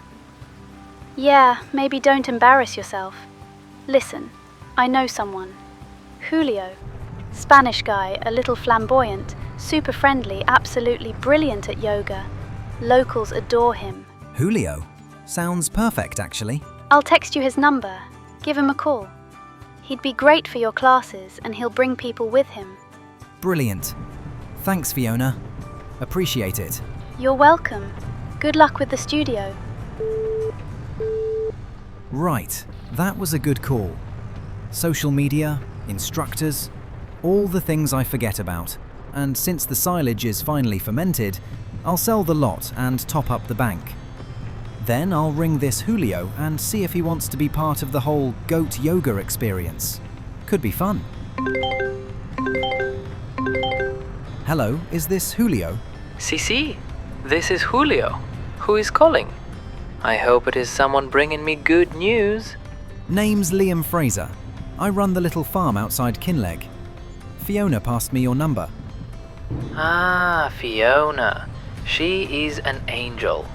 So, what can I do for you, Signor Farmer Man?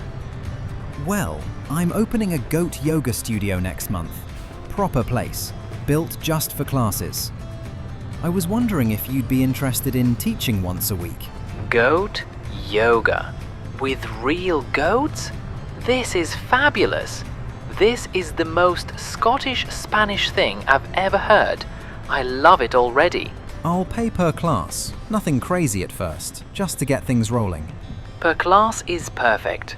I don't need much, just happy people, good vibes, and goats that don't bite me, yes? Can't promise the last one, but they're friendly enough. Then I am in, Liam. Count me in. This will be amazing. I will help you bring crowds. We will make this place famous. I will come for the opening next month. Brilliant. Appreciate it, Julio.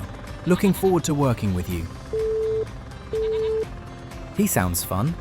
This is going to be great. Now, studio's nearly finished. Just needs one more wood beam. Right, where did I put that last one? Aha, there we go. One lonely wood beam sitting on the shelf. Perfect. Let's get this in place. Silage all sold, and would you look at that? £104,000 in the bank. That'll do nicely. And done. Goat Yoga Studio officially complete. Look at this.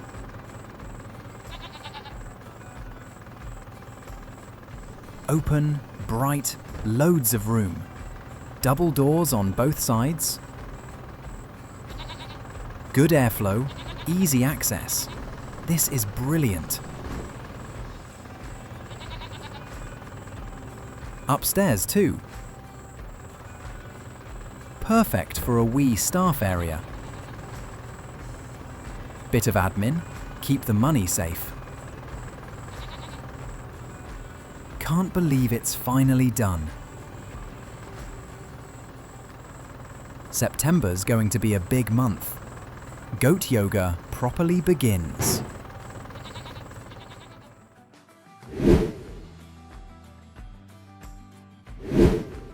September already. And that means one thing. Goat yoga is officially open. Can't believe we actually made it.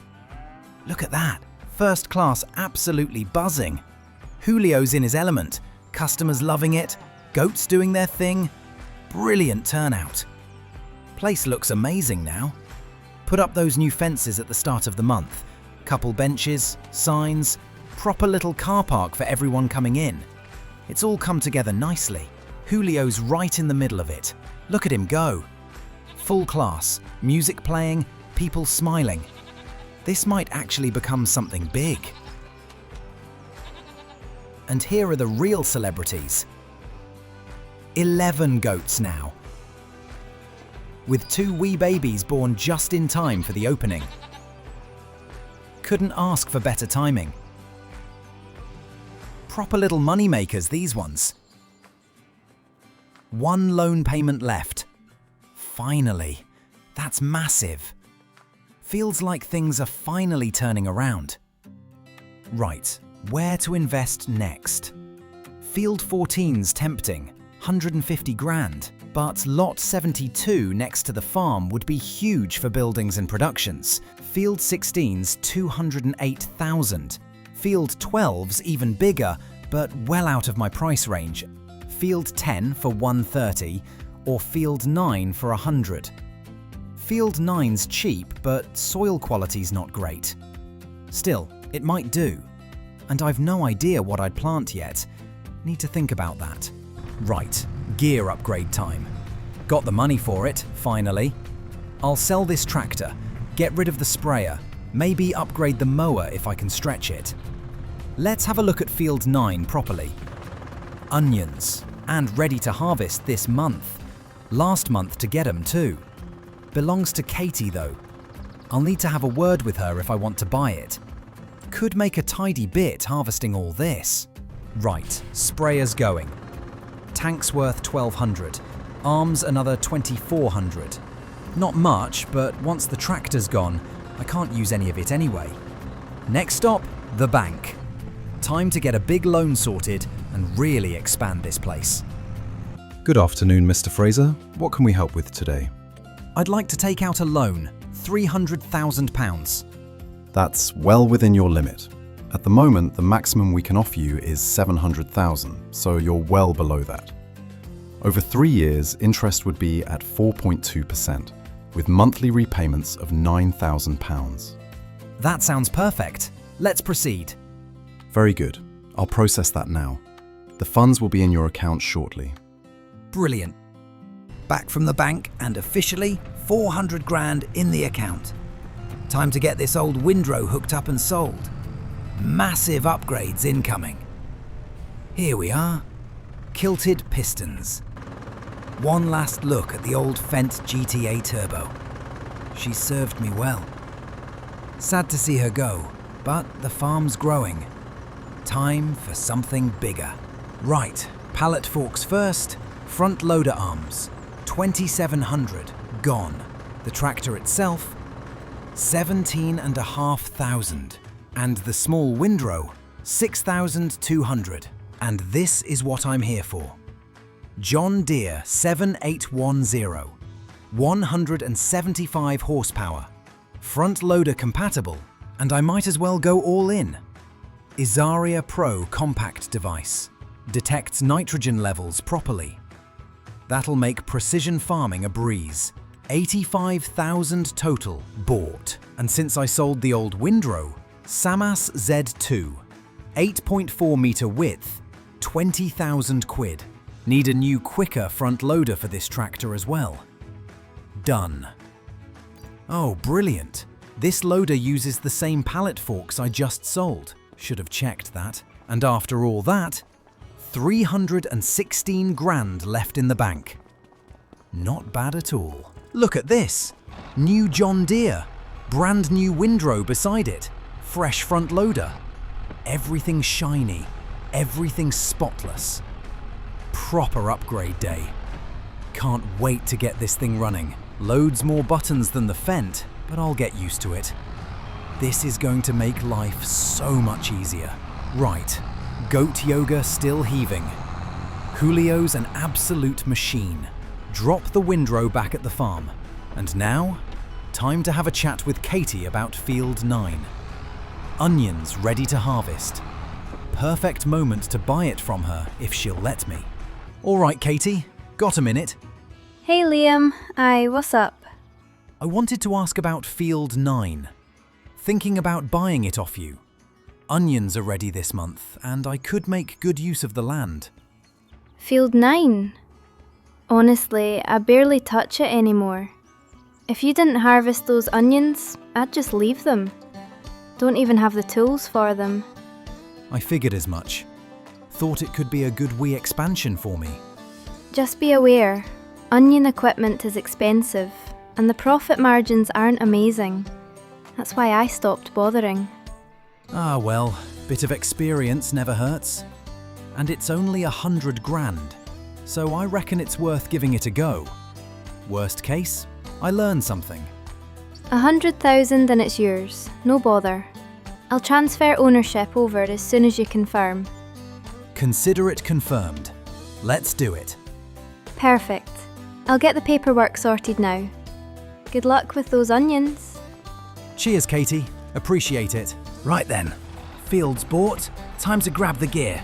Off to Kilted Pistons we go. Shop owner says I need this thing. Front-mounted onion harvester, 68.5 grand, and I'll need the onion windrower for the back, 35,000. Lovely. That'll lay them neatly to the side. New tractor, new onion kit. Let's get these hooked up and head straight to Field 9. Never harvested onions before, so this'll be interesting. Good wee experiment though. I'll keep track of the costs. So far it's 68.5 for the harvester, 35 for the windrow. Not adding the field price. Let's see if this whole thing's even worth it. Shop owner did mention I should get an onion packer delivered. 17 grand. Apparently bags them up nicely for better profit. Fine, added to the bill and delivered to the farm. Right, let's get these done. Harvester up front's doing its job, windrower kicking them nicely off to the side. Taking a fair bit longer than I thought, but the rows are looking tidy enough. Proper job this. Slow, but tidy. Right, let's settle in. This is definitely the slowest harvest I've ever done. Harvester's chugging along fine, but these rows feel never-ending. Got the windrow all lined up on the side there, doing its job, but aye, onions take a while. Interesting crop though. Just weird seeing the field go bare like this. At least the tractor's handling it nicely.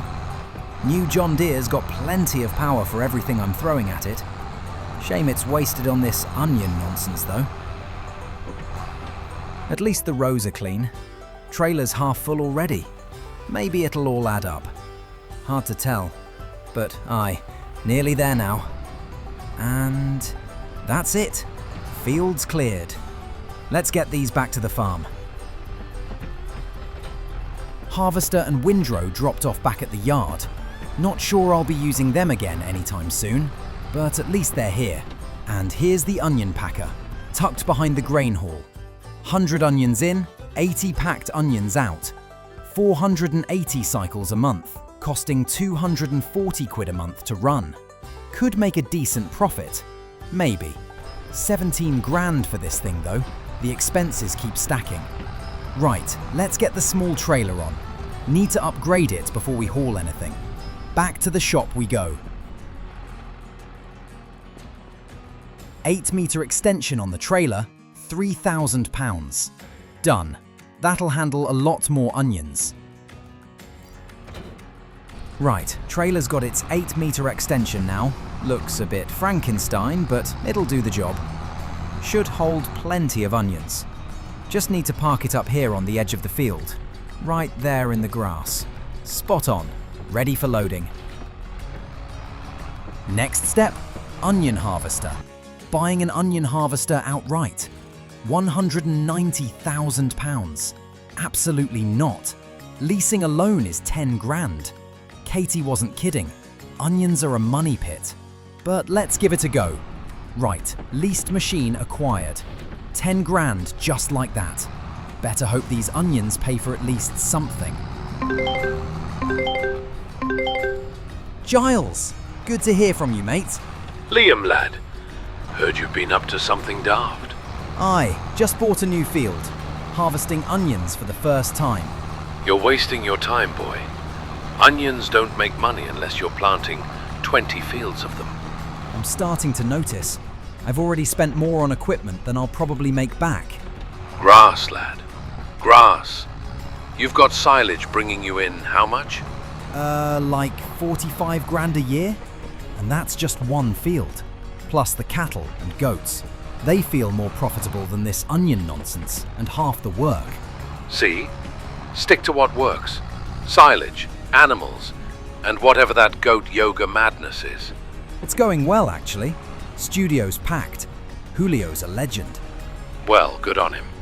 And what about Montana? Heard anything about Godric? No, not yet. Grace says he's still in the coma. It's been tough on her. He's a strong lad. He'll pull through. Just give it time. Hope so. And the trust here. Still causing issues too. Papers, boundaries, all sorts of nonsense. Typical. Highland politics never changes. Just keep your head down and keep working. Aye, trying my best. Anyway, good to hear from you. You too, lad. And ditch the onions. We'll see. Cheers, Giles. You know, Giles is absolutely right. Onions feel like a total waste of time. I mean, maybe when I sell the packed onions in December, it'll cover the harvester lease, the packer cost, maybe even a bit of the windrow. But I doubt it'll be much more than breaking even. And honestly, that's being optimistic. I could have just cultivated them straight into the ground. Would have saved thousands. But hey, at least now I know. Try everything once, right? And this one's firmly on the never again list. So the question is, what does go in this field next year? Grass is the obvious one. It's easy, it's fast, it sells incredibly well as silage, and I already know it makes me a good 45,000 a year off one field. Doesn't need fancy equipment either, just mowers, windrow, all stuff I've already got or can get cheap. So, grass is definitely a contender. But part of me wonders if I should try something different.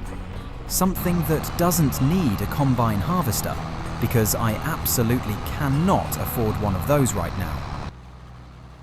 Yeah, once the onions are gone, maybe this field becomes something reliable. Either straight up grass for guaranteed profit, or it becomes part of a new production setup. Something simple, something that actually earns money. Not like these bloody onions. And that's September done. Onions harvested, packed, and left to process for the month. Goat yoga's booming, new tractors a dream, and the farm's starting to really grow.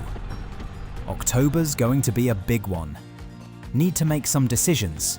New productions, new crops, maybe more expansions. But for now, time for a well-earned rest.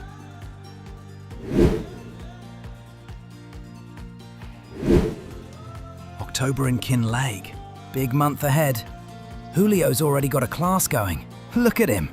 Everyone's loving it. Can't believe how well this has taken off. First month's income coming in too. Feels brilliant. And here's the real workforce. You lot have been absolute champions. All healthy, all happy, and extra friendly now you've spent a month doing yoga. Just ran the numbers. Gave Julio his share, and I've made £5,000 for last month alone. 5 grand. If this keeps growing, we're in for some serious income every month. Right, onions. 12 pallets already bagged. Look at that. Another 12 still in the machine waiting, but no room left. I'll get these last ones fed through. Trailer hooked up and unload. 1, 2. That'll keep the machine busy for a while. Time to get this trailer back to flatbed mode at my workbench. Let's get this extension off. Perfect. Much easier to load pallets now. All right, let's get these stacked. Price isn't amazing, but might as well store them till December. Planning to sell them in December. Best price at the warehouse. Should be around 400 quid per 1,000 litres. Each pallet's 2,000 litres. Not bad at all.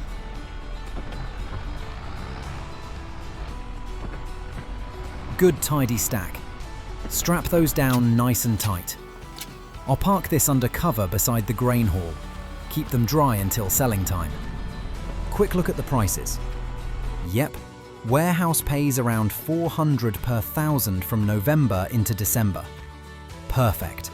We'll shift them then when things quiet down. And honestly, I want nothing more to do with onions. Harvester, windrow, both are going. I'll hitch them up now and get rid.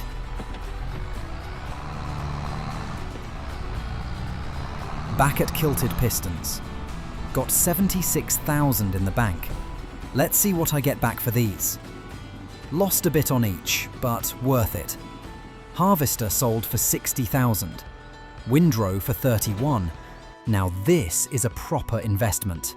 New front mower for 13.5 grand. And the big rear mower too. 8.3 metres, 35,000.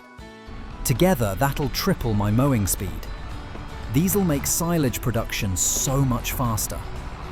The old mower's getting sold soon. Don't need it anymore. Right, time to get field 13 cut. New mowers are chewing through this no problem. Should have it wrapped up quick. Hi, Margaret. Everything all right? Liam, I've been thinking about that drawing you found. The one Ewan made.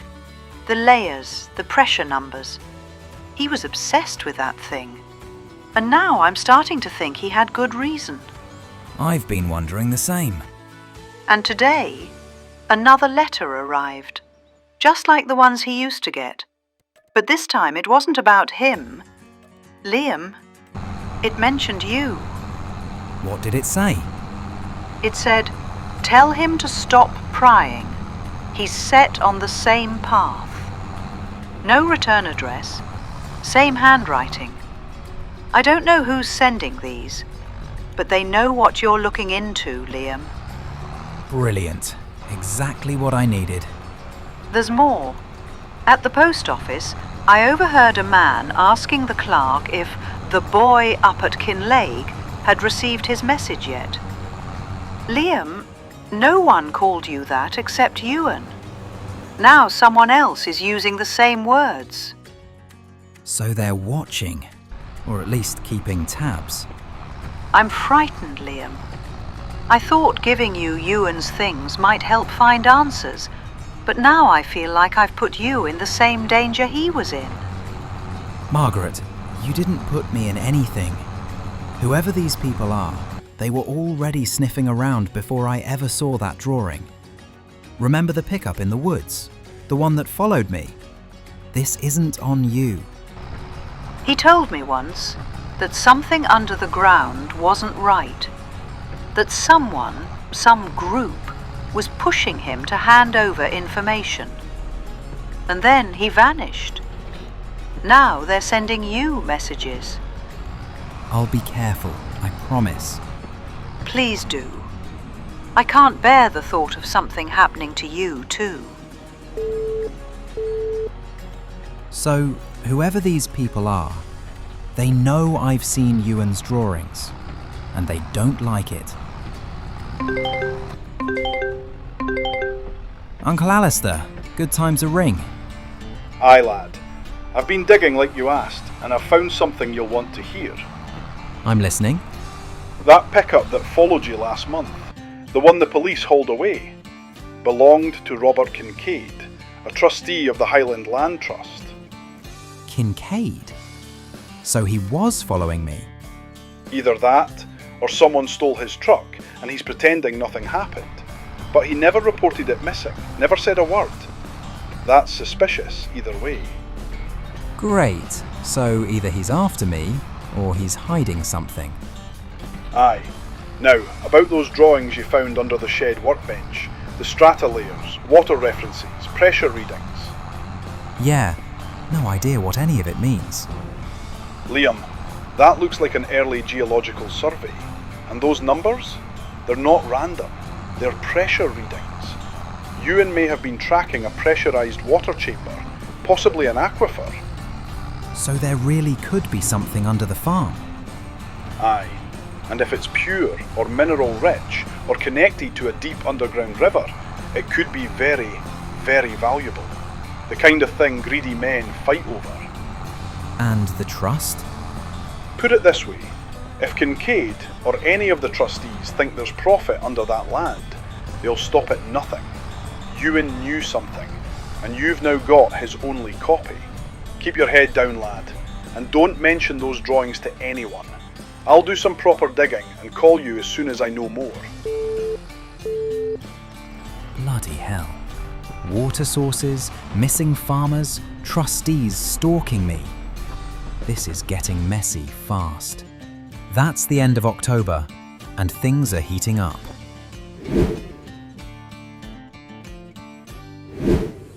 November already. Starting to get a bit chilly now.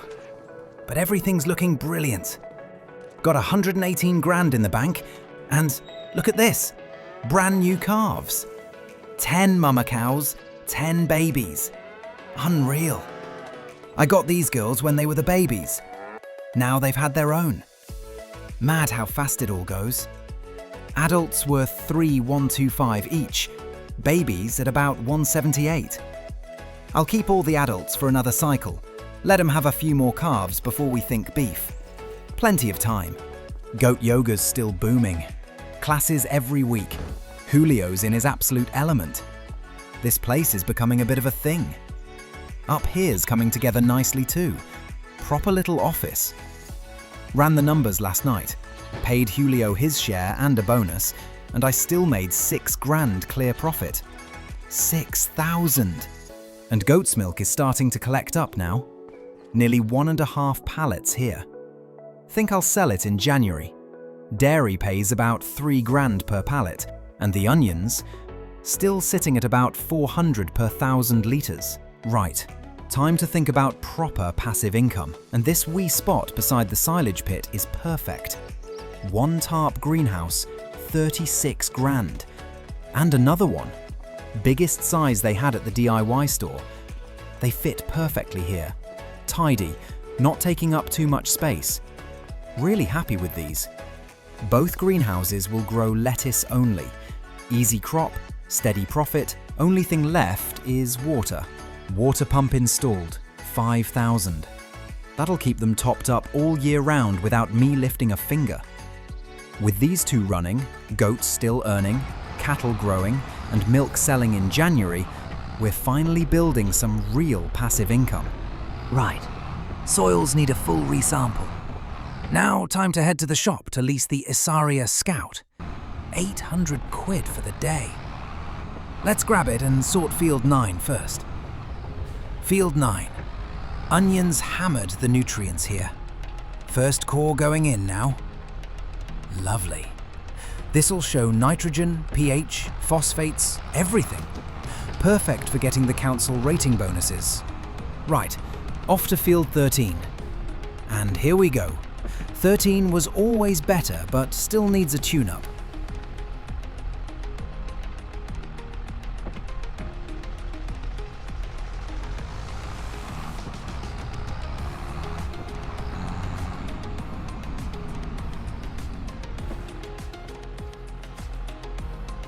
Right, sampler returned, results in already.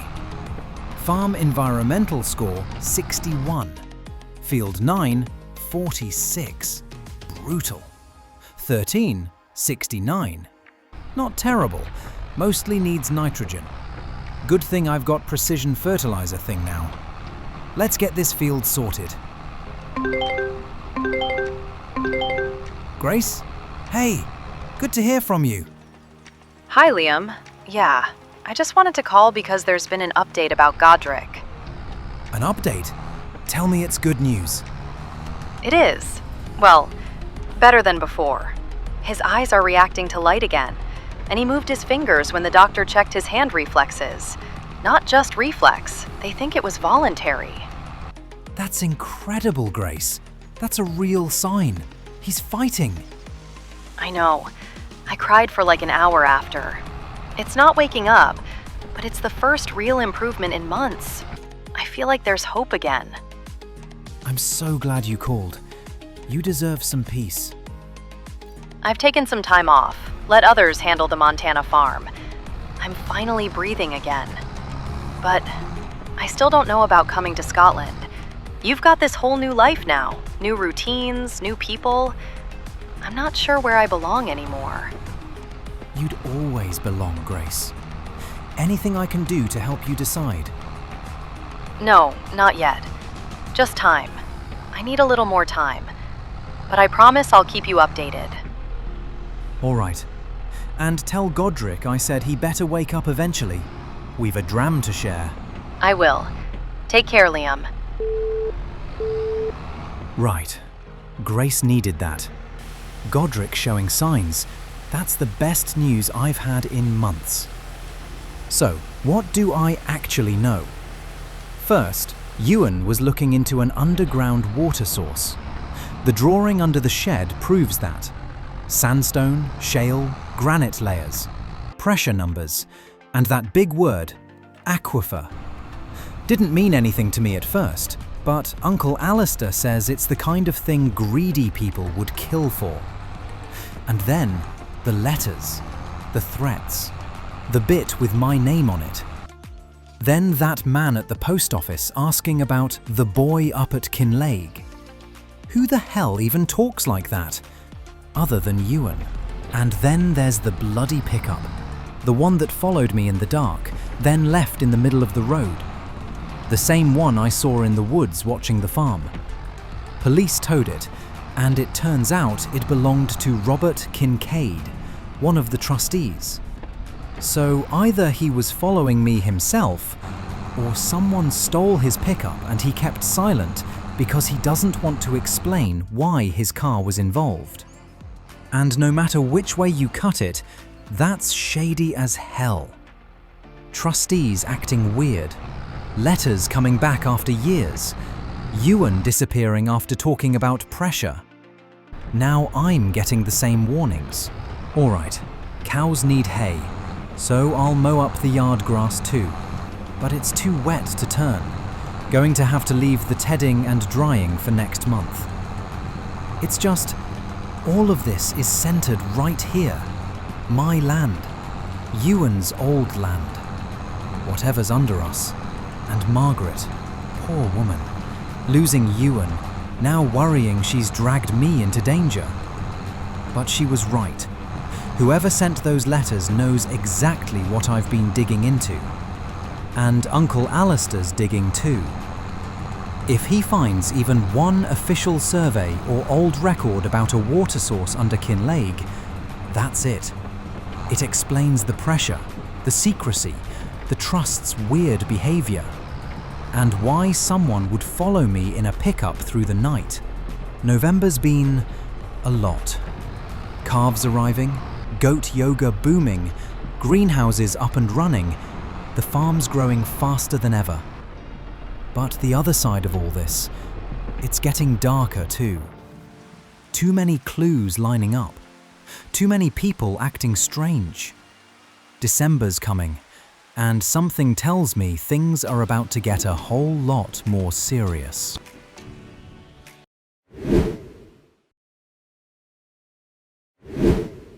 December in Kinlaig. The fields are quiet, the trees bare, and winter's finally rolling over the hills.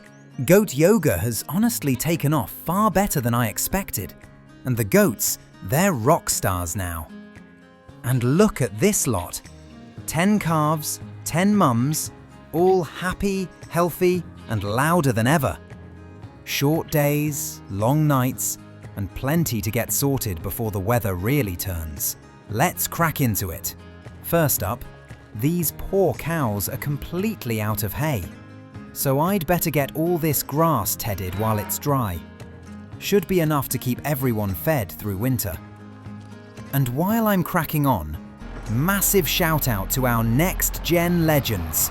Pete Knight G50, Gusano OG, Lumberjack 929, Shadow 34832, and Matthew Bullington.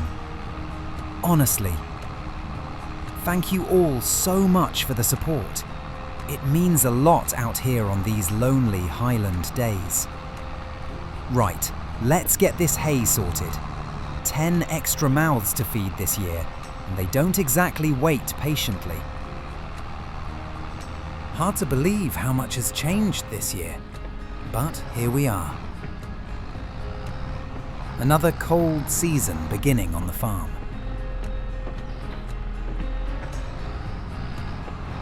Hitching on the windrow now, get all this lined up nice for the forage wagon.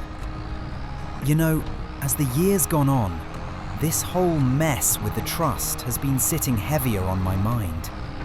Too many secrets, too many strange run-ins, and I'm determined to get to the bottom of it all, once and for all. Hello, Liam speaking. Liam, it's Walter. Just checking in, lad. How are things on the farm? You sounded a bit distracted last time we talked. Aye, well, things have been fine enough here, just busy. But something odd happened the other night. Oh? What kind of odd? I was out late, grabbing some supplies from the warehouse. I noticed a pickup following me. Thought maybe it was just heading the same direction, but when I pulled over to have a look, the driver jumped out and ran into the trees. Left the pickup sitting right in the road. He ran? Didn't even try to talk to you? Nope. Gone in seconds. And here's the kicker. Uncle Alistair recognised the truck. Says it belongs to one of the trust members, Robert Kincaid. Liam, that's not good. Not good at all. I gathered as much. Alistair reckons the same. But why would one of them be following me? I'm just trying to run the farm. That's exactly what worries me. Robert, he's not the type to get involved personally. If he's snooping around your property at night, it means whatever's going on behind the scenes is deeper than we thought. Brilliant. Just what I need in the middle of winter prep. Listen, Liam, you need to be careful. These people don't play games. If he chased you down himself, he's either desperate or he's trying to send a message. Aye, well, message received. I'll keep my eyes open. But I'm not backing off. Too much has happened, and too many lies have been slipped under the rug. I know, lad, and I don't blame you. Just don't go investigating on your own at night, all right? Ring me if anything else happens. Will do. Thanks, Walter. Appreciate you checking in. Anytime, Liam. Stay sharp. Right, back to it. Silage pit's finally ready, so I'll get a few loads shifted while the prices are half decent. Always feels good seeing a full wagon heading to market. That's winter money sorted for the animals. These quiet winter runs give me too much time to think, though. But maybe that's exactly what I need. After what Walter just said, I reckon I'm going to put some proper time aside over the new year to dig deeper into all of this. The schematic we found. That possible underground water source running directly under the farm. And still no sign of Ewan. Alive? Hiding? Gone? There's got to be something around here that ties it all together. But for now, we've got more silage to unload. So let's get this last run tipped and done. Kind of satisfying, really. Noisy old wagon rattling along, steam rising off the clamp. Winter farming at its finest. Silage has been a real lifesaver this year. Funny how you don't think about this stuff in summer, but come December, every load matters. Let's check the prices while I'm here. Goat milk looking brilliant. 3,000 a pallet in January. Can't argue with that at all. Packed onions. 400 per 1,000 litres down at the warehouse, so now's the perfect time to shift those. Lettuce is also peaking in January, so at least winter won't be as tight as last year. Finally, a few months without needing to take on those deadwood contracts. Thank God. Right, that's the last of the forage picked up. And look at that pile of onions staring at me. That's right. Time to get these things sold and hopefully squeeze a bit of money out of them. Here we are, back at the warehouse again. Same routine as always. Ease around the back, line up with the drop-off point, and get these things shifted. Let's see what they're worth. And £10,000 for 24,000 litres. Honestly, that's barely worth the diesel to grow the things. Not impressed at all.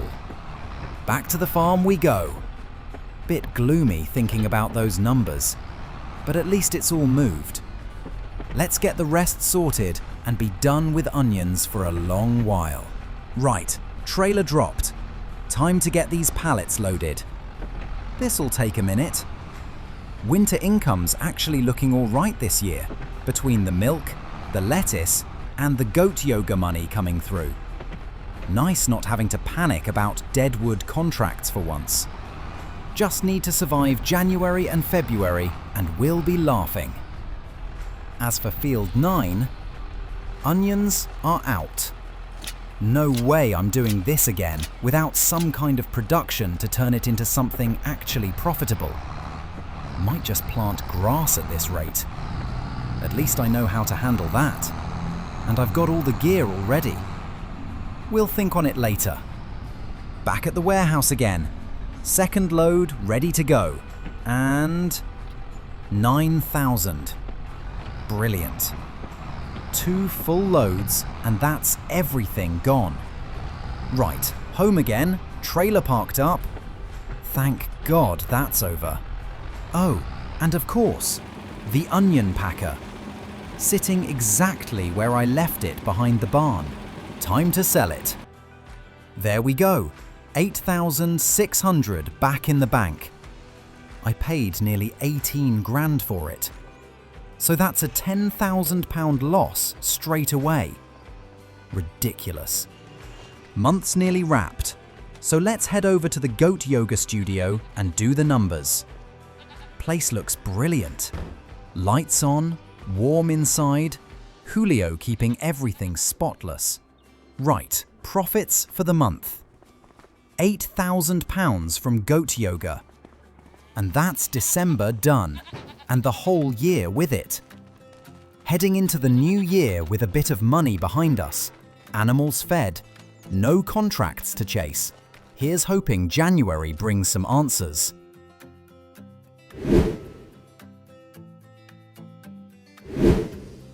Fresh year, new month, and we're sitting at £77,000 in the bank, which isn't bad at all for winter.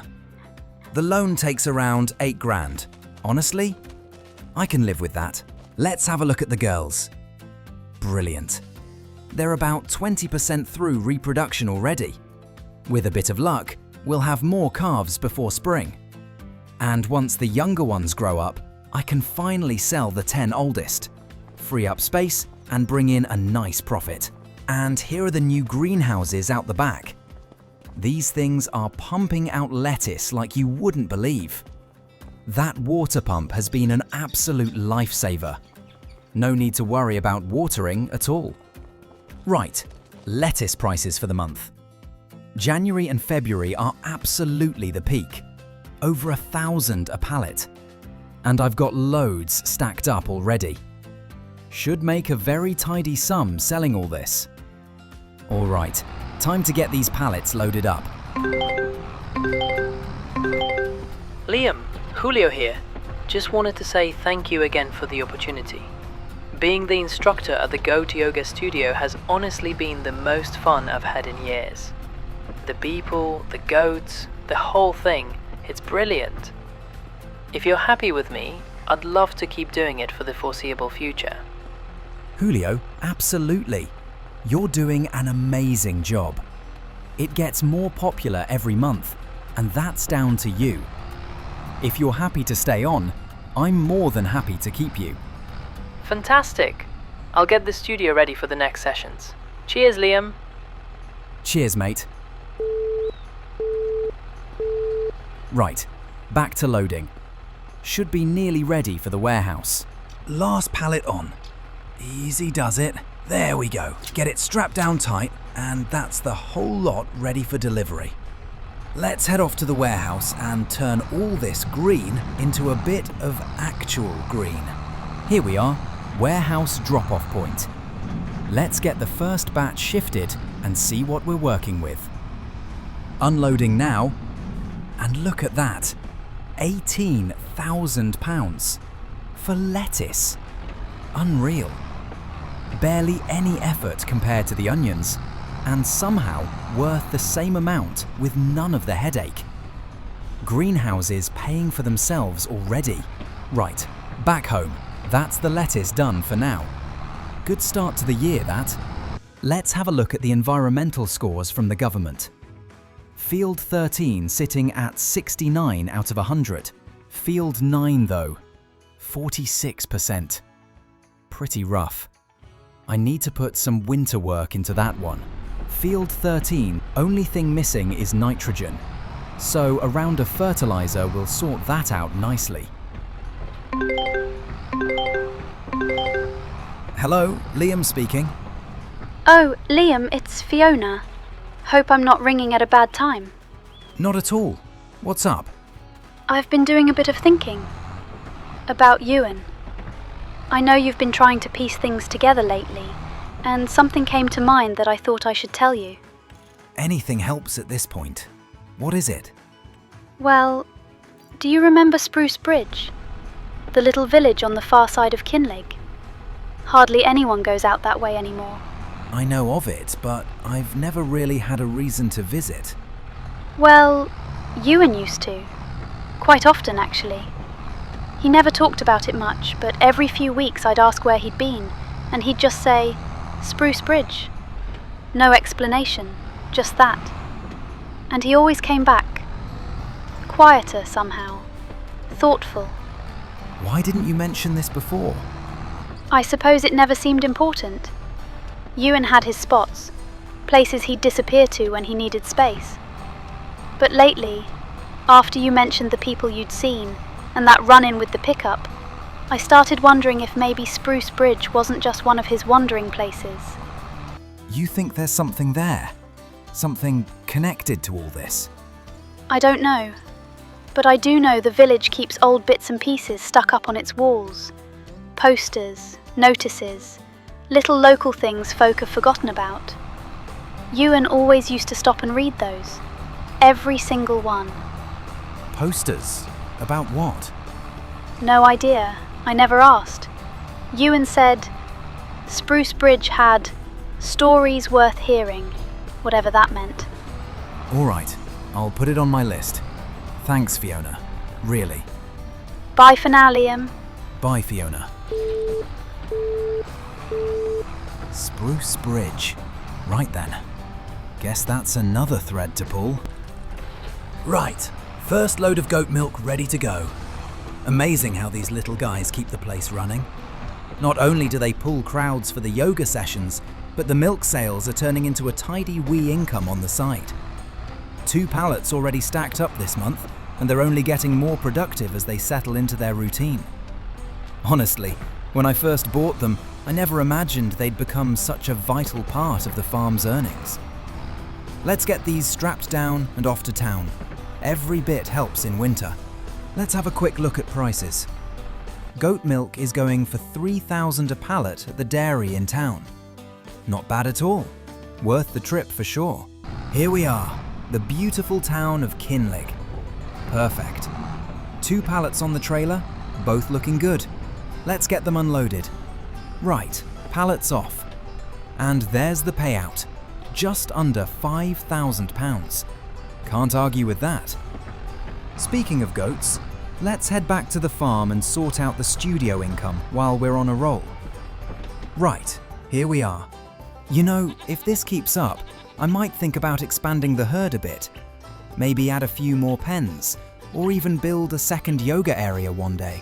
Up the stairs, and let's see. There it is, £8,000 from this month's goat yoga classes. Brilliant. Julio's smashing it, the customers are loving it, and the goats are earning their keep twice over. Let's have a look at the contracts board. Aye, plenty of work up for grabs today. Ploughing jobs all needing done.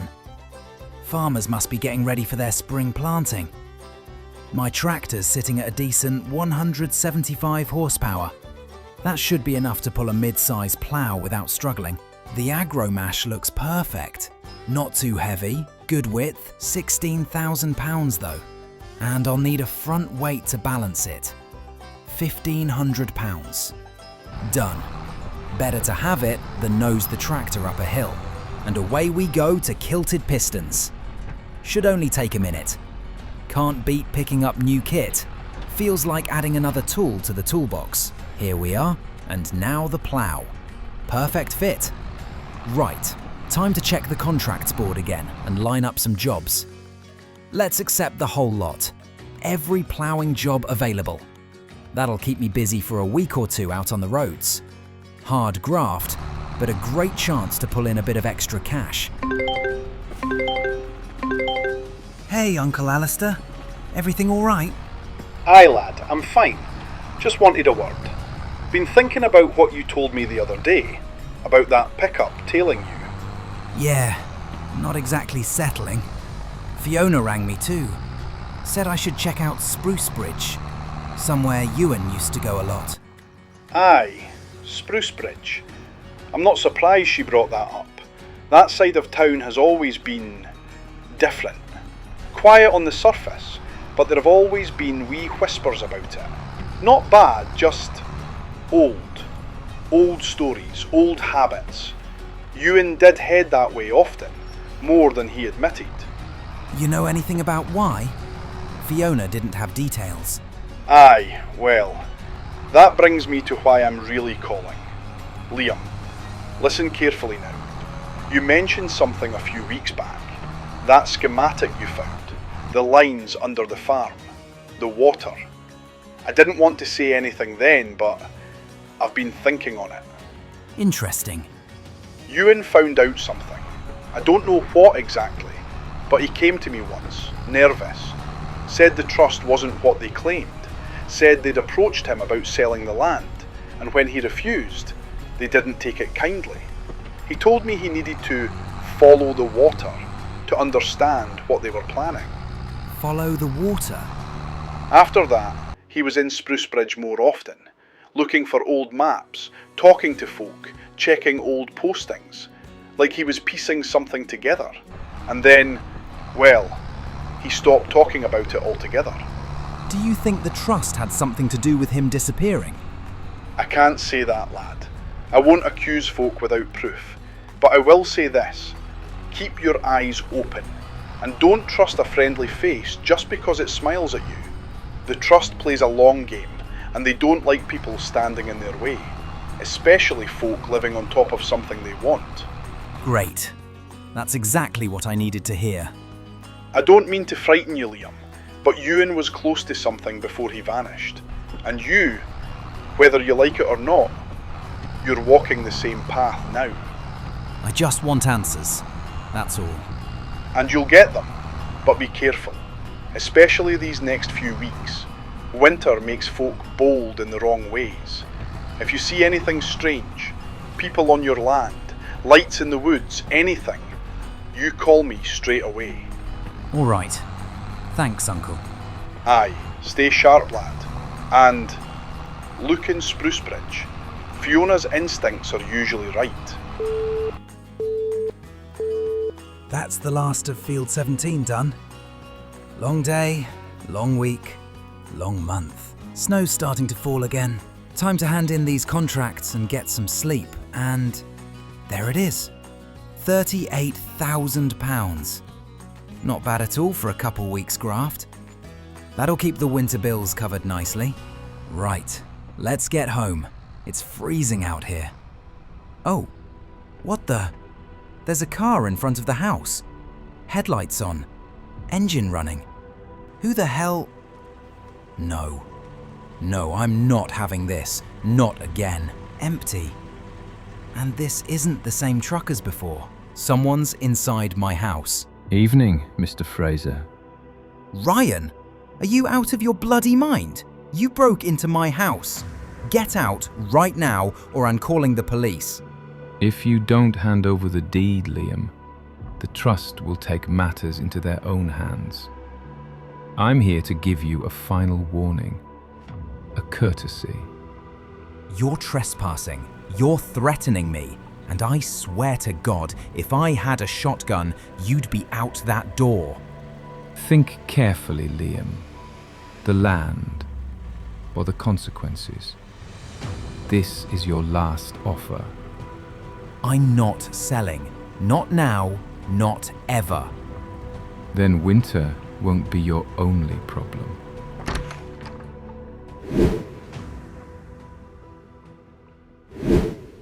February already. And last month ended with Ryan Calder breaking into my house and threatening me over the land. I'm not letting that slide. This month, it's time to investigate properly. Fiona mentioned Spruce Bridge, a place Ewan used to visit often. So I'm heading there today to see if anything stands out. All right then, Spruce Bridge. Let's see what secrets you're hiding. Shouldn't be far now. Ah, there it is. The village sign. Spruce Bridge. I'm in the right place. Nice little bridge here. That river runs straight out of Kinlaig. Funny thinking Ewan used to walk these paths alone. Must have come this way dozens of times. Houses on either side look peaceful enough. Small, lived in. But there's something about the place. Like time moves slower here. Nothing unusual so far though. Hold on. What's that across the road? Looks like a wall covered in old posters. That might be something. All right, let's pull over and have a look. Most of these are just local things. Bus ads, a live band playing in town, whispers between the shelves. A midnight reading of Stories and Shadows by Tartan Tales. Midnight readings? Shadows? And it's hosted at the bookstore in town. I think I passed that place on the way in. And this one. Visit the standing stones of Kinlaig. Walk the path of the ancients. Hear the wind tell tales. I know exactly where that is. I've driven past the standing stones a few times while doing contracts. Not far from here at all. So that's the plan then. Start at the standing stones. See if there's anything unusual there. Then head into the village and find this bookstore. If Ewan came here often, someone must have spoken to him. Maybe somebody saw something. The standing stones of Kinlaig. Quiet up here. Colder too. Hold on. Is that a bottle? Another one. Same as the one I found months back. All right, let's see. 10th entry. 2 weeks sailing home. Crew arguing whether a strange island should even exist because it's not on any chart. Either the maps are useless or the island's uncharted. Royal Society wants unmapped land masses. The island is jagged, maybe volcanic. There's a hum coming from it, low and constant, like the earth humming a tune. Shoreline looks like it's covered in ink, shimmering.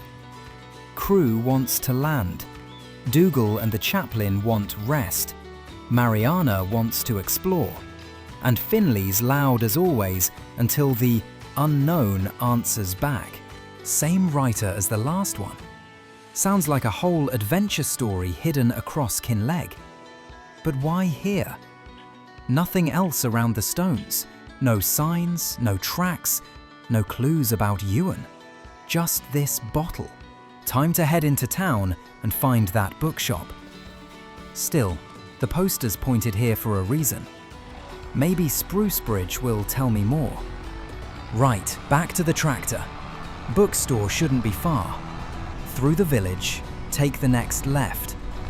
There, that's the street. And there's the place. Let's park up here.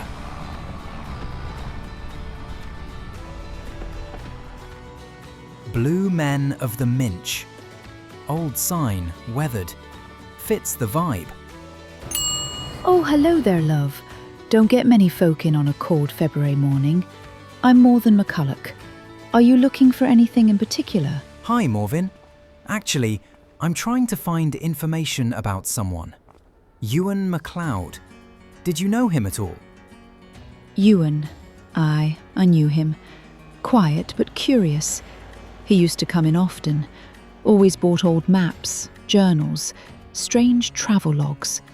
Things most people never touch until his disappearance. I've taken over his old farm up in Kinlaig. Just trying to understand what he was caught up in before he disappeared. You're living on that land? Well, Ewan never spoke much about the house, but he was very interested in the springs beneath Kinlaig. Old wells, folklore. He said someone was after the water for the wrong reasons, never told me who. Someone mentioned Sprucebridge. Did he ever talk about it? Not directly, but he always left here like he'd found a missing piece of something. Walked out the door with purpose, every time. Ah, one more thing. Ewan ordered a book the week he vanished. Never came to pick it up. It's still outside, in the little delivery crate by the front door. Maybe you should take it. Whatever's in it, it might help you understand where he was going next. Thanks, Mrs. McCulloch.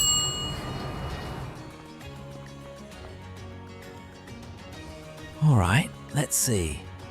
Under Kinlaig, a survey of forgotten wells and hidden waterways by Dr. Isla Muir. Ewan ordered this? Looks ancient, academic. Hydrology maps, diagrams, notes on the underground channels beneath Kinlaig and Sprucebridge. He must have been onto something serious if he needed a book like this. Right, I'll take this home and dig into it later. Back home now. Let's head upstairs and do the numbers for goat yoga.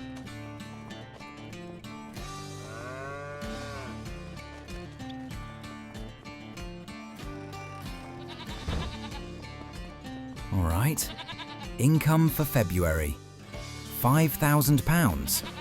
Not bad, but definitely quieter than the last few months.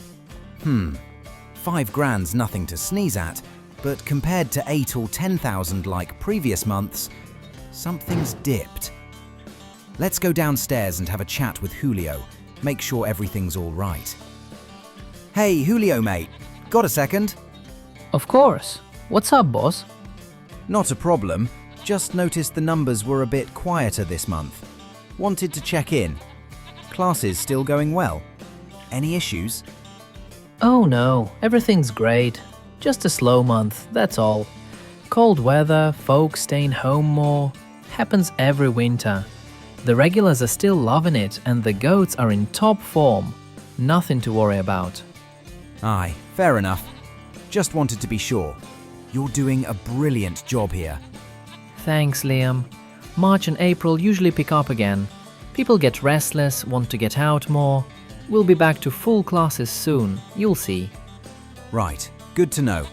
Keep me posted on anything, yeah? Always. And that wraps up February. A quiet month on the surface, but a big one underneath. Found myself in Sprucebridge, uncovered Ewan's old book delivery, and finally got a real clue as to what he was investigating. Goat yoga dipped a little, but still pulling in enough to keep things running smoothly.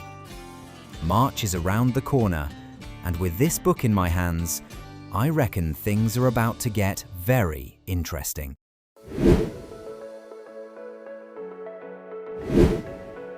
March already. Feels like spring's finally pushing winter out the door. Fresh air, longer days, and plenty to get cracking on around the farm. Look at these beauties. Proper Highland cattle. Thick coats, calm as ever. Numbers are looking solid too. Adults are now 31 months old and already 40% through reproducing. Worth around £3,200 each. Definitely selling a few this year. Right then, into the tractor. First job this month, get the lettuce shifted from the greenhouses. Should bring in a nice bit of extra income to start the season. After that, I want to get out to field 9. Thought long and hard about it, and for now, I'm planting grass in there. Might as well double my silage and hay output until I figure out what I really want to use that field for. Once it's planted, it'll need a full treatment. Lime to bring the pH up, fertilizer to boost the yield, and that'll help the environmental score too. Field 9's been lagging behind, so this'll be a good chance to whip it into shape. I've also been thinking, it's probably time I set up a production of my own. Something steady, something that can turn basic field crops into some bigger and better, and that brings in more money. And with this pure underground water sitting beneath the farm, surely there's a way to use it. Trouble is, I've no idea how deep it is, how to access it, or even what system you'd need to pump it safely. But Ewan must have been onto something if he was researching it that hard. Maybe that book will give me a clue, or at least point me in the right direction. Hello, Margaret speaking. Hi Margaret, it's Liam. Hope I'm not catching you at a bad time. No, it's all right, Liam. Is everything okay? You sound thoughtful. Aye, well, I found something recently. Something that belonged to Ewan. A book he ordered before he disappeared. He never picked it up. A book? What sort of book? It's called Under Kinlaig, a survey of forgotten wells and hidden waterways. Proper academic thing. Maps, diagrams, notes on the springs under Kinlaig and Spruce Bridge. Looks like he was researching the underground water seriously. Ewan ordered that? Oh, Liam. He really was looking into it then. I thought maybe I'd imagined how worried he was, but if he ordered that book, then he must have been close to something. That's what I'm thinking. Between the schematic I showed you and this book, he was clearly piecing something together about the water. He never told me the details, you know. He just kept saying he was onto something and that the trust wouldn't like it. I didn't understand any of it. I thought they were just being cruel for no reason. But maybe they had one. Margaret, do you think Ewan found out what the trust wanted? I think he was starting to. He became so quiet near the end. Not frightened exactly, but wary. Like he didn't want to say too much in case someone overheard. And all he'd say to me was, if anything happens, don't fight them, just leave. Leave the farm? Yes, I thought he meant arguments, pressure. But now, between the book, the maps, and what's been happening to you, I'm starting to see the shape of it. That water under the land, if it's as pure and valuable as he thought, the trust would have wanted it badly. We just never knew why. I want to look into it properly. If the water is that pure, and it's on my land, then surely I could use it. Maybe start my own production. Something that actually benefits me, not them. You could, Liam. If it's legally yours, then yes, you have every right. But please, please be careful. If Ewan was close to uncovering something, and if that's what made them watch him... It's been years, but sometimes I still wonder if he's out there, if he ran, if he hid, or if he was taken because he knew too much. I'll be careful, Margaret. And if I find anything at all, you'll be the first to know. Thank you, Liam. Truly. And whatever you choose to do with that water, make sure it's for the right reasons. That's all Ewan ever wanted. I will. I promise. Good. Then take care of yourself. And take care of that book. Margaret might actually be right. What if Ewan is out there somewhere, hiding, keeping himself safe? If he uncovered something this big, I wouldn't blame him. Anyway, field 9's done. Grass planted, lime down, fertilizer in. Looks a whole lot better already. You know what? I want to give this place a bit of life. Planting some trees might brighten things up. The Damcon PL75 tree planter. Leasing it for the day's only £1,400. Perfect little machine for small runs like this. Now then, what trees do I want? Spruce, pine, birch, maple. Oh, golden rain trees. Never heard of them, but the name's brilliant. Why not? Let's go with those. All right, planters hitched on nicely. Now let's get these saplings loaded. 20 golden rain trees. Should be more than enough to line the field edges and open areas around the farm. Let's get this planter lowered. Time to get some trees in the ground. I'll start here, running alongside the railway line. Bit of empty space here that could use some colour. These golden rain trees should brighten things up once they grow. As for the next few months, it's shaping up to be a busy spring and summer. Field 9's grass will be coming in strong by June, so that's plenty of silage and hay waiting to be harvested. The cattle should be well on their way with reproduction too. Might even see a few more calves before July rolls around. Goat yoga's only going to get busier with the warmer weather, and with the herd growing, we'll have more milk and more little troublemakers hopping around the place. Right, that's the last of them planted. Not bad at all. 20 golden rain saplings in the ground. Let's get this planter back to kilted pistons before I forget I'm paying for the lease. And that wraps up March. Trees planted, grass growing, clues unfolding. Feels like something big's coming. Bring on April. We're just getting started.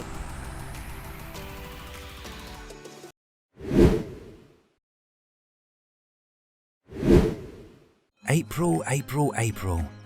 Spring in the air. Grass finally growing strong again. Time to crack on.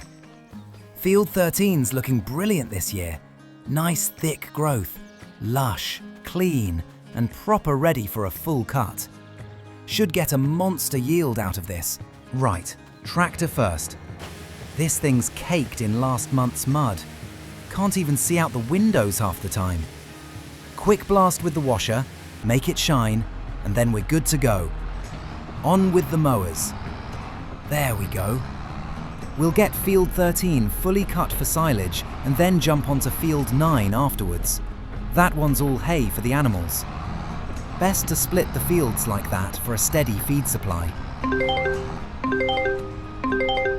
Alistair, how are you keeping? Not bad, lad, not bad. Sounds like you're busy. I can hear that mower screaming in the background. Yep, first proper cut of the year. Grass is looking brilliant out here. Glad to hear it. I was thinking about you last night actually, wondering what your plans are for the place, now things are starting to settle. Any thoughts on crops? Or are you sticking with animals and letting the yoga keep things afloat? Goat yoga is doing well, that's for sure. But I do want something new. Just not sure what direction makes sense yet. Well, plenty of folk around here make good money off productions. Cheese, jam, honey, all sorts of small batch stuff. And hear me out, there's real interest growing in aquaculture. Aquaculture? As in breeding fish? Aye, trout, salmon, even carp if you set it up right. Proper money once it's running. Takes some investment of course, equipment, tanks, filters, but steady income once it's established. And you've already got clean water on your land, very pure stuff. Never even thought about that. fish on the farm. That's definitely different. Just an idea, lad. But you're building something special out there. Diversifying now will help you long term. Aye, you're right. Cheers for the idea. I'll look into it. Good man. Anyway, I'll leave you to it. Sounds like half of Kinlaig's grass is in front of you. Feels like it. Talk soon, Uncle. Take care, lad. Honestly, this bigger mower setup has changed everything. What used to take me a whole day is now half the time. Proper clean cut, barely any strain on the tractor. Makes the whole job feel effortless. Right, let's get this all picked up. Forage wagon on, straight into the pit, get the whole lot fermenting. Last batch paid well, so hopefully this one will too. I keep thinking about what Uncle Alistair said. Aquaculture. Fish breeding on the farm. Never thought I'd even say those words out loud, but the more I look at the numbers, the more it actually seems doable. First off, the building itself, £95,000. That alone makes my eyes water. But the return could be massive once it's up and running. Then the feed. Either buy fish food directly from the store or the warehouse, which is the quick option, or make it myself. But making it needs a whole fish food factory, plus soybeans, flour, oil, all sorts of bits and pieces. That's a whole production chain on its own. Buying the feed outright might be the easier way to start. Then I could get the little fish growing and sell young trout and young salmon. Decent profit on those from what I've heard. But then there's the big option, the offshore stuff. Adult fish farming. I'd need proper tanks, equipment, maybe even a boat to monitor everything. That would be a serious investment, and I'm not sure the farm is ready for that kind of jump yet. Small start might be the way. Young fish, indoor tanks, safe and steady money. It's a whole new world though. Fish farming in Kinlaig. Imagine that. Still, 95,000 up front is a monster figure. Could do it, but only if things keep going well with the cows and the yoga and the lettuce. Need a strong summer ahead to even consider it seriously. And that is the silage sorted for the month. All compacted down nicely. Perfect. Let's get the cover on. 162,000 litres from field 13 alone is a brilliant yield.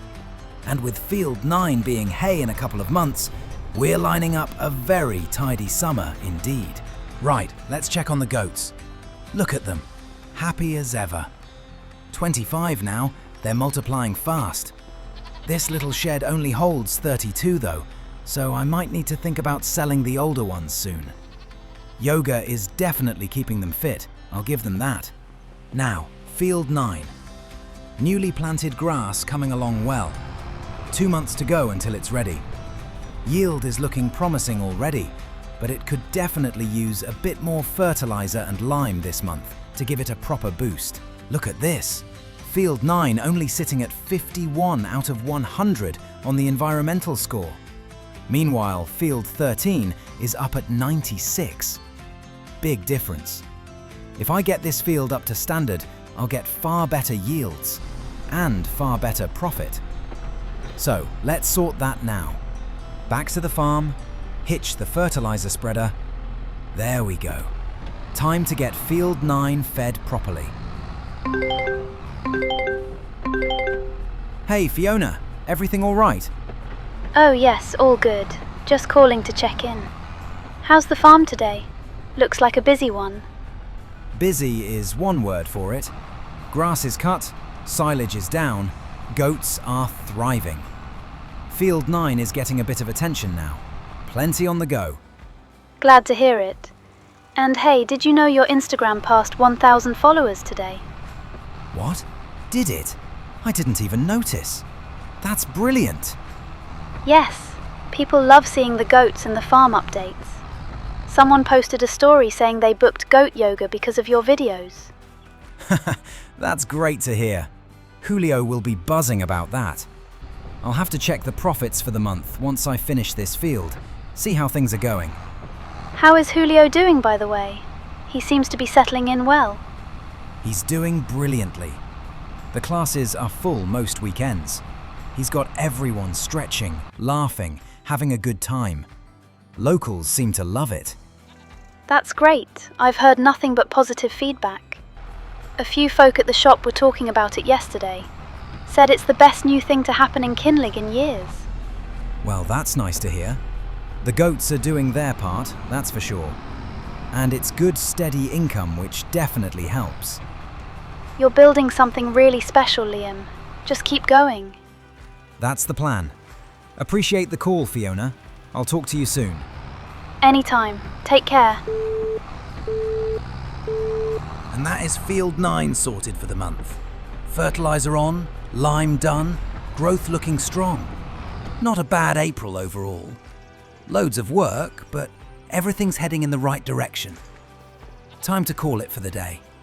Oh, before I forget, goat yoga income. And with 1,000 followers on Instagram now, that still blows my mind. £8,000 profit. Brilliant.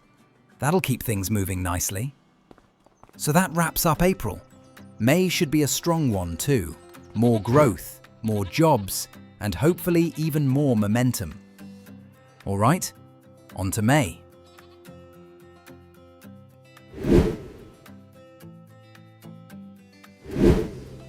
May is here. And of course it's pouring down. Miserable weather today. Spring in the Highlands is always unpredictable. Never know what you're waking up to. Right, rain or not, time to check how much lettuce we've built up. Should be a solid number of pallets ready. These greenhouses have been working overtime lately. Let's check prices. May isn't peak season, but it's not bad either. January was £1,100 per pallet, and now in May, it's just under 1,000. Only 100 or so less per pallet, which is still perfectly fine. I'll take that. All right, trailer time. Let's get these loaded and down to the warehouse. Oh, and quick shout out to our latest next-gen legend, Cloudham Cart. Thank you so much for the support. It genuinely helps keep all of this moving. Means the world. Hey Fiona, everything all right? All good, Liam. Just checking in. How's May treating you so far? Looks like shocking weather. Raining sideways, but what's new? Lettuce is profiting at least, so can't complain too much. Well, I'm glad I caught you. I wanted to ask, did you ever get around to looking through that old book you picked up? The one Ewan apparently ordered before he disappeared. Aye, I've been going through it bit by bit. It's strange, actually. There are notes in the margins, bits of handwriting that don't match the printed text. Looks like he was tracking something. Water flow patterns, pressure changes, markings I can't quite make sense of yet. That sounds very like him. He always had his nose in maps and measurements, even when he should have been resting. Did anything stand out? Some of the sketches look like diagrams of the valley, and he circled a few areas like he meant to check them properly, almost like he was trying to follow a trail of something, maybe connected to that underground water supply. Well, Ewan knew that land better than anyone. If he was following something, it must have been important. Just be careful, Liam. Whatever he was wrapped up in before he vanished, it clearly wasn't simple. I know, and that's the thing. The more I read, the more I feel like I'm only scratching the surface. It's like he was onto something but didn't finish. Don't get yourself tangled in whatever made him disappear. You have enough on your plate as it is. I'm not looking for trouble, but if there's something on this land I need to know about, I'm not ignoring it. I owe him that much, especially after Margaret trusted me with the place. Well, just go steady.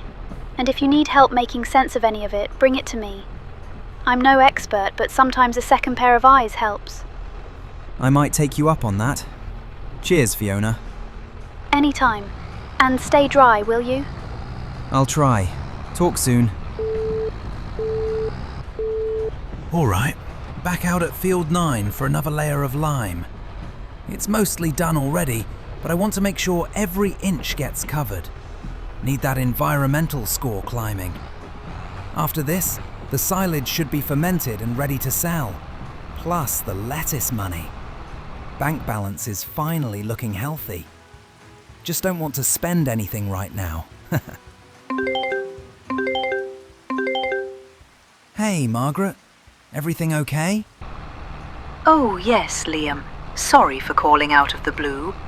I was just thinking about the farm today. Thought I'd check in. How are things going up there? Going well, actually. Grass coming along nicely. Yoga doing decent. Cows healthy. Just keeping the place ticking. That's good to hear.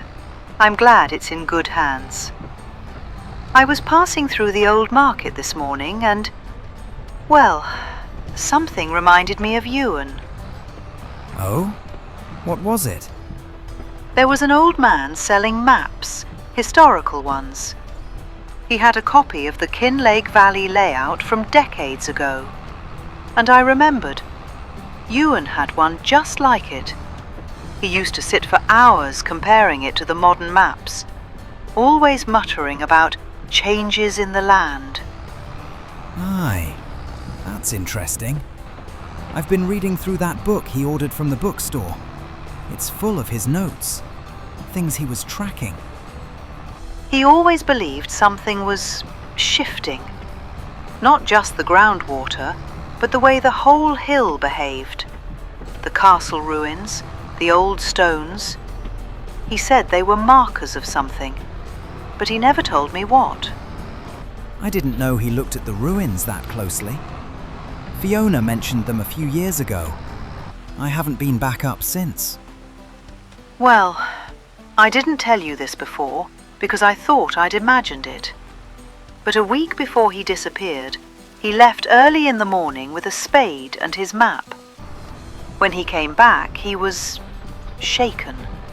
Proper shaken. He told me he found exactly what he feared and that he needed to speak to someone from the council. But he never did. And then he was gone. Margaret, why didn't you mention this months ago?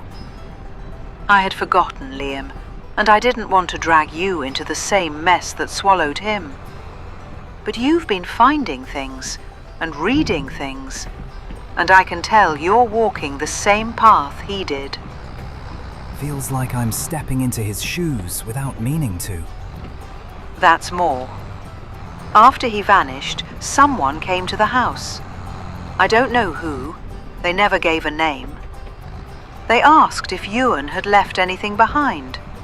Any notes, any sketches. They weren't from the police, Liam. I could tell. They were cold. Do you remember what they looked like? No, I was too frightened to look them in the eye. But I remember a smell. Wet earth, like they'd been digging. I never forgot that. Margaret, that's not good. No, and that's why I'm calling.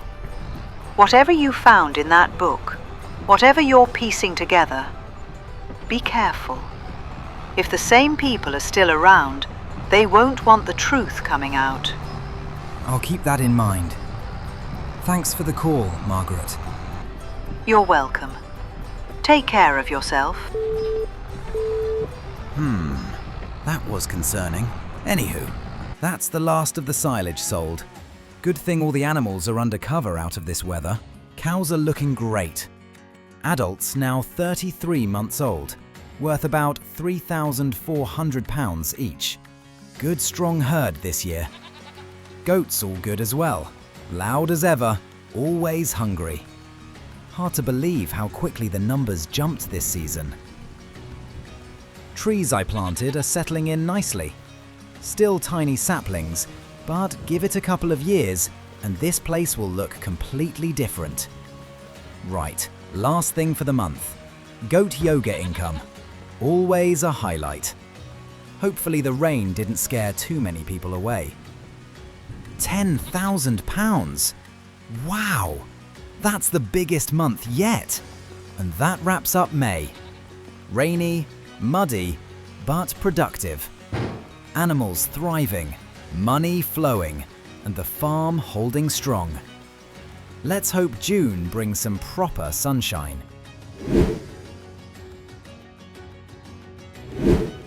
June already. Summer creeping in. Long days ahead, and plenty to get done around the farm. Right, cows first. Oh no, completely out of hay. All 10 mums and the youngsters just standing there. And the goats? Yep, empty racks. Brilliant. They're gonna riot in a minute. Better get out to field 9 and cut that grass ASAP. Need this turned into hay before anyone starts getting moody. Animals have zero patience when they're hungry. Feels great not needing to rely on contracts anymore. Honestly, the farm's holding its own now. The lettuce, the goat yoga studio, the silage, proper moneymakers. Even with that £300,000 loan hovering over me, the monthly income is actually keeping us well ahead. And getting all of field 9 turned into hay? That'll keep these animals fed right through the year. No more emergency grass cutting, no more scrambling. And once the oldest 10 Highland cows hit full value, they'll be heading off, bringing in a solid chunk of money. Same with some of the older goats too. They multiply so fast, we'll have a pretty big check coming from them. The farm's finally starting to feel stable. Feels good. Right, mowing done. Let's hook up the old tedder. Ugh, this tiny thing again. Honestly, I think it's time to upgrade. Off to Kilted Pistons we go. Let's see what they've got in the way of tedders. Ah, now that is more like it. The Samaz P8890. That's a steal. I can sell this little antique for 4,000. Brings the upgrade cost right down. Honestly, absolute no-brainer. Here she is. Beautiful. Let's get her hitched and back to field 9. Time to get this grass tedded twice as fast and turn it into good, dry hay. Let's get to it. Walter, it's Liam. Hope I'm not calling at a bad time. No, lad. Just finishing my breakfast. What's on your mind? Well, something strange. I've been looking through that book I picked up, the one that was meant for Ewan. And, some of the stuff between the pages, I don't know what to make of it. What sort of stuff are we talking about? Notes, scribbles, survey sketches. Looks like he was researching the water under the farm. And I think he was looking in the direction of the castle ruins. Liam, I told you before, stay clear of that hill. It's not just stones and old stories up there. Why though? What happened up there? Years ago, before you came to Kinlaig, Ewan got mixed up with people he shouldn't have. There were survey teams up at the ruins, not from the council, private money. And from what I heard, they weren't exactly historians. Did he tell you why he was going there? No, but I saw the look in his eye, like he'd figured something out, something big. I told him to walk away and he wouldn't listen. A couple months later, he vanished. You think the castle ruins have something to do with it? I think whatever Ewan was looking for, someone else was looking for it too. And those someone else's were dangerous. Well, the reason I'm bringing this up is... Hang on, there's a page here stuck in the back of this book. Wait a second. Walter, what in the world is this? What have you found? It's a map. A hand-drawn map of the castle ruins. And there's a red X marked beside one of the stones. Proper marked, not a doodle. Looks deliberate. Liam, listen to me very carefully. Whatever that X means, you do not go digging there. Not alone. Well, I'm not just ignoring it now. If this was Ewan's, he must have been onto something. He was, and that's exactly why you need to be careful. Folk in this town, certain folk, don't want anyone poking around that hill. You understand? Aye, but I can't pretend I didn't see it. And I can't stop thinking about that book being left outside the shop all these years. Maybe I should bring this map to Morvin at the bookstore, see if she recognises it. Maybe she knows why Ewan was marking things up there. Just be careful what questions you ask. Folk don't vanish in this town for no reason. I'll think about it. But thanks for the warning, Walter. I'll let you know what I find. You do that, lad. And Liam, if you do go up to those ruins, don't go alone. Well, that's all very concerning. Maybe I should listen to Walter and stay away from the ruins, at least for now. No point poking the hornet's nest. Anyway, the important thing is the animals are fed again. Hay for everyone! Just getting the last of the hay off field 9 now. Cows are sorted, goats are sorted, but with both feed areas full, I needed somewhere to stash the extra. Then it hit me. I've got that massive bulk hall sitting empty. Perfect storage space, and huge enough to last the whole year. Right, final load coming in. Let's back this into the bulk hall. Look at that. Fits like it was made for it. Very convenient. And that's all the hay unloaded. Should keep everyone happy for months. 17,500 litres in total. That's brilliant.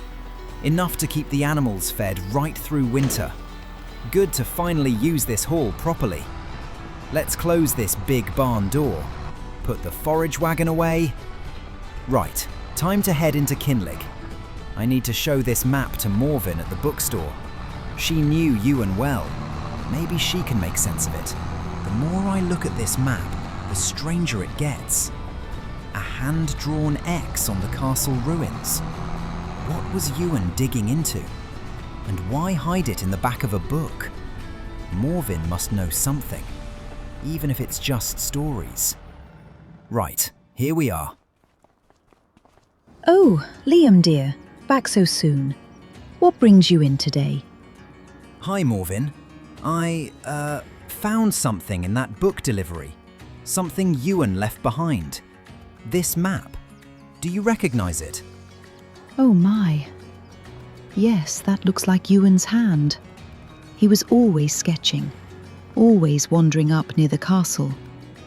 But Liam, love, maps like this can lead to trouble. Trouble how?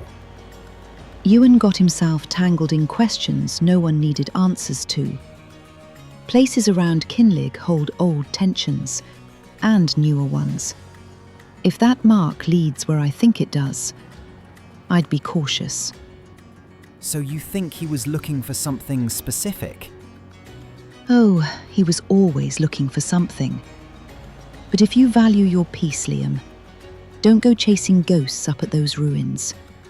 Let sleeping stones lie. Right. Thanks. I appreciate it. Anytime, dear. Just take care of yourself. Back home, before I forget, goat yoga income for the month. Let's see how we did. Studio's been busy lately. Another solid month. £11,000. Fantastic. Every bit helps, especially with everything going on. Right, that's June wrapped up. A strange month, a worrying month, and a lot of new questions. But July's coming, and I've got a feeling things are about to get even stranger.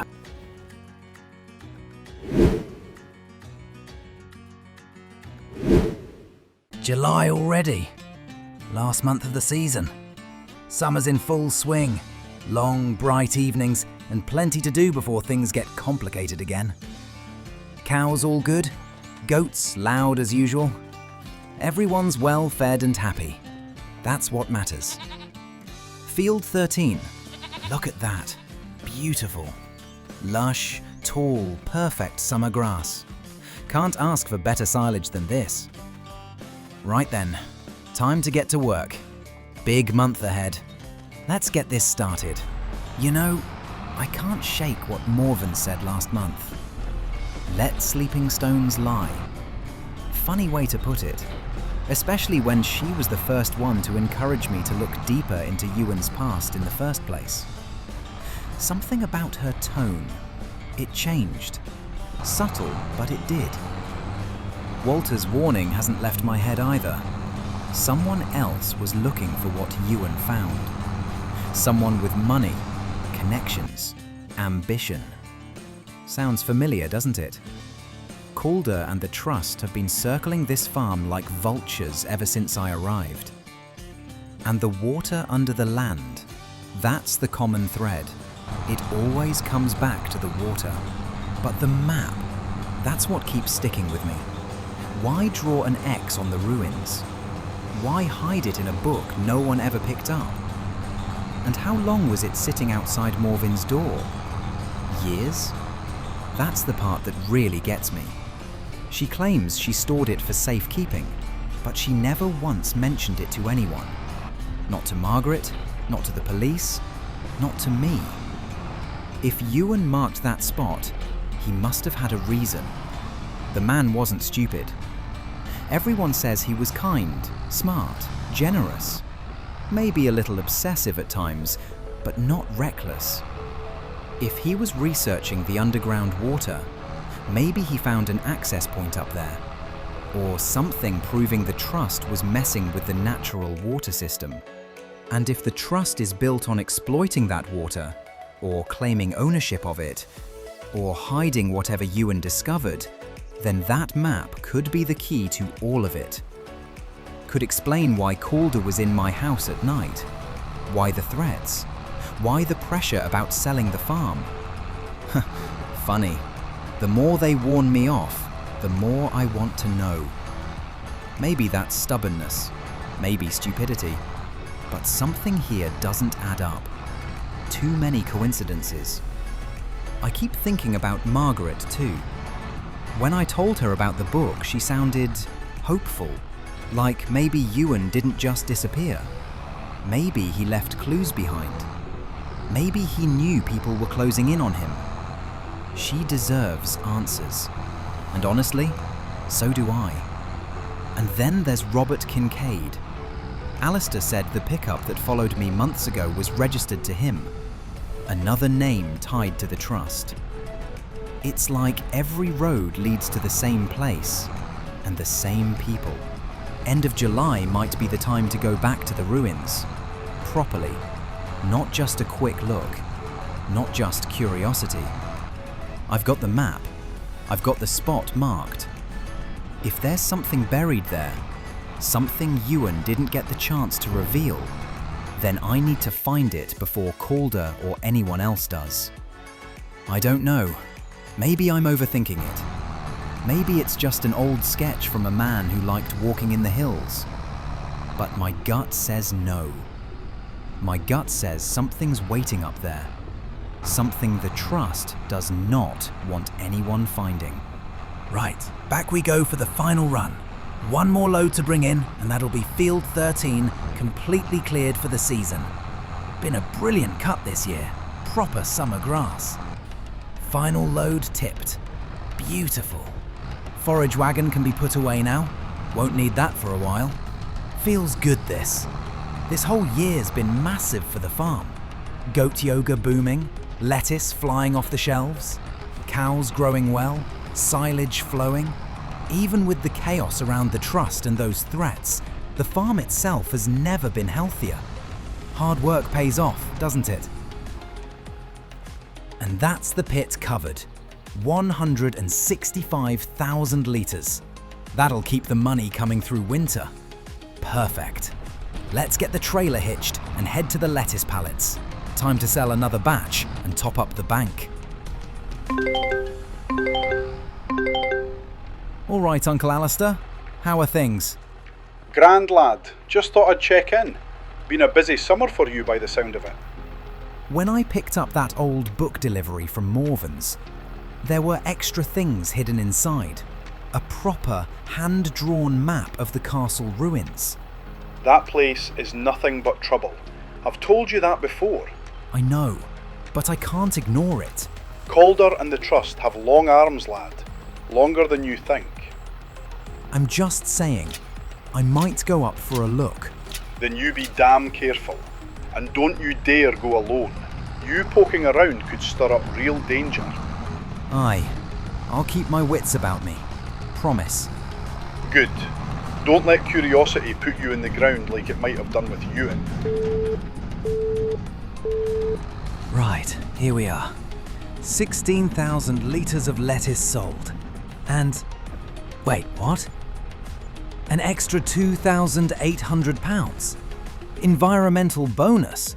You're joking. No way. 99 overall.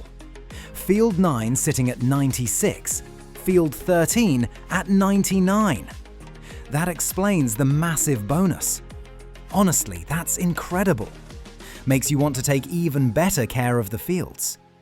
Only thing Field 9 needs now is a touch more nitrogen. Still though, that's amazing.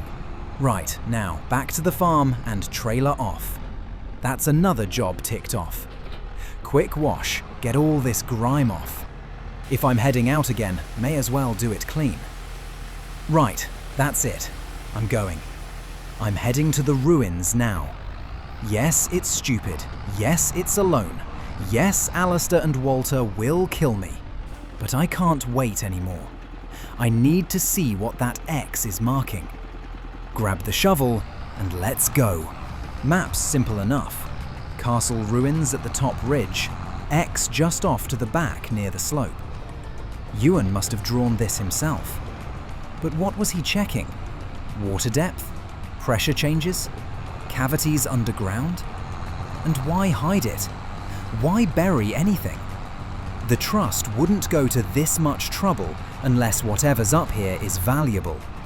Or dangerous. Everyone's acting like this place is cursed, or forbidden. But it's just stone and dirt. Unless something's actually buried. Alright, here we are. Haven't been up here since winter. Map says it should be somewhere behind this main wall. Just need to line up the stones. There's the pillar. There's the broken arch. Yeah, this looks right. Let's go get the shovel. Through here, past this big slab, and there. That rock at the back. Same shape as the one on the map. This is it. This has to be the spot. All right, let's see what you were hiding, Ewan. 1, 2, 3. Hold on, that's something. That's definitely something solid. What on earth? A lockbox? Proper metal, padlock and all. Could the rusted key back at the farm open this? Was this what Ewan buried? I warned you, lad. What? Calder? What are you— You should have walked away when you had the chance. Now shut up. He found the box. Give it to me. I finally have it. Now, deal with him. He knows too much.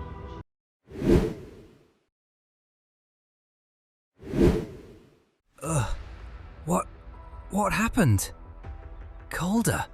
That was Calder. Can't believe he punched me in the face. But who was the woman? The lockbox. It's gone. Of course it's gone. They came straight for it. They must have followed me. But why? And what was in it? And that key I have, back at the farm. Maybe it really was meant for that box. Right, I need to get out of here. Sort my head out. Figure out what happened. Whoever that woman was, she's the one calling the shots. I know that much. And I swear I recognized her voice, but can't quite place it. Okay, better get back to the farm. Back to something normal. Right, new month, clean slate. It's August, the farm is looking beautiful, and it's time to get back to normal life, or as normal as it gets around here. Cows are looking brilliant. Everyone's healthy, happy, and growing well. Almost time to start thinking about which of the older ones we'll sell on, but for now, just good to see them all in one piece. And the goats, well, they're as cheeky as ever. Look at this. One of the babies has managed to hop the inner fence again. Every single time. Wee troublemaker. Right, back you go. Yoga stars don't get special privileges. Oh, actually, I never collected last month's goat yoga money with everything that happened. £10,000. Not bad for missing a collection day. That's a huge help. Right, back to it. Fields need fertilizing and liming before the next cut. Keep that environmental score nice and high, and hopefully earn some bonus cash again like last month. I should probably call Alistair and let him know what happened. Aye lad, you alright? Haven't heard from you in days. Alistair, something happened at the castle ruins. What were you doing up there? Did you go alone? I did. I followed the map in that book Morven gave me. I recognised a few landmarks. I thought, maybe it was finally time to see what he left behind. Liam, that place is dangerous. Ewan told me once, in confidence, that he hid something there. Something that would ruin the trust. But he said never to go alone. Yeah, I know that now. What happened? I dug something up. A lockbox. Before I even opened it, Calder blindsided me, knocked me out. I heard him talking to a woman. She took the box. Calder, that bastard. And the woman, did you recognise her? No, but she sounded in charge. Cold, like she'd been planning this a long time. Liam, listen carefully. If Calder was there, it means the Trust knew exactly where you were. They've been searching for Ewan's evidence for years. If they've got the box now, we're all in danger. What was in it, Alistair? Do you know? No, Ewan never told me. Only that the box held everything. Proof of what the Trust were planning under this valley. And I think I've got the key that opens it, Alistair. The rusted one. Then lad, you might just be the only one who can stop them. I don't want to be in the middle of this anymore. You already are. The moment you dug up that box, and the moment they saw you, you became part of the fight Ewan never finished. What do I do? Keep farming. Keep your head down. I'll look into a few things. And Liam, lad, don't trust anyone in that town. Not anymore. Now, let's get all this silage transported and sold. Good wee bit of extra cash today. And honestly, keeping busy's the only thing stopping my head from spinning. Silage selling, cows fed, one thing at a time. Grace! Been a while. How are things? Hey, Liam. Oh, you know, same old chaos. I just thought I'd check in. A lot's been happening here. More than I can explain in a phone call.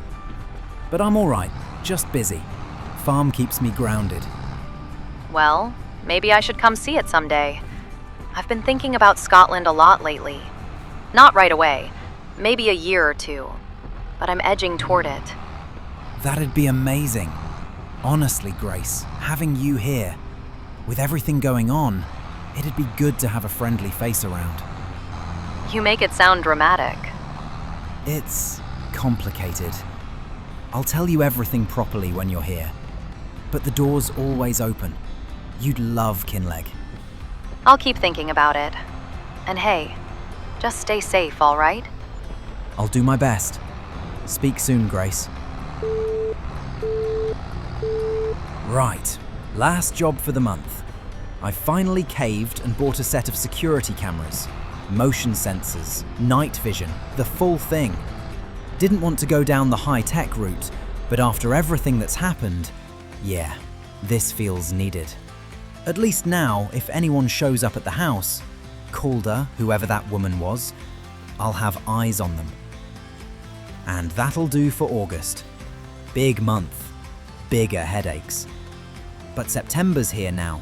New work, new goals, and hopefully a bit of peace. Let's see what the Highlands throw at us next.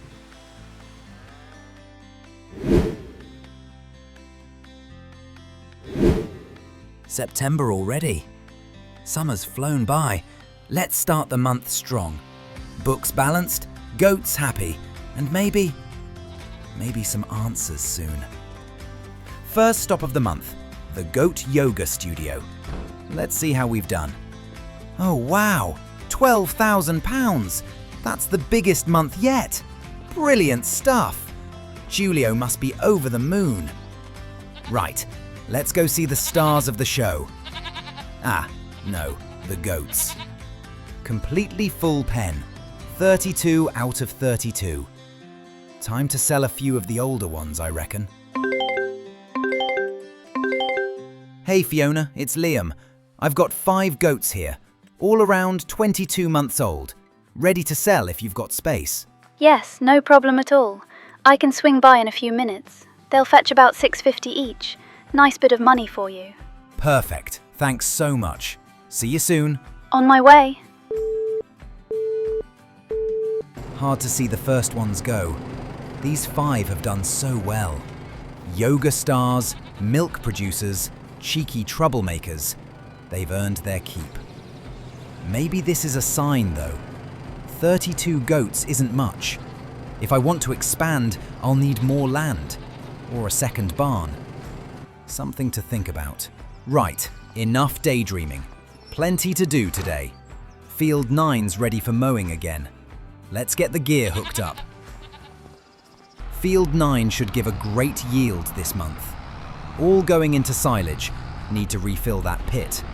Mower on. Everything connected. Let's get into it. Hey Fiona, just wanted to say thanks again for sorting the goats.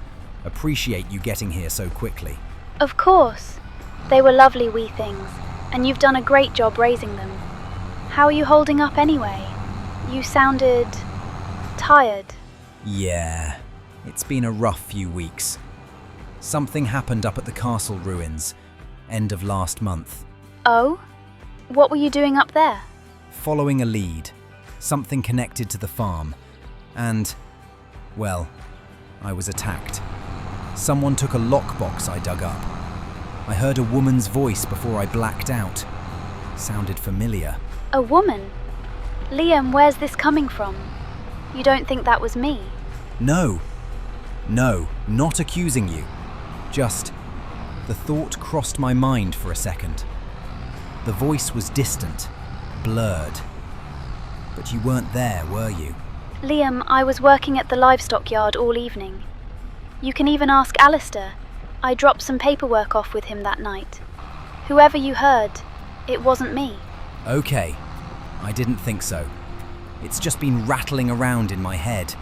A woman, giving orders, telling Calder to deal with me. That's awful. Genuinely awful. You need to be careful, Liam. If someone's willing to do that over a box in the ground, this is bigger than I thought. I know. I'm being cautious. Cameras are up at the house now. Good. And Liam, if you start connecting dots or remembering details, tell someone. Tell me. Don't keep this to yourself. Yeah, thanks Fiona. Really. I'll keep you posted. Please do. Speak soon. Right, field 9. Let's get all this picked up. Smaller than field 13, sure, but 2 silage batches in 2 months should be an absolute game changer. Nothing wrong with stacking the bank up before winter creeps in. Feels good seeing this place come back to life. A couple of years ago, this field was basically weeds and disappointment. Now it's feeding the cows, feeding the goats, and feeding my wallet. Can't ask for much more, and honestly, it's nice to have something normal to focus on. Just me, the tractor, and a wagon full of grass. No strange voices, no creeping around castle ruins, no getting knocked out by idiots who think they own the Highlands. Alistair was right though. I shouldn't have gone alone. But the map was so clear, you know? It felt like the next piece of the puzzle. And that lockbox, whatever's inside, it has to mean something. There's a reason they took it. And a reason they left me lying face down in the dirt. One day, all of this is going to make sense. And when it does, whoever's behind it is going to wish they hadn't messed with me. Or this farm. Right, that's another wagon full. Let's get it into the pit. Lovely stuff. You know, every time I do this, I'm reminded how much easier life is now compared to the early days. Back then, it'd take me half a day just to mow and pick up one wee patch of grass.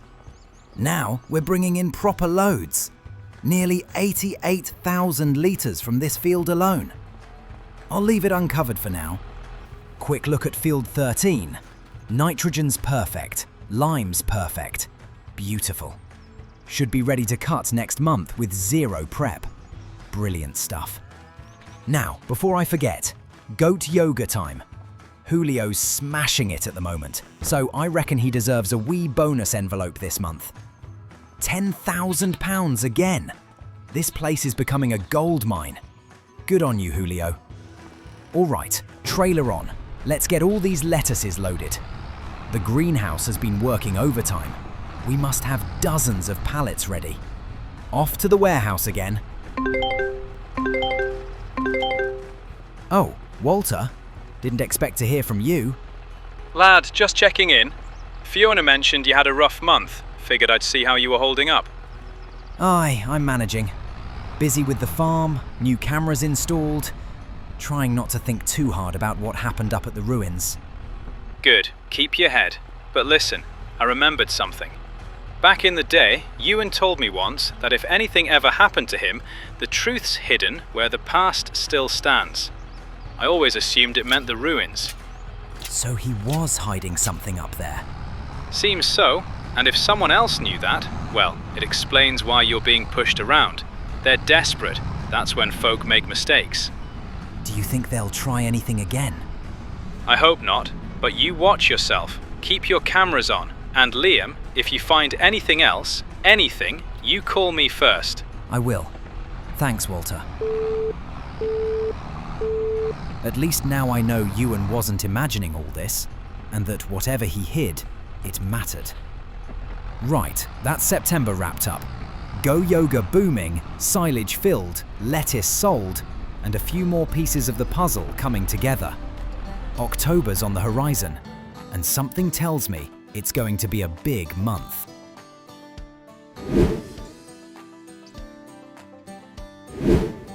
October is here in Kinlaig.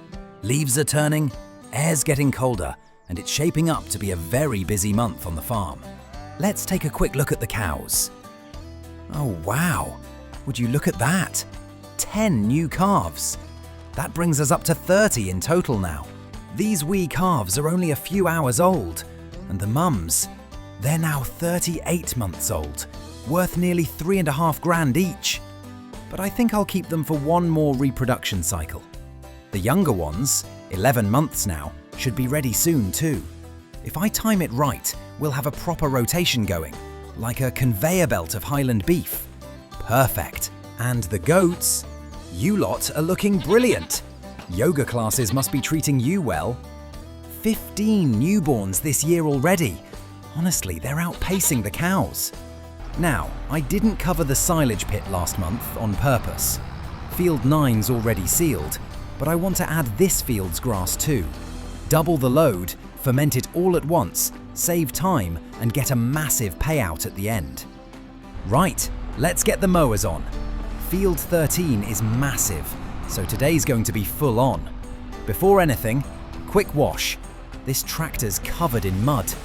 There we go. Can actually see out the windows again. All right, time to hit Field 13. Big day ahead. Giles, long time no hear from you. How are things down your end? Ticking along, lad. Figured I'd give you a bell. Haven't spoken in ages. Saw your pictures online. Farm's looking brilliant. So tell me, what's next for you over there in Kinlaig? You've got livestock going, silage sorted, goat yoga, which still cracks me up by the way. But what's the big vision, eh? Honestly, no idea yet. I feel like I'm right on the edge of expanding, but not sure which direction to jump, and there appears to be a huge ocean of untapped pure water under my farm. That's interesting. Well, you've got options. Plenty of them. Thought I'd run a few past you, if you've got the time. Mate, I'm out in the field for the next 10 hours. Fire away. Well, first off, carpentry. Wood sells well, furniture even better. You've got land for trees, and you just planted a whole new batch. Give it a couple years, and you could have a proper carpentry business going. Nice. I did think about it. Could be decent money long term. Or, and hear me out, a stone quarry. There a big unused strip of land nearby? Could be a perfect spot for a dig site. And with that pure water you've got under the farm, you could run a stone washing setup and sell cut stone like hotcakes. Now that one's tempting. Good income, steady, and doesn't need livestock babysitting. What about fish farming? Seriously, trout, salmon, small-scale hatchery. You've already got the water sources for it. I've looked into it. Expensive to start, but long term, aye, could be massive. Fish feed, tanks, buildings, all adds up though. True, but Kinlaig's crying out for a local supplier. You'd have no competition. You've also got goat milk piling up. You could go dairy, produce cheese or butter. If you expanded the goat pens and doubled production, that'd pay itself back real quick. Was wondering about that. Goat's cheese seems popular with the tourists. A bakery's another one. Cakes, bread, tarts. But that requires flour, sugar, milk, eggs, the whole lot. Bit of a faff unless you want to go full crop farmer. And I've only got the machinery for grass, never mind fields of wheat. Ah, which brings us to the grain mill. Simple but effective, if you ever buy more land for row crops. What about expanding the goat yoga thing? Another pen, more space, maybe even a dedicated dairy attached. You've already proved the idea works.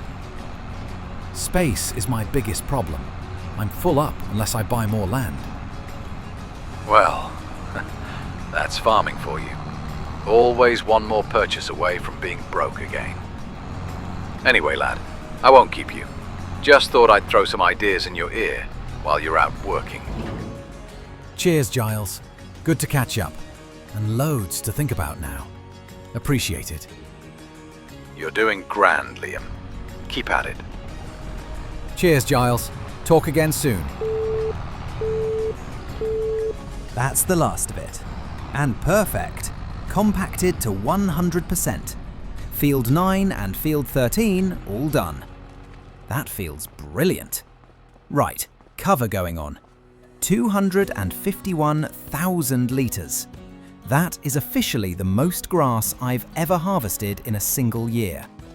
Cows are happy, goats are happy, yoga's booming. I still can't believe all this is mine. From nothing to a proper working farm in just a few years. Feels surreal some days. You know what? I should probably go see Uncle Alistair. Been meaning to catch up with him properly. Let's head into town, down to the docks. These streets really aren't made for a John Deere. Honestly need to think about buying a wee car soon. But that's a problem for future Liam. Right, let's go find Alistair. Liam, good to see you, lad. You look tired. Yeah, long month. Listen, I've been meaning to talk to you about that book Morvin gave me.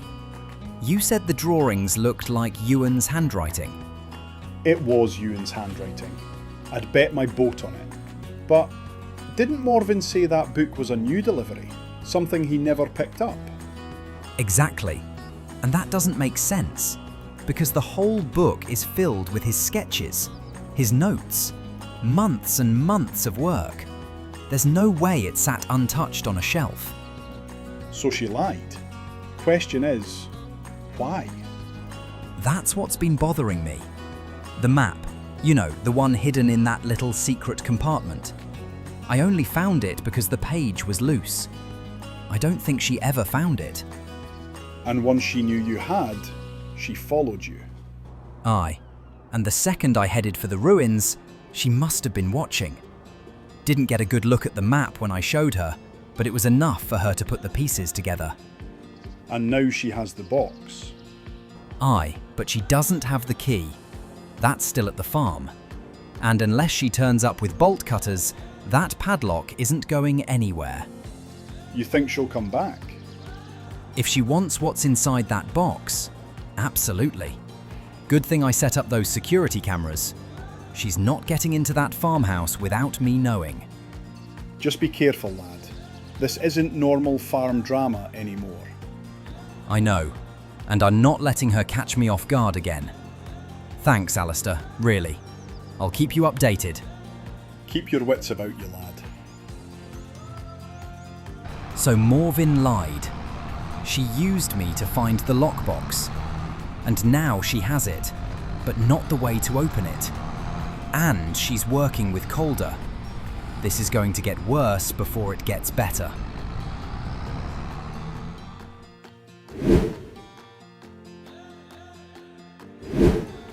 Welcome to November, folks. And what a miserable start to the month. Rain hammering down, skies dark as ever, winter creeping in fast. Goats first? Ah, brilliant. You're completely out of food again. Last thing I need is animal control knocking on the door. Cows are looking fine though. Plenty of feed left in their trough. Right, goats first, before they start yelling at me. Let's hitch up the forage wagon. Good thing I remembered, the bulk haul is full of hay from earlier in the year. 17,000 litres or so. Right, door open. God, look at that sky. Soaked already. But the hay's all dry, thank goodness. This is gonna be awkward to collect. Tight corners everywhere. But we'll get it loaded in. All right, that's a full load. Let's pull her out. Door shut. Don't want any of this rain blowing in and ruining the hay I've got left. Back it in nice and slow. There we go. Goats topped up completely. Perfect. And I'll use the leftovers to top up the cows while I'm here. Look at them. Straight into the feed like they haven't eaten in days. I swear these animals could win awards for dramatic performance. Good job I checked when I did. Another hour and they'd have staged a full-blown protest in this rain. Trailer away for now. Let's have a wee look round the back. Ah, plenty of lettuce crates ready to go. Since there's no field work this month, perfect time to sell the lot. Let's grab the small trailer, pull it round, and start loading these up. And once that's done, we'll get that 250,000 litres of silage sold as well. Good chunk of income coming in today. Julio, just the lad I wanted to talk to. How's everything going at the studio? Brilliant, Liam. The sessions are full almost every weekend, and the weekday classes are picking up. The tourists absolutely adore the goats, especially the little ones. Nice, I've noticed. I wanted to catch up properly. You've been doing fantastic work. The feedback's unreal. And honestly, the farm wouldn't be the same without the yoga now. Well, that's quite the compliment. But I love it, Liam. I really do. I never imagined I'd end up teaching yoga with goats in the Highlands, but here we are. Actually, I wanted to give you a bit of good news. I'm bumping up your wage starting this month. You've earned it, mate. Are you serious? Liam, thank you. That means a lot. With how expensive everything's getting, that's massive. You deserve it. And I've been thinking. The pen's full now. I'm considering expanding. Maybe a second goat barn. Maybe a bigger outdoor area. What do you think? Oh, absolutely. You've got demand for it, no question. If you build a second pen or an outdoor terrace area, we could run simultaneous sessions. Once winter's over, you'd have people queuing up. Well, that settles it. It'll be a springtime project. Right, Julio. I'll let you get back to it. Thanks again for everything. You too, Liam. Thank you. Right, that'll sell nicely. But before the month ends, I really want both fields prepped for winter.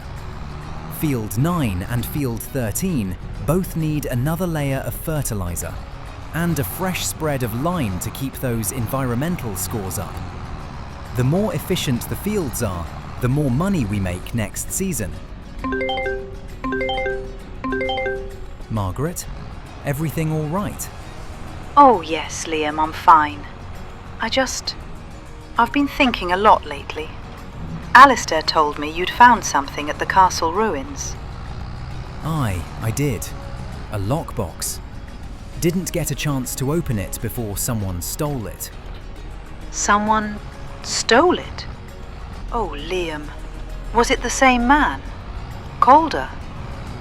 Yeah, and someone else with him. A woman.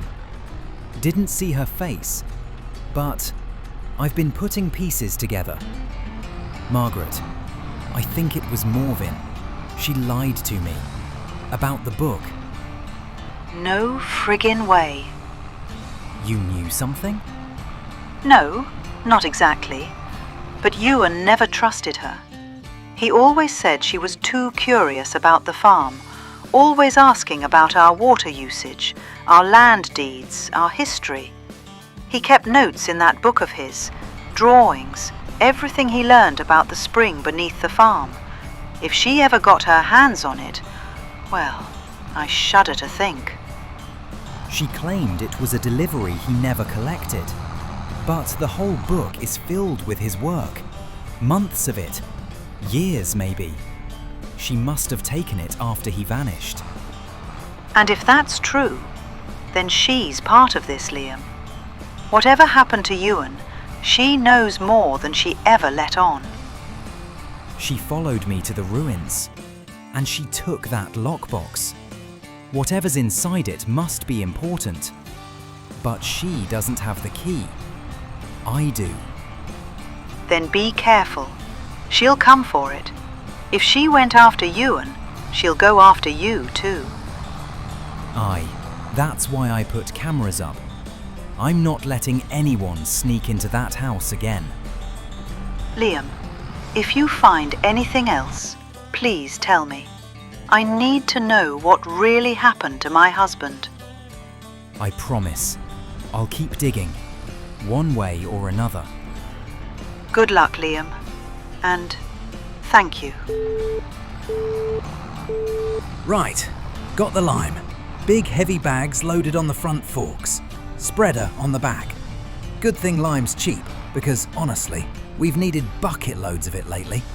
Field 9 always seems to want more. Greedy thing. Let's get this out there. So, the lockbox.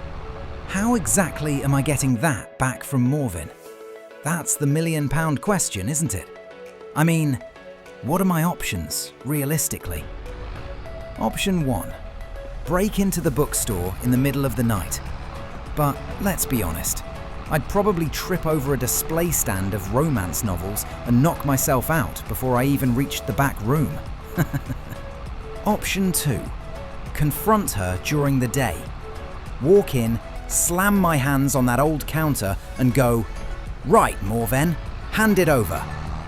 But knowing my luck, she'd smile sweetly, offer me a bookmark and gaslight me into buying 3 more books before I remember why I went in there. Option 3. Call the police. "Hello, officers. Someone stole my mysterious box from a castle ruin." They'd think I'd lost the plot.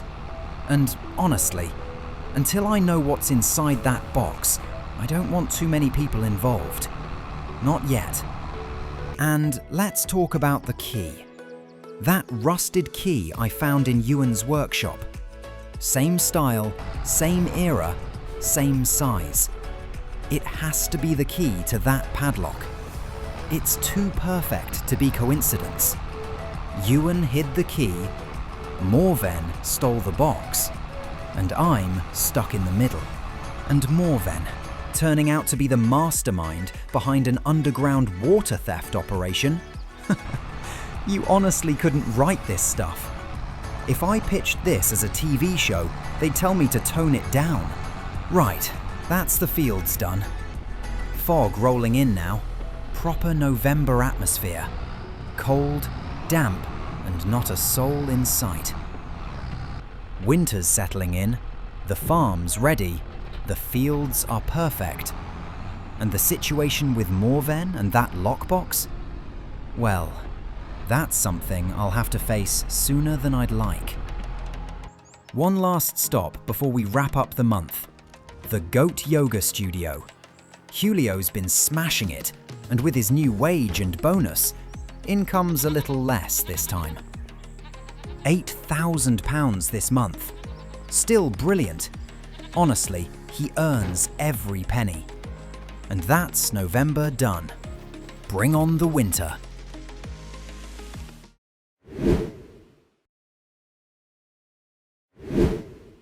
December, already. Hard to believe how fast this winter's hit Kinlaig. The cold's really starting to settle in now. Cows are holding good condition, thick coats on them, plenty of feed. Goats are still producing milk, which is a bonus, but this shed's starting to feel tight. If I'm serious about expanding the yoga and the dairy side, I'm going to need more space soon. And one thing I am sick of doing, driving a tractor through half of Kinlaig just to run errands. Time I finally get a car and stop pretending I'm a one-man convoy. Kilted pistons. Let's see if they've got anything second-hand that won't destroy the budget. Ooh, hang on. Lizard Street, 2022. White, second-hand, 15 grand. That's actually perfect. All right, deal done. Truck bought. £225,000 left in the bank, and now, at least when I go into town, I won't feel like the entire Highlands is watching me roll past. First stop in town, the bank. We've already got a decent buffer sitting there, but honestly, I want to go big. Productions, land, expansion. This winter is going to change everything. All right, so I'm looking to borrow 300,000. I want a 3-year term if possible. 3 years is no problem at all. We can offer 4.5% interest. That puts your monthly repayments at just under £9,000, and your total repayment, including interest, at roughly £320,000. That works. I can cover that comfortably. All right, I will process it now for you. Thanks. £525,000 in the bank. And that plot right there, lot 72, £244,000. But listen, look at the trees alone on that land. That's months, maybe years of timber. Sawmill potential. Planks, beams, wood chips, not to mention the space. More grass for hay and silage, room to expand the goat pen, outdoor grazing. This isn't just land. This is an investment. Yeah, we're doing it. Look at all this. All these trees. Every single one of these is future income. And this open grass here, perfect for silage production. I could run 2 full harvest cycles a year from this alone. Goat expansion, cattle feed security, timber production, everything ties together. This changes the scale of this farm. And yeah, I know what everyone's thinking. Why haven't I called the police yet? I did, after the house break-in, mentioned Calder's name, and things just stalled. Small towns work different. Too many connections, too many agreements. And right now, I don't have the evidence they'd need anyway. If I move too early, whoever's behind this just disappears, and Ewan's mystery disappears with them. So, for now, I keep building, keep watching, and I get smarter. All right, time for some more investing. If I'm serious about this sawmill, I'm gonna need the right gear to get the timber back and forth. First up, a log fork for the front loader, £3,000. That's a no-brainer. McLeod chainsaw, £1,000. Yeah, definitely overdue. This one's the big purchase. Log trailer with the crane built on, £40,000. But with branches, awkward pieces, uneven ground. Without this, I'd be stuck. It's a lot of money, but if I cheap out now, I'll regret it all winter. Log fork on the front and the new trailer on the back. Look at that. Proper forestry setup now. 2 big loans to pay back now, so this better work. Right, the sawmill's going here, beside the stone wall. Out of the way, easy access for logs, space for product pallets. This is the start of a whole new side of the business. And just like that, the sawmill's up and running. Big open shed, 4 output bays, wood chips off to the side. Everything exactly where it needs to be. So I can run wood planks, long planks, and wood beams. Each one takes 208 wood per cycle, 24 cycles per month. That means if I want to run this flat out, I need about 15,000 litres of wood every single month. And that beast right there, that oak's the first to go. It's right in the middle of where I want to mow later anyway. Never thought I'd be cutting my own forest down. But this isn't contracts anymore. This is production. This is the next step. And if timber's what pays the bills this winter, then forestry it is. All right, lad. That sounds like a chainsaw in the background. What are you up to now? Yeah, you could say that. I wanted to ring you actually. I've made a pretty big move today. Oh aye? That tone usually means you've either done something brilliant or something very expensive. Bit of both, probably. I bought the land next to the farm, lot 72. You bought it? Yeah, big open grass area, loads of mature trees on it too. I took out a loan and went all in. Well, I'll be damned. That's huge, Liam. Absolutely huge. That's what I'm thinking. I'm putting a sawmill in straight away. Timber, planks, beams, wood chips, the whole setup. If I can keep it fed, it could bring in serious money all winter. I'm proud of you, lad. Truly. That's the kind of move that changes a farm for generations. And it opens up so much. More goat pens, outdoor grazing, hay and silage from that whole grass section. I won't be scraping for feed ever again. But... yeah, I know. That land sits right on the edge of where the trust keeps sniffing around. You expanding like that, you're going to rattle them. I figured as much. I was surprised they hadn't already bought it, to be honest. That plot was council owned for years. Probably didn't fit whatever schemes they were running. Or maybe they didn't think anyone would be mad enough to take it on. Well, guess I proved them wrong. You did more than that. You just planted a flag. I'm not backing down now. This farm finally feels like it's becoming something bigger than just survival. And it will. Just keep your eyes open. Growth brings attention. Attention brings pressure. I know, but honestly, I'm excited the same way I was when I first moved here. Scared, but excited. That's the spirit. You've got trees to cut, planks to sell, goats to expand, grass to harvest. You won't even have time to sleep at this rate. Probably not, but it's better than sitting still. Aye. Just remember, lad, every step forward you take, someone else might try to pull you back. Don't let them. I won't. Thanks, Alistair. Means a lot. Anytime. And Liam? Yeah? I'm proud of what you've built here.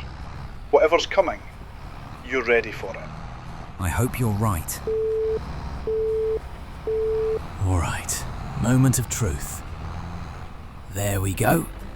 First giant trunk straight into the sawmill. 8,000 litres of wood just from that one trunk alone. That is a massive amount. And that brings us up to 16,000 litres sitting in the mill already, which means the sawmill is now fully stocked and ready to run flat out for the entire month. That's actually insane to think about. One tree has basically kicked off this entire new production chain on its own. Right, that's not the job done yet though. There are still branches everywhere out here. So let's get the trailer back on, head back out into the forest and clean this place up properly. No point wasting any of this timber. Big or small, it all turns into money now. And the mad thing is, once I clear enough of this forest, out the back by that stone cliff, I could even build a quarry there too.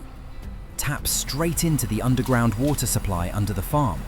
Wash stone, produce big rocks, run it year round with no limits.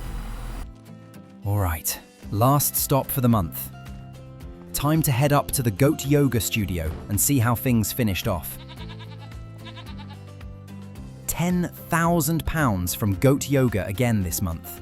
That brings us up to 82,000 in the bank. New land, new sawmill, logging gear bought, forest still standing, and this is only the beginning.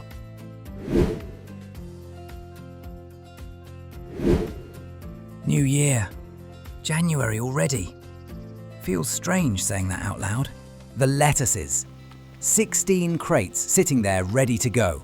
Now, over at the sawmill, we've got our first proper batch of products ready to go. Wood beams, long planks, and standard planks sitting here waiting. Wood beams are looking insanely good right now. £3,000 per pallet in January alone, which is wild. Standard planks are definitely best held onto for June when the price jumps right up, so they're going into storage for now. And long planks, those are also really strong in January at around £2,000 per pallet.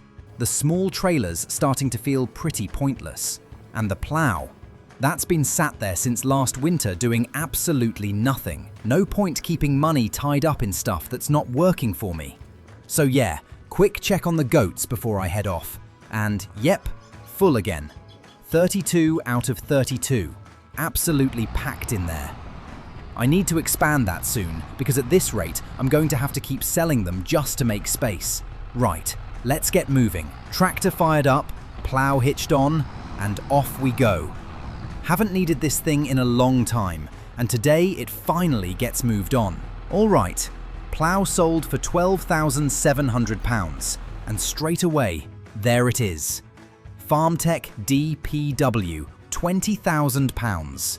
Bigger, stronger, way more useful for what I'm doing now. That's exactly what I need. Bought, hitched on, and ready to roll. And just like that, we're back at the farm. All right, everything's finally loaded up.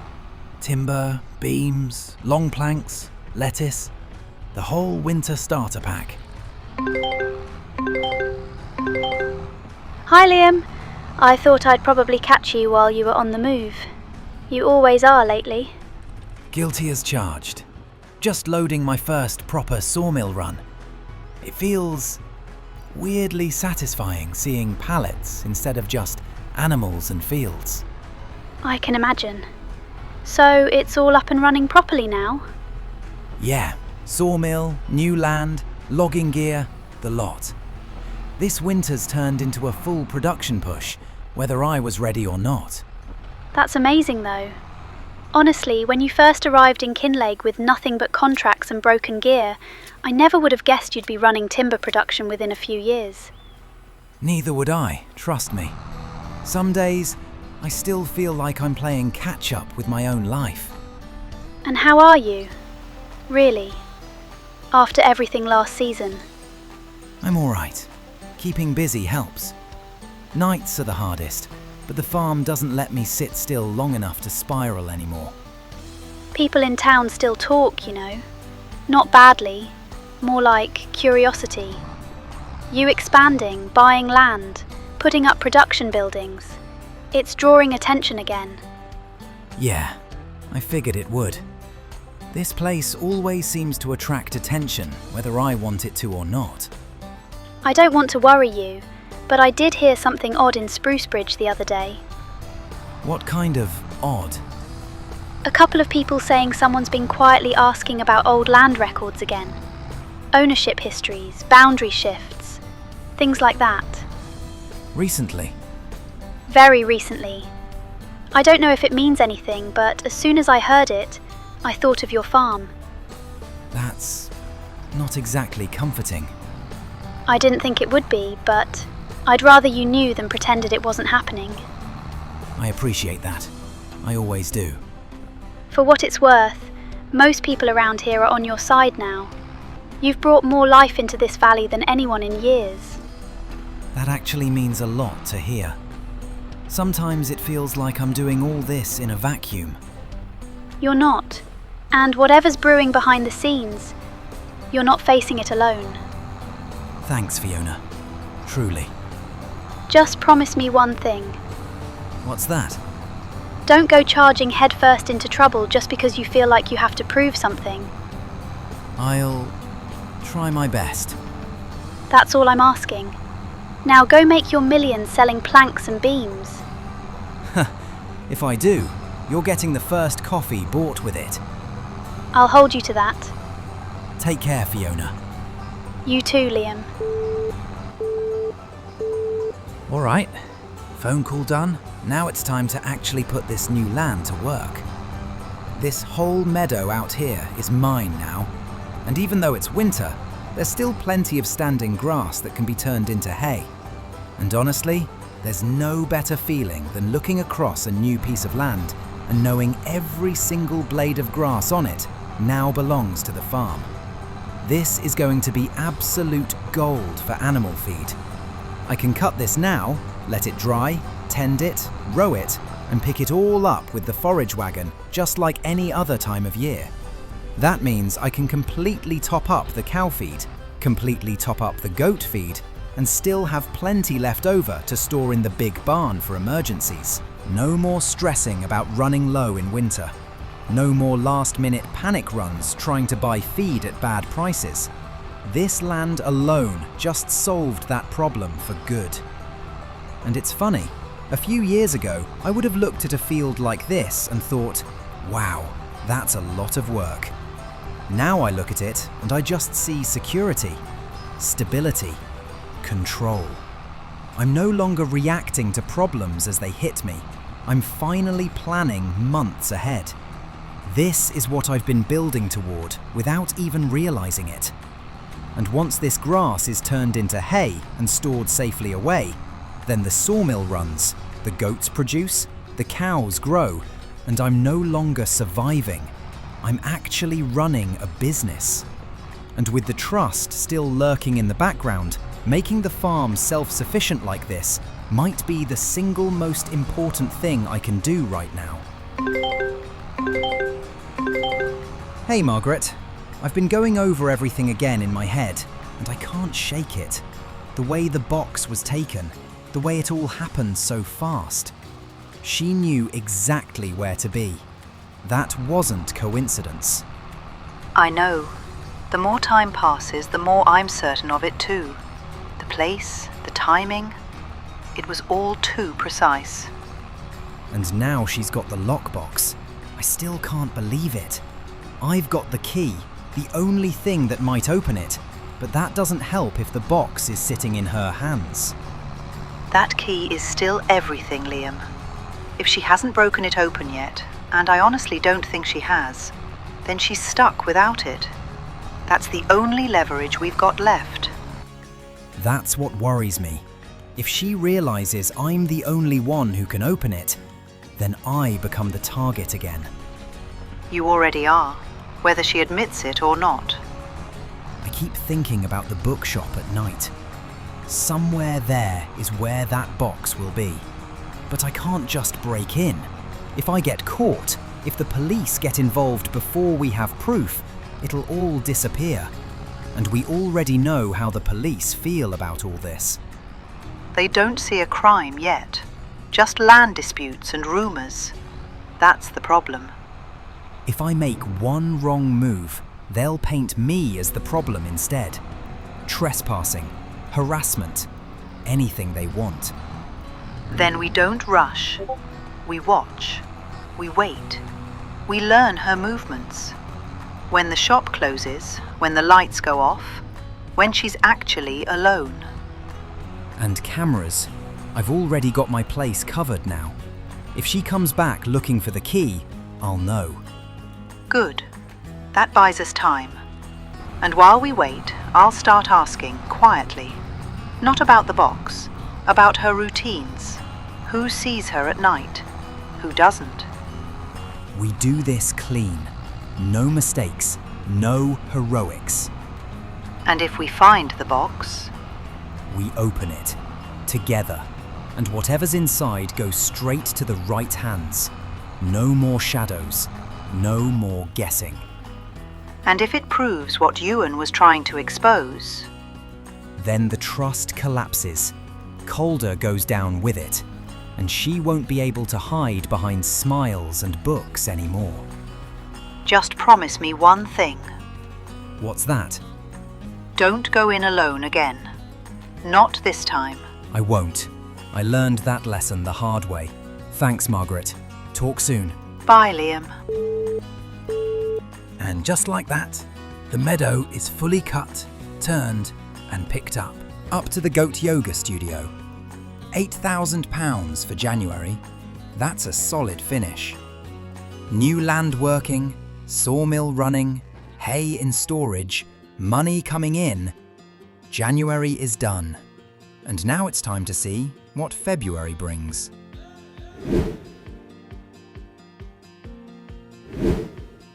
February hits hard straight away with the reality of these loans. 20,000 gone every month now, like clockwork.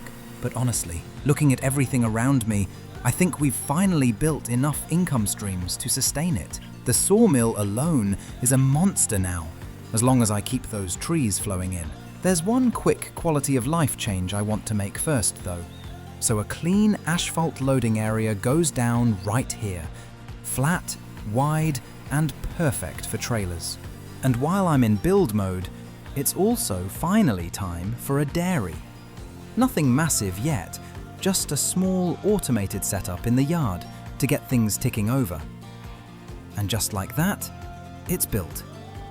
A compact little unit that'll turn our goat milk into bottled milk, goat cheese, and even butter. It feels good finally moving into proper food production. This'll do for now, and once the money really starts flowing, we'll upgrade to a full-scale operation. And just like that, the dairy is finally up and running. Honestly, feels a bit unreal seeing it sitting here in the yard. Milk going in, machines humming away, goat cheese, bottled milk, butter. We're properly producing now instead of just dumping raw product. This is a big step. All that goat milk we've been stockpiling finally gets its moment. Straight into the dairy it goes. And yeah, watching it disappear into the system, knowing it's turning into higher value product instead of just being sold off cheap, that's a good feeling. This changes the whole flow of the farm. Trailers already moving again.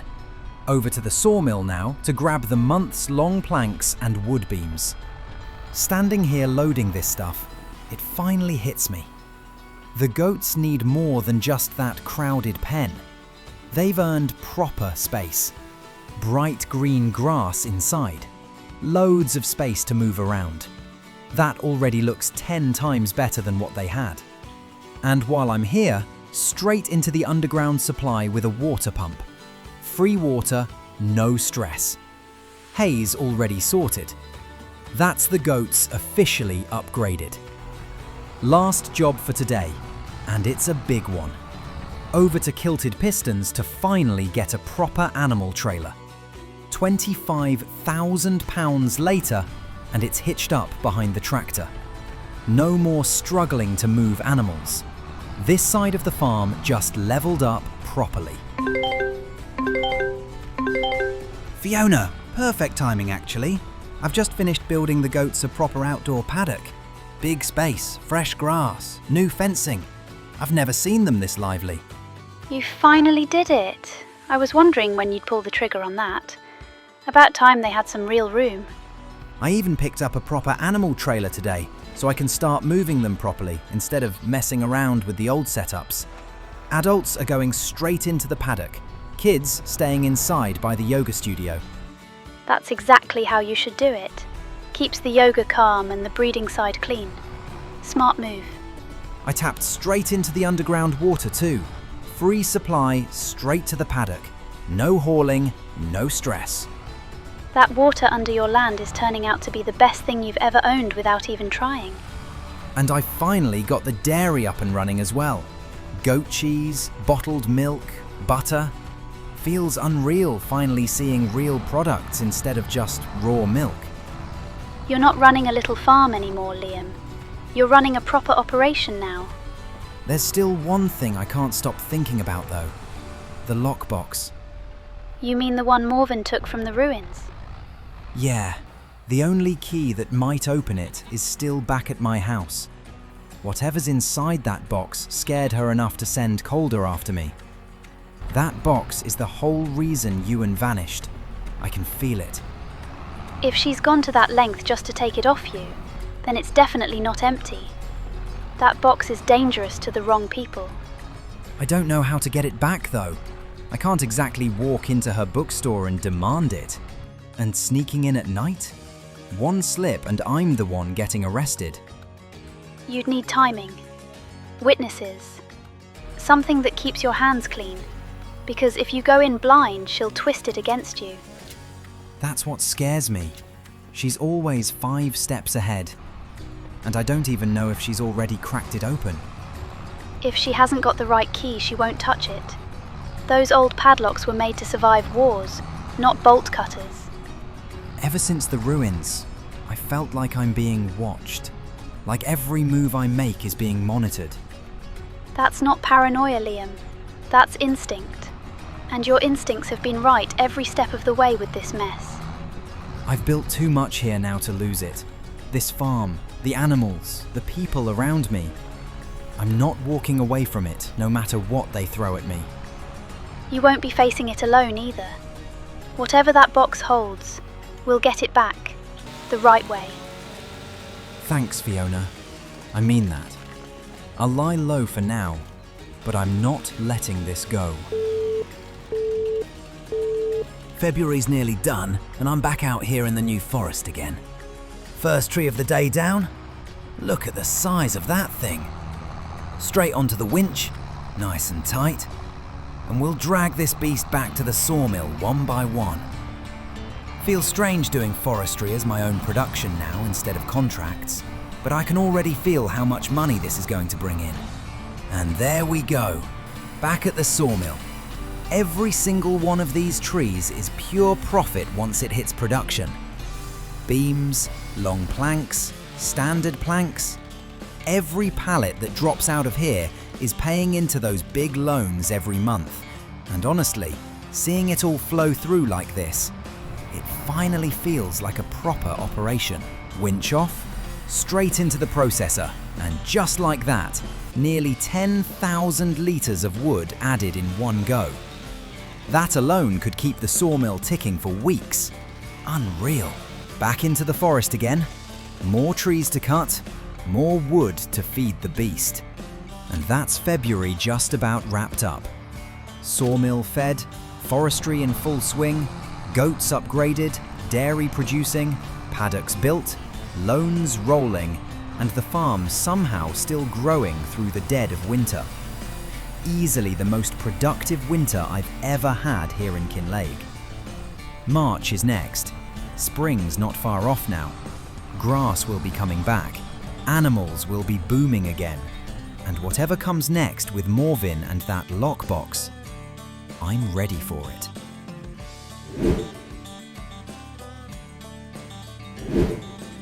Those loans are a real slap in the face. 20 grand gone again this month, just like that. March begins though. Sun's finally back out, frost lifting off the ground, and at least the farm feels alive again. The dairy's barely produced anything so far. It's slow going, but that was always the plan. Back over at the lumber mill now. 14 pallets of standard planks stacked up already, all being saved for June when the prices jump. And I've still got this month's stock to sell. 3 pallets of wood beams and 3 pallets of long planks sitting there ready to go. Right, winch on, tractor fired up, back to the forest again. Wood storage is only sitting at about 8,000 litres right now, and I want that at 15,000 minimum before the month's out, just to keep the sawmill fully fed. Every time I come back out here, it still blows my mind how dense this place is. Trees everywhere. This forest alone could feed the sawmill for years if I manage it right. Once I clear about half of it, I'll definitely start replanting, so I've always got a future supply growing back. Hello? Grace? Hey, Liam. Yeah, it's me. You busy? Always busy, but I've got time. What's up? I've been thinking a lot. For a long time, actually. About Scotland. About coming to see you. About everything. I figured this call was coming eventually. Yeah, and I don't want to keep dragging it out anymore. I've decided I'm not coming to Scotland. Oh. I know. I'm really sorry. It's not that I don't care. It's just, Montana is still home to me. The farm, the land, the people. Even with Godric the way he is, this is still my life. I get it. I was hoping, but I get it. I want to keep working here. Keep things going whether he wakes up or not. I can't leave it behind. And I don't want to live in 2 worlds anymore. It wouldn't be fair on either of us. No, which is why I need to be honest with you. We haven't really been together for a long time anyway. Everything changed after Godric's accident. Then you moved to Scotland, and life just pulled us further apart. Yeah, it did. There's also someone else here. All right. I didn't want you to hear it any other way. It doesn't change what we meant to each other. It just means things are different now. I won't lie, that stings a bit. But I'd rather hear the truth than pretend something's still there that isn't. I was hoping you'd say that. I still want us to be friends, Liam. I still care about you. Yeah, me too. Friends is good. You've built something amazing over there. I can hear it in your voice. You sound different. Stronger. Scotland changes you, I think. Or maybe farming does. Probably both. I'm proud of you. Thanks, Grace. That actually means a lot. I should let you get back to your work. Take care of yourself, okay? You too. Goodbye, Grace. Goodbye, Liam. Funny how life works. You think 2 people are still walking the same road, and then you realize somewhere along the way you took different turns. That hurts a little, I won't lie. But I'm not angry. I'm just sad in a quiet way. We both built new lives in different worlds. Hers stayed in Montana. Mine ended up here in Kinlaig, under grey skies, cutting trees for a sawmill I never thought I'd own. Maybe some things are meant to end clean, so other things can finally begin properly. And right now, this farm is the thing that needs me most. And so do these cows. Look at them, and the goats too. 19 of them now in this pen. Some of them looking way too confident for their own good. Absolute little stars of the yard. And speaking of stars, let's head up to Goat Yoga and see how the studio's done this month. March should be a good one. £10,000 for the month. That's massive. Julio's doing an incredible job up there. Couldn't ask for better. Now, eyes forward. April's coming. That grass out there is sitting at stage 3 right now. One more push and it'll be ready for its first big cut of the year. Yields looking unbelievable. Environmental scores still sitting at 99 out of 100. Field 13 is at 99. Field 9's at 93. Let's do this properly. Fertilizer on, lime out. Solid fert loaded. Precision system engaged. One last pass over field 9 just to catch anything that still needs that extra boost. If I'm going to do this, I'm going to do it right. My head's still full of that box. That lockbox is somewhere I can't reach. Yet. Whatever's inside it is big enough to scare the trust into violence. Big enough to get people hurt. And if there's proof in there, real proof, then this whole nightmare can finally end. I just need one clean chance to get it back, and I don't know yet who helps me do that. Maybe someone in town. Maybe Walter. I don't know, but I'm not letting it go. The fields, the goats out in their new paddock, the barns full, the sawmill running, the dairy ticking over. All of it built from nothing but hard work and stubborn refusal to quit. I didn't get this for free, and I'm not about to let anyone take it from me. Liam! Grace, what's wrong? Liam, you need to listen to me. I just got the call from the hospital. What call? Grace, you're scaring me. What happened? It's Godric. He's awake.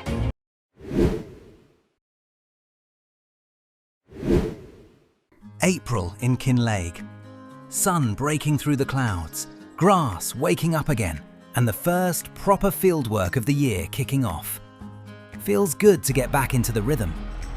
Field 13's ready for its first cut. Thick growth, proper, healthy, perfect for silage. Plan is simple.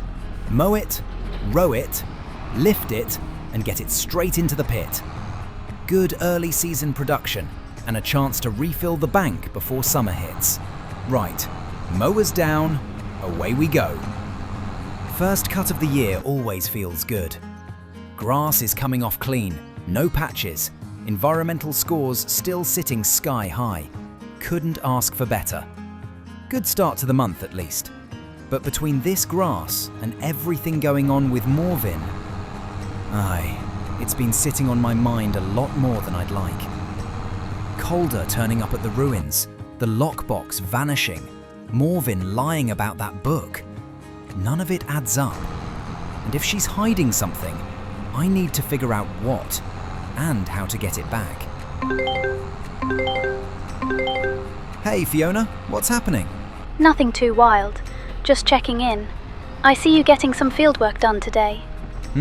First cut. Looks good. But listen, I wanted to ask you something. About Morvin. Yes, figured this was coming. What's on your mind? That lockbox she took. I still can't stop thinking about it. If Ewan hid it and she went after it, there's a reason. And whatever was in that box, she clearly didn't want me having it. There's definitely something there. But we need to be careful, Liam. You can't just walk in and confront her. Not after she sent Calder after you. I know. Trust me, I've thought about it 100 ways. Calling the police feels pointless. They didn't even care when I told them about Calder breaking into my house. Typical Kinlaig policing. Look the other way unless someone's already in hospital. Exactly. So I've got to think smarter. Maybe watch her shop a bit. Figure out when she leaves, if she has patterns. If we know her schedule, then maybe... Maybe you could slip in and see if the lockbox is there. Aye, something like that. I'm not proud of the idea, but if she's hiding evidence, and if Ewan trusted me enough to leave clues, then I don't see another way. You're not doing anything mad today, are you? No, just planning. Nothing happens until I've spoken to Walter and Margaret too. And maybe Alistair. They all know more about this trust madness than I do. Well, whatever you decide, you're not doing it alone. We will get through this together. Promise. And thanks, Fiona. Really. Any time, Liam. Now get that grass sorted. I'll talk to you soon. Right, back to it. She's right though. This can't go on forever. If Morven's mixed up in something bigger, and if Calder's just her muscle, then I need to be smart. Watch, wait, gather info. Rushing in won't do anything but get me knocked out again. This job takes forever with this forage wagon, but the pit's going to fill up nicely. Should be close to 200,000 litres once everything's rowed and lifted from both fields. Enough to keep the farm going strong into summer. And honestly, the stronger the farm is, the easier it'll be to focus on this trust nonsense without everything collapsing behind me. I'll talk to Walter soon. Then Margaret. Between the lot of us, maybe we can find a safe way to figure out what Morven's really hiding. Because if she's keeping Ewan's belongings, or worse, then we need to know. Well, that's field 13 done. Nice full pit, but I'm not covering it yet. Once field 9's grass comes in next month, we'll get the whole lot fermenting together. Much easier and way more efficient. Right, front loader on. Time to get these long planks and wood beams loaded. The sawmill's been working flat out this month. Proper little gold mine. You know, buying this land might have been the smartest decision I've ever made. Grass for silage, acres of open space, and a full forest of trees just begging to be turned into profit. Every single log I've cut this week has gone straight through the sawmill. Beams, long planks, standard planks, all rolling out like clockwork. Let's get everything strapped down and head to the warehouse for a tidy profit.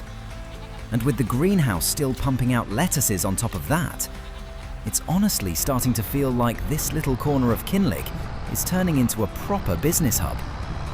Never thought I'd be juggling crops, livestock, silage, goat yoga, and full-blown forestry productions all at once. But here we are, and it's paying off, fast. And the best part? This is just the early stages. Once the dairy scales up, once the goat paddock fills, once the sawmill's hitting max cycles every month, this land isn't just useful. It's a full, long-term investment that's already making more money than half the farms in this valley. Right, here we are. Warehouse drop-off. 4,000 litres of long planks, 4,000 litres of beams, and 8,000 litres of lettuce. And there it goes. £40,000. That's insane. One trip. This land is paying itself off already.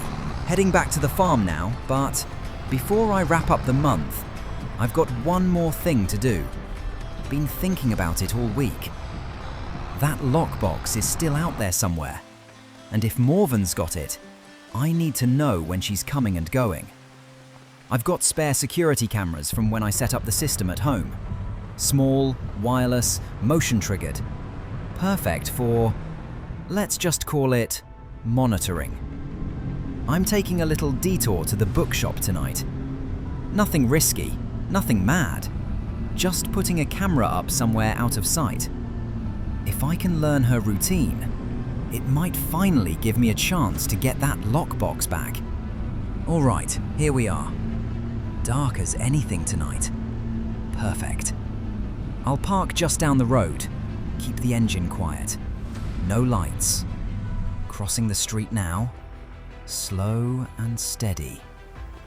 There. That wall beside the shop. Shadowed.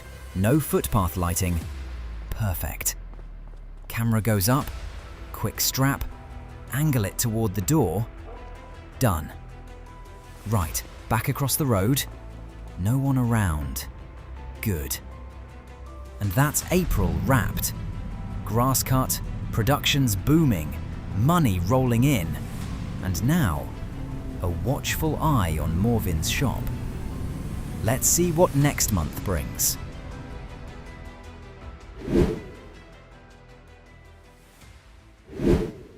Things have taken a strange turn again. So after sneaking out the other night to set up that camera at Morvin's shop, I came home and checked my own CCTV. And there it was. A hooded figure walking right up to my front gate, staring at the house, then jumping over. But the moment they spotted the cameras, they panicked, jumped straight back over and bolted into the dark. No idea who it was, but at least now I know someone's watching me just as much as I'm watching them. Right then, tractor fired up. Field 9's grass is ready for its first cut of the year, and it's a big one. Mow it, row it, and get it straight into the pit alongside Field 13's stuff.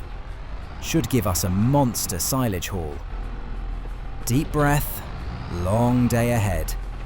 But at least it keeps my mind busy while all this madness with Morven brews in the background. Walter, everything all right? Morning, lad. Aye, everything's fine. Well, as fine as it can be when Morven's wandering about with Ewan's lockbox in her possession. I figured it's time we planned properly. Aye, I've been thinking the same. April was mad enough. And then last night, I catch someone creeping around my house. We need a plan, a proper one, before July. That's exactly why I called. If we're going to get that lockbox back, and do it safely, everyone needs a part to play. This isn't a one-man job. Agreed. Who do we bring in first? Fiona. She's perfect for getting Morven out of that shop when the time comes. If Fiona phones her with some emergency animal paperwork or a collection, Morven will leave without thinking. Aye, Fiona will help in a heartbeat. She hates the trust as much as the rest of us. And she's sharp. She'll pull it off clean. Next, Alistair. He's old school and patient. Let him be the one monitoring your camera feed at the bookshop. He can watch her comings and goings, write down the patterns. And once we know when she's out each day, we'll know exactly when to strike. Alistair will love that, actually. A proper job, something to get his teeth into. He's been itching to help more. Good. Then there's Margaret. When the time comes, when we've got the box in hand, we need someone steady to call the police. Not later, not tomorrow, immediately. She knows how the trust operates. She knows the right officers. She'll make sure they actually take this seriously. She will. And she'll be furious when she finds out Morven's behind all of it. That'll motivate her more than anything. And then, me. I'll be outside, watching the road, making sure no one from the trust tails you or doubles back. If Calder or one of his boys turns up early, I'll handle it. Distract them, stall them, whatever it takes. Feels like a proper operation. Makes me nervous just thinking about it. Good. Means you understand the weight of it. But you've got the key, Liam. That lockbox won't open without it. And you're the only person in this valley who can do this. If Morven gets that box open before we do, everything he risked is gone. Aye. And Ewan's still out there somewhere. I can feel it. We'll at least find out what happened, hopefully. one step at a time. May and June are for watching, waiting, learning her patterns. July is when we move. The month is long, but the moment will be short. And when it comes, lad, we cannot hesitate. Understood. I'll keep farming here, pretend things are normal, but knowing we've got a plan makes this feel a lot less impossible. You're not alone in this, Liam. We'll bring the trust down the right way. Together. Aye. Cheers, Walter. Let's get it done. Right, back to reality. Field 9's pretty much wrapped now. Just a couple more runs to drop into the pit. Feels good getting this stuff in early. Silage is basically liquid gold around here. Last line down the field. Last sweep into the wagon. And that's the final load sorted. Perfect. Silage pit's looking massive this time. About 240,000 litres once Field 13 joined it. Unbelievable. Tractor rolling back and forth now. 99. And there we go. 100% compacted. It's looking brilliant. All right, that's the whole lot in. 240,000 litres. Unbelievable. Let's get this cover on before the weather changes. That's going to ferment into some serious money next month. The sawmill's wood storage is bone dry, completely empty. Can't have that. Productions can't stall.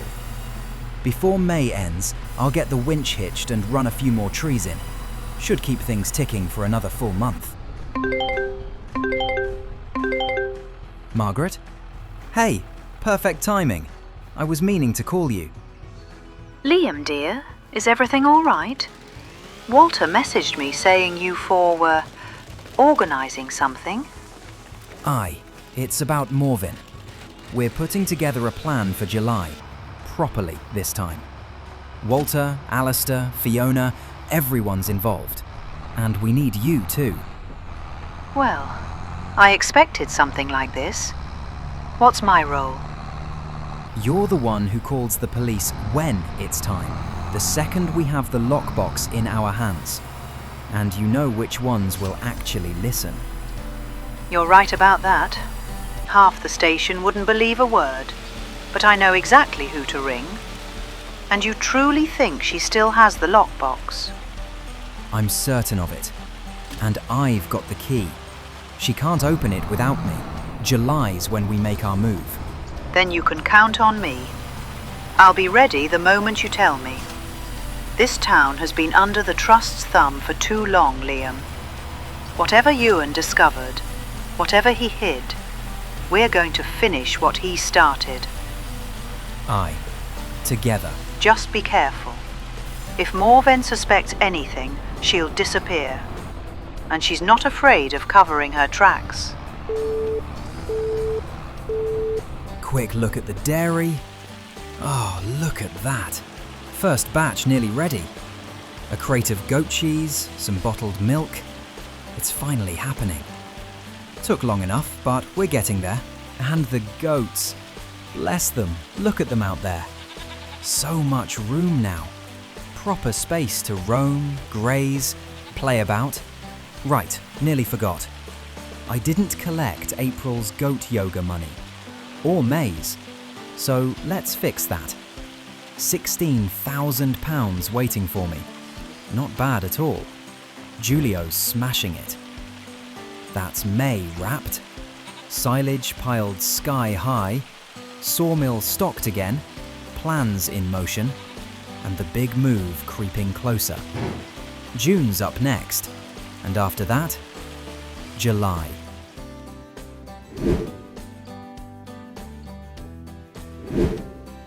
June already. And the trees I planted last year are finally starting to show proper leaves. Yard's looking alive again. And today's a big one. First job is sorting the silage. All 240,000 litres of it sitting in that pit, waiting to be moved. But June also means selling month. Everything's lined up perfectly. The wood in the sawmill has stacked sky high. beams, long planks, and even the smaller planks I've been holding onto for half a year. But if things go to plan, this could end up being one of the biggest income months this farm has ever had. Quick look at the markets. Perfect. June and July are the peak for planks. £1,400 per pallet. And with the stacks I've got waiting, this is going to be huge. Couldn't have timed it better. Right then, before we haul half the Highlands across the map, this tractor needs a proper wash. Can't be loading all that product with a machine that looks like it's been dragged through a peat bog. Here we go. Let's start with the long planks and the beams. They weigh a ton, but they're worth every penny. Get all these strapped down tight, then head around back for the lettuce crates. Got enough pallets stacked to fill half the trailer on their own. Once this load's sold, I'll come back for the silage at the end of the month. If all goes well, this could be the turning point for the whole farm. Before we crack on, I just wanted to give a massive shout out to some of our next-gen legends. Sox Golf 84, Liza Green 7240, Raven Eye Aerials, and C Senpai. Thank you all so much for the support. Genuinely means the world and helps keep this whole journey rolling. You're absolute stars. You know, ever since Grace called, I haven't really stopped thinking about Godric. She said he was awake, properly awake, almost 2 months ago now. Still recovering, still confused, still trying to piece his life back together. And I haven't heard from him myself. Not yet. Part of me's terrified to call. Part of me's desperate to. It'd just be... Oh, You're joking. You're actually joking. Planks everywhere, lettuces rolling across the concrete like they're trying to escape the farm entirely. This is ridiculous. Look at the state of this. All right, let's clean this disaster up before someone drives past and thinks I've lost the plot. I swear these pallets wait until I'm not looking before they leap off the trailer. Much better. Everything's strapped, neat, not trying to run away. Anyway, back to Godric. I think... yeah, end of this month, once I've wrapped up the work here, maybe it's time I give him a ring. Just to check in. Just to let him know I'm here. Would mean the world to hear him pick up.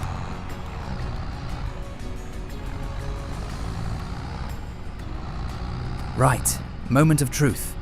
Let's sell this monumental trailer load. 63 grand in the bank already and... boom! Holy moly! Over £100,000! I think that was 107,000 total. One trailer load! That's insane! Absolutely insane for a couple months' work. We're sitting at 170,000 now, and that's before the silage.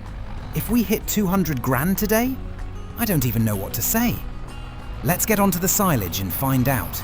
Now, time to call Uncle Alistair and give him the lowdown for our bookstore heist.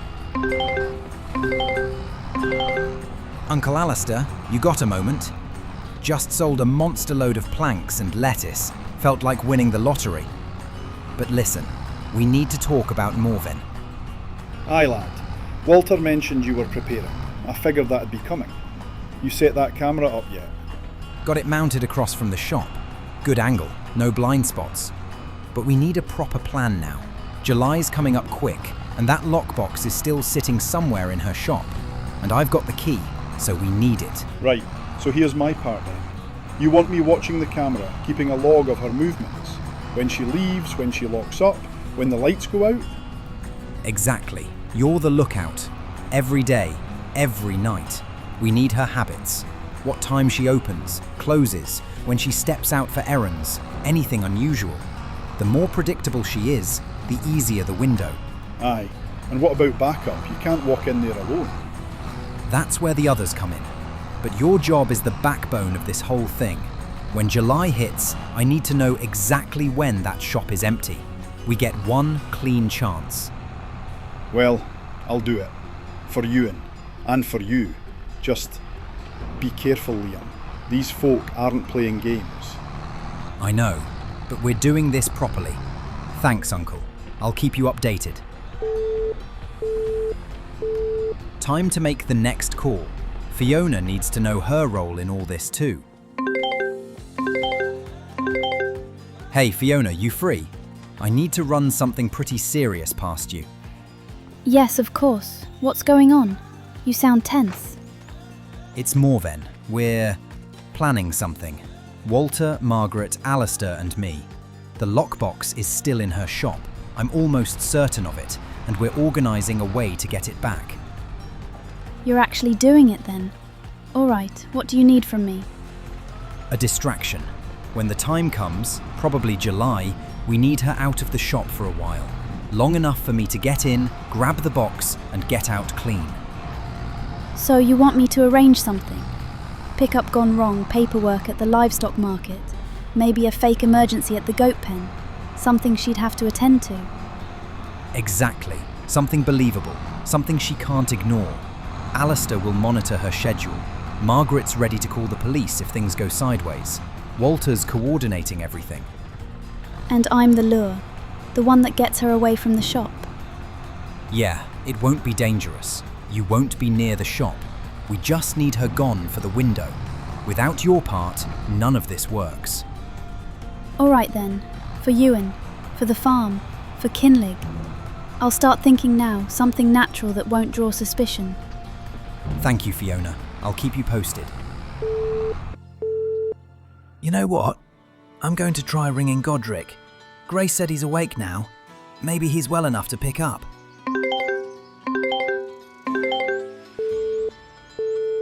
No luck. That's all right, mate. Take your time. Heal up.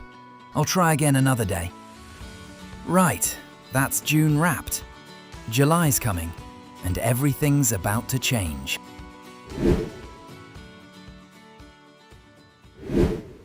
July. Last stretch of summer. And today, everything finally comes to a head. Keys in my pocket. Today's the day. No turning back now. Right, everyone's been briefed. Walkie-talkies charged. Fiona, Margaret, Walter, Uncle Alistair. We've spent 2 months watching Morven's routine, waiting for a gap. And today she's sticking to her Thursday pattern. Leaves the shop at 9 a.m. Perfect. All right, Uncle. Here we go. You sure you're ready for this, lad? As ready as I'll ever be. Got the key, got the nerve. Just need the chance. Fiona's luring Morven away longer this morning. Walter's watching the street. Margaret's on police duty. You get in, get the box, get out. Simple as. Yup. Simple. Terrifying, but simple. Channel 3. Stay sharp. Always. Good luck, Liam. Next stop, Margaret. Need to calm her down, prep her for the police call, and give her her radio. If all goes well, within the next few hours, we'll have the lockbox back. And maybe even proof of what they did to Ewan. Feels unreal even saying that. Margaret, it's happening. Today. Oh, goodness. I've been rehearsing what to say for weeks. You're certain she's out this morning? Positive. Fiona's handling that. Here, your radio. Channel 3. We'll all stay linked. Walter, Alistair, Fiona, you all hear me? Aye, loud and clear. Ready at my post. Just arrived at the dealership. She'll be here any minute. Right then. I'll call the police the moment you find something, Liam. Okay. Deep breath. This is it. Whole town's been waiting years for answers, and we're minutes away from blowing it wide open. Key's still here. Hands are shaking already. Let's finish what Ewan started. Parked. Hidden. She won't see the truck here. Now the walk. Street clear, no foot traffic. You're good to approach. Copy that. I'm turning the corner now. She's just arrived here, browsing the cattle feed aisle. You've got maybe 15 minutes? Maybe less. Plenty. Just keep her there. Lad, whatever you find in there, stay calm. No promises. Walter, you're still clear? Clear. No movement. Do it now before someone walks past. She's still here. I asked her about goat supplements. She's lecturing me. Just go, Liam. Right. Right. Here we go. Right. Where are you? Come on. Wait. There. That's it. That's it. Unbelievable. She didn't even hide it properly. Oh my God. This is everything. This is everything. Everyone, I've got it. I've got the lockbox. It's full of documents, forged signatures, bribes, orders from the trust, and something about Ewan. This is enough to put them all away. Liam, are you certain? Real proof? Yes, more than enough. I'm calling the police, right now. Stop! Everyone stop! She's on her way back. Morven's coming back up the street. Liam, out! Get out of there! What was that? Liam, move! You've got no time! No, hang on. There's something down here. Please don't be what I think. Hello? Is someone there? Ewan? Ewan MacLeod? Please, don't shut the door again. Please. He's here! He's down here! Ewan's alive! He's alive! Oh my God! Ewan? Ewan? Liam, is he really? He's here, Margaret. He's here. We found him. Margaret? Oh, Margaret, I never stopped. Liam, Morven is right outside. Get him out of there now. What are you doing in my shop? Step away from there. You locked him in a cellar for 6 years. He knew too much. He was going to expose everything. You don't understand.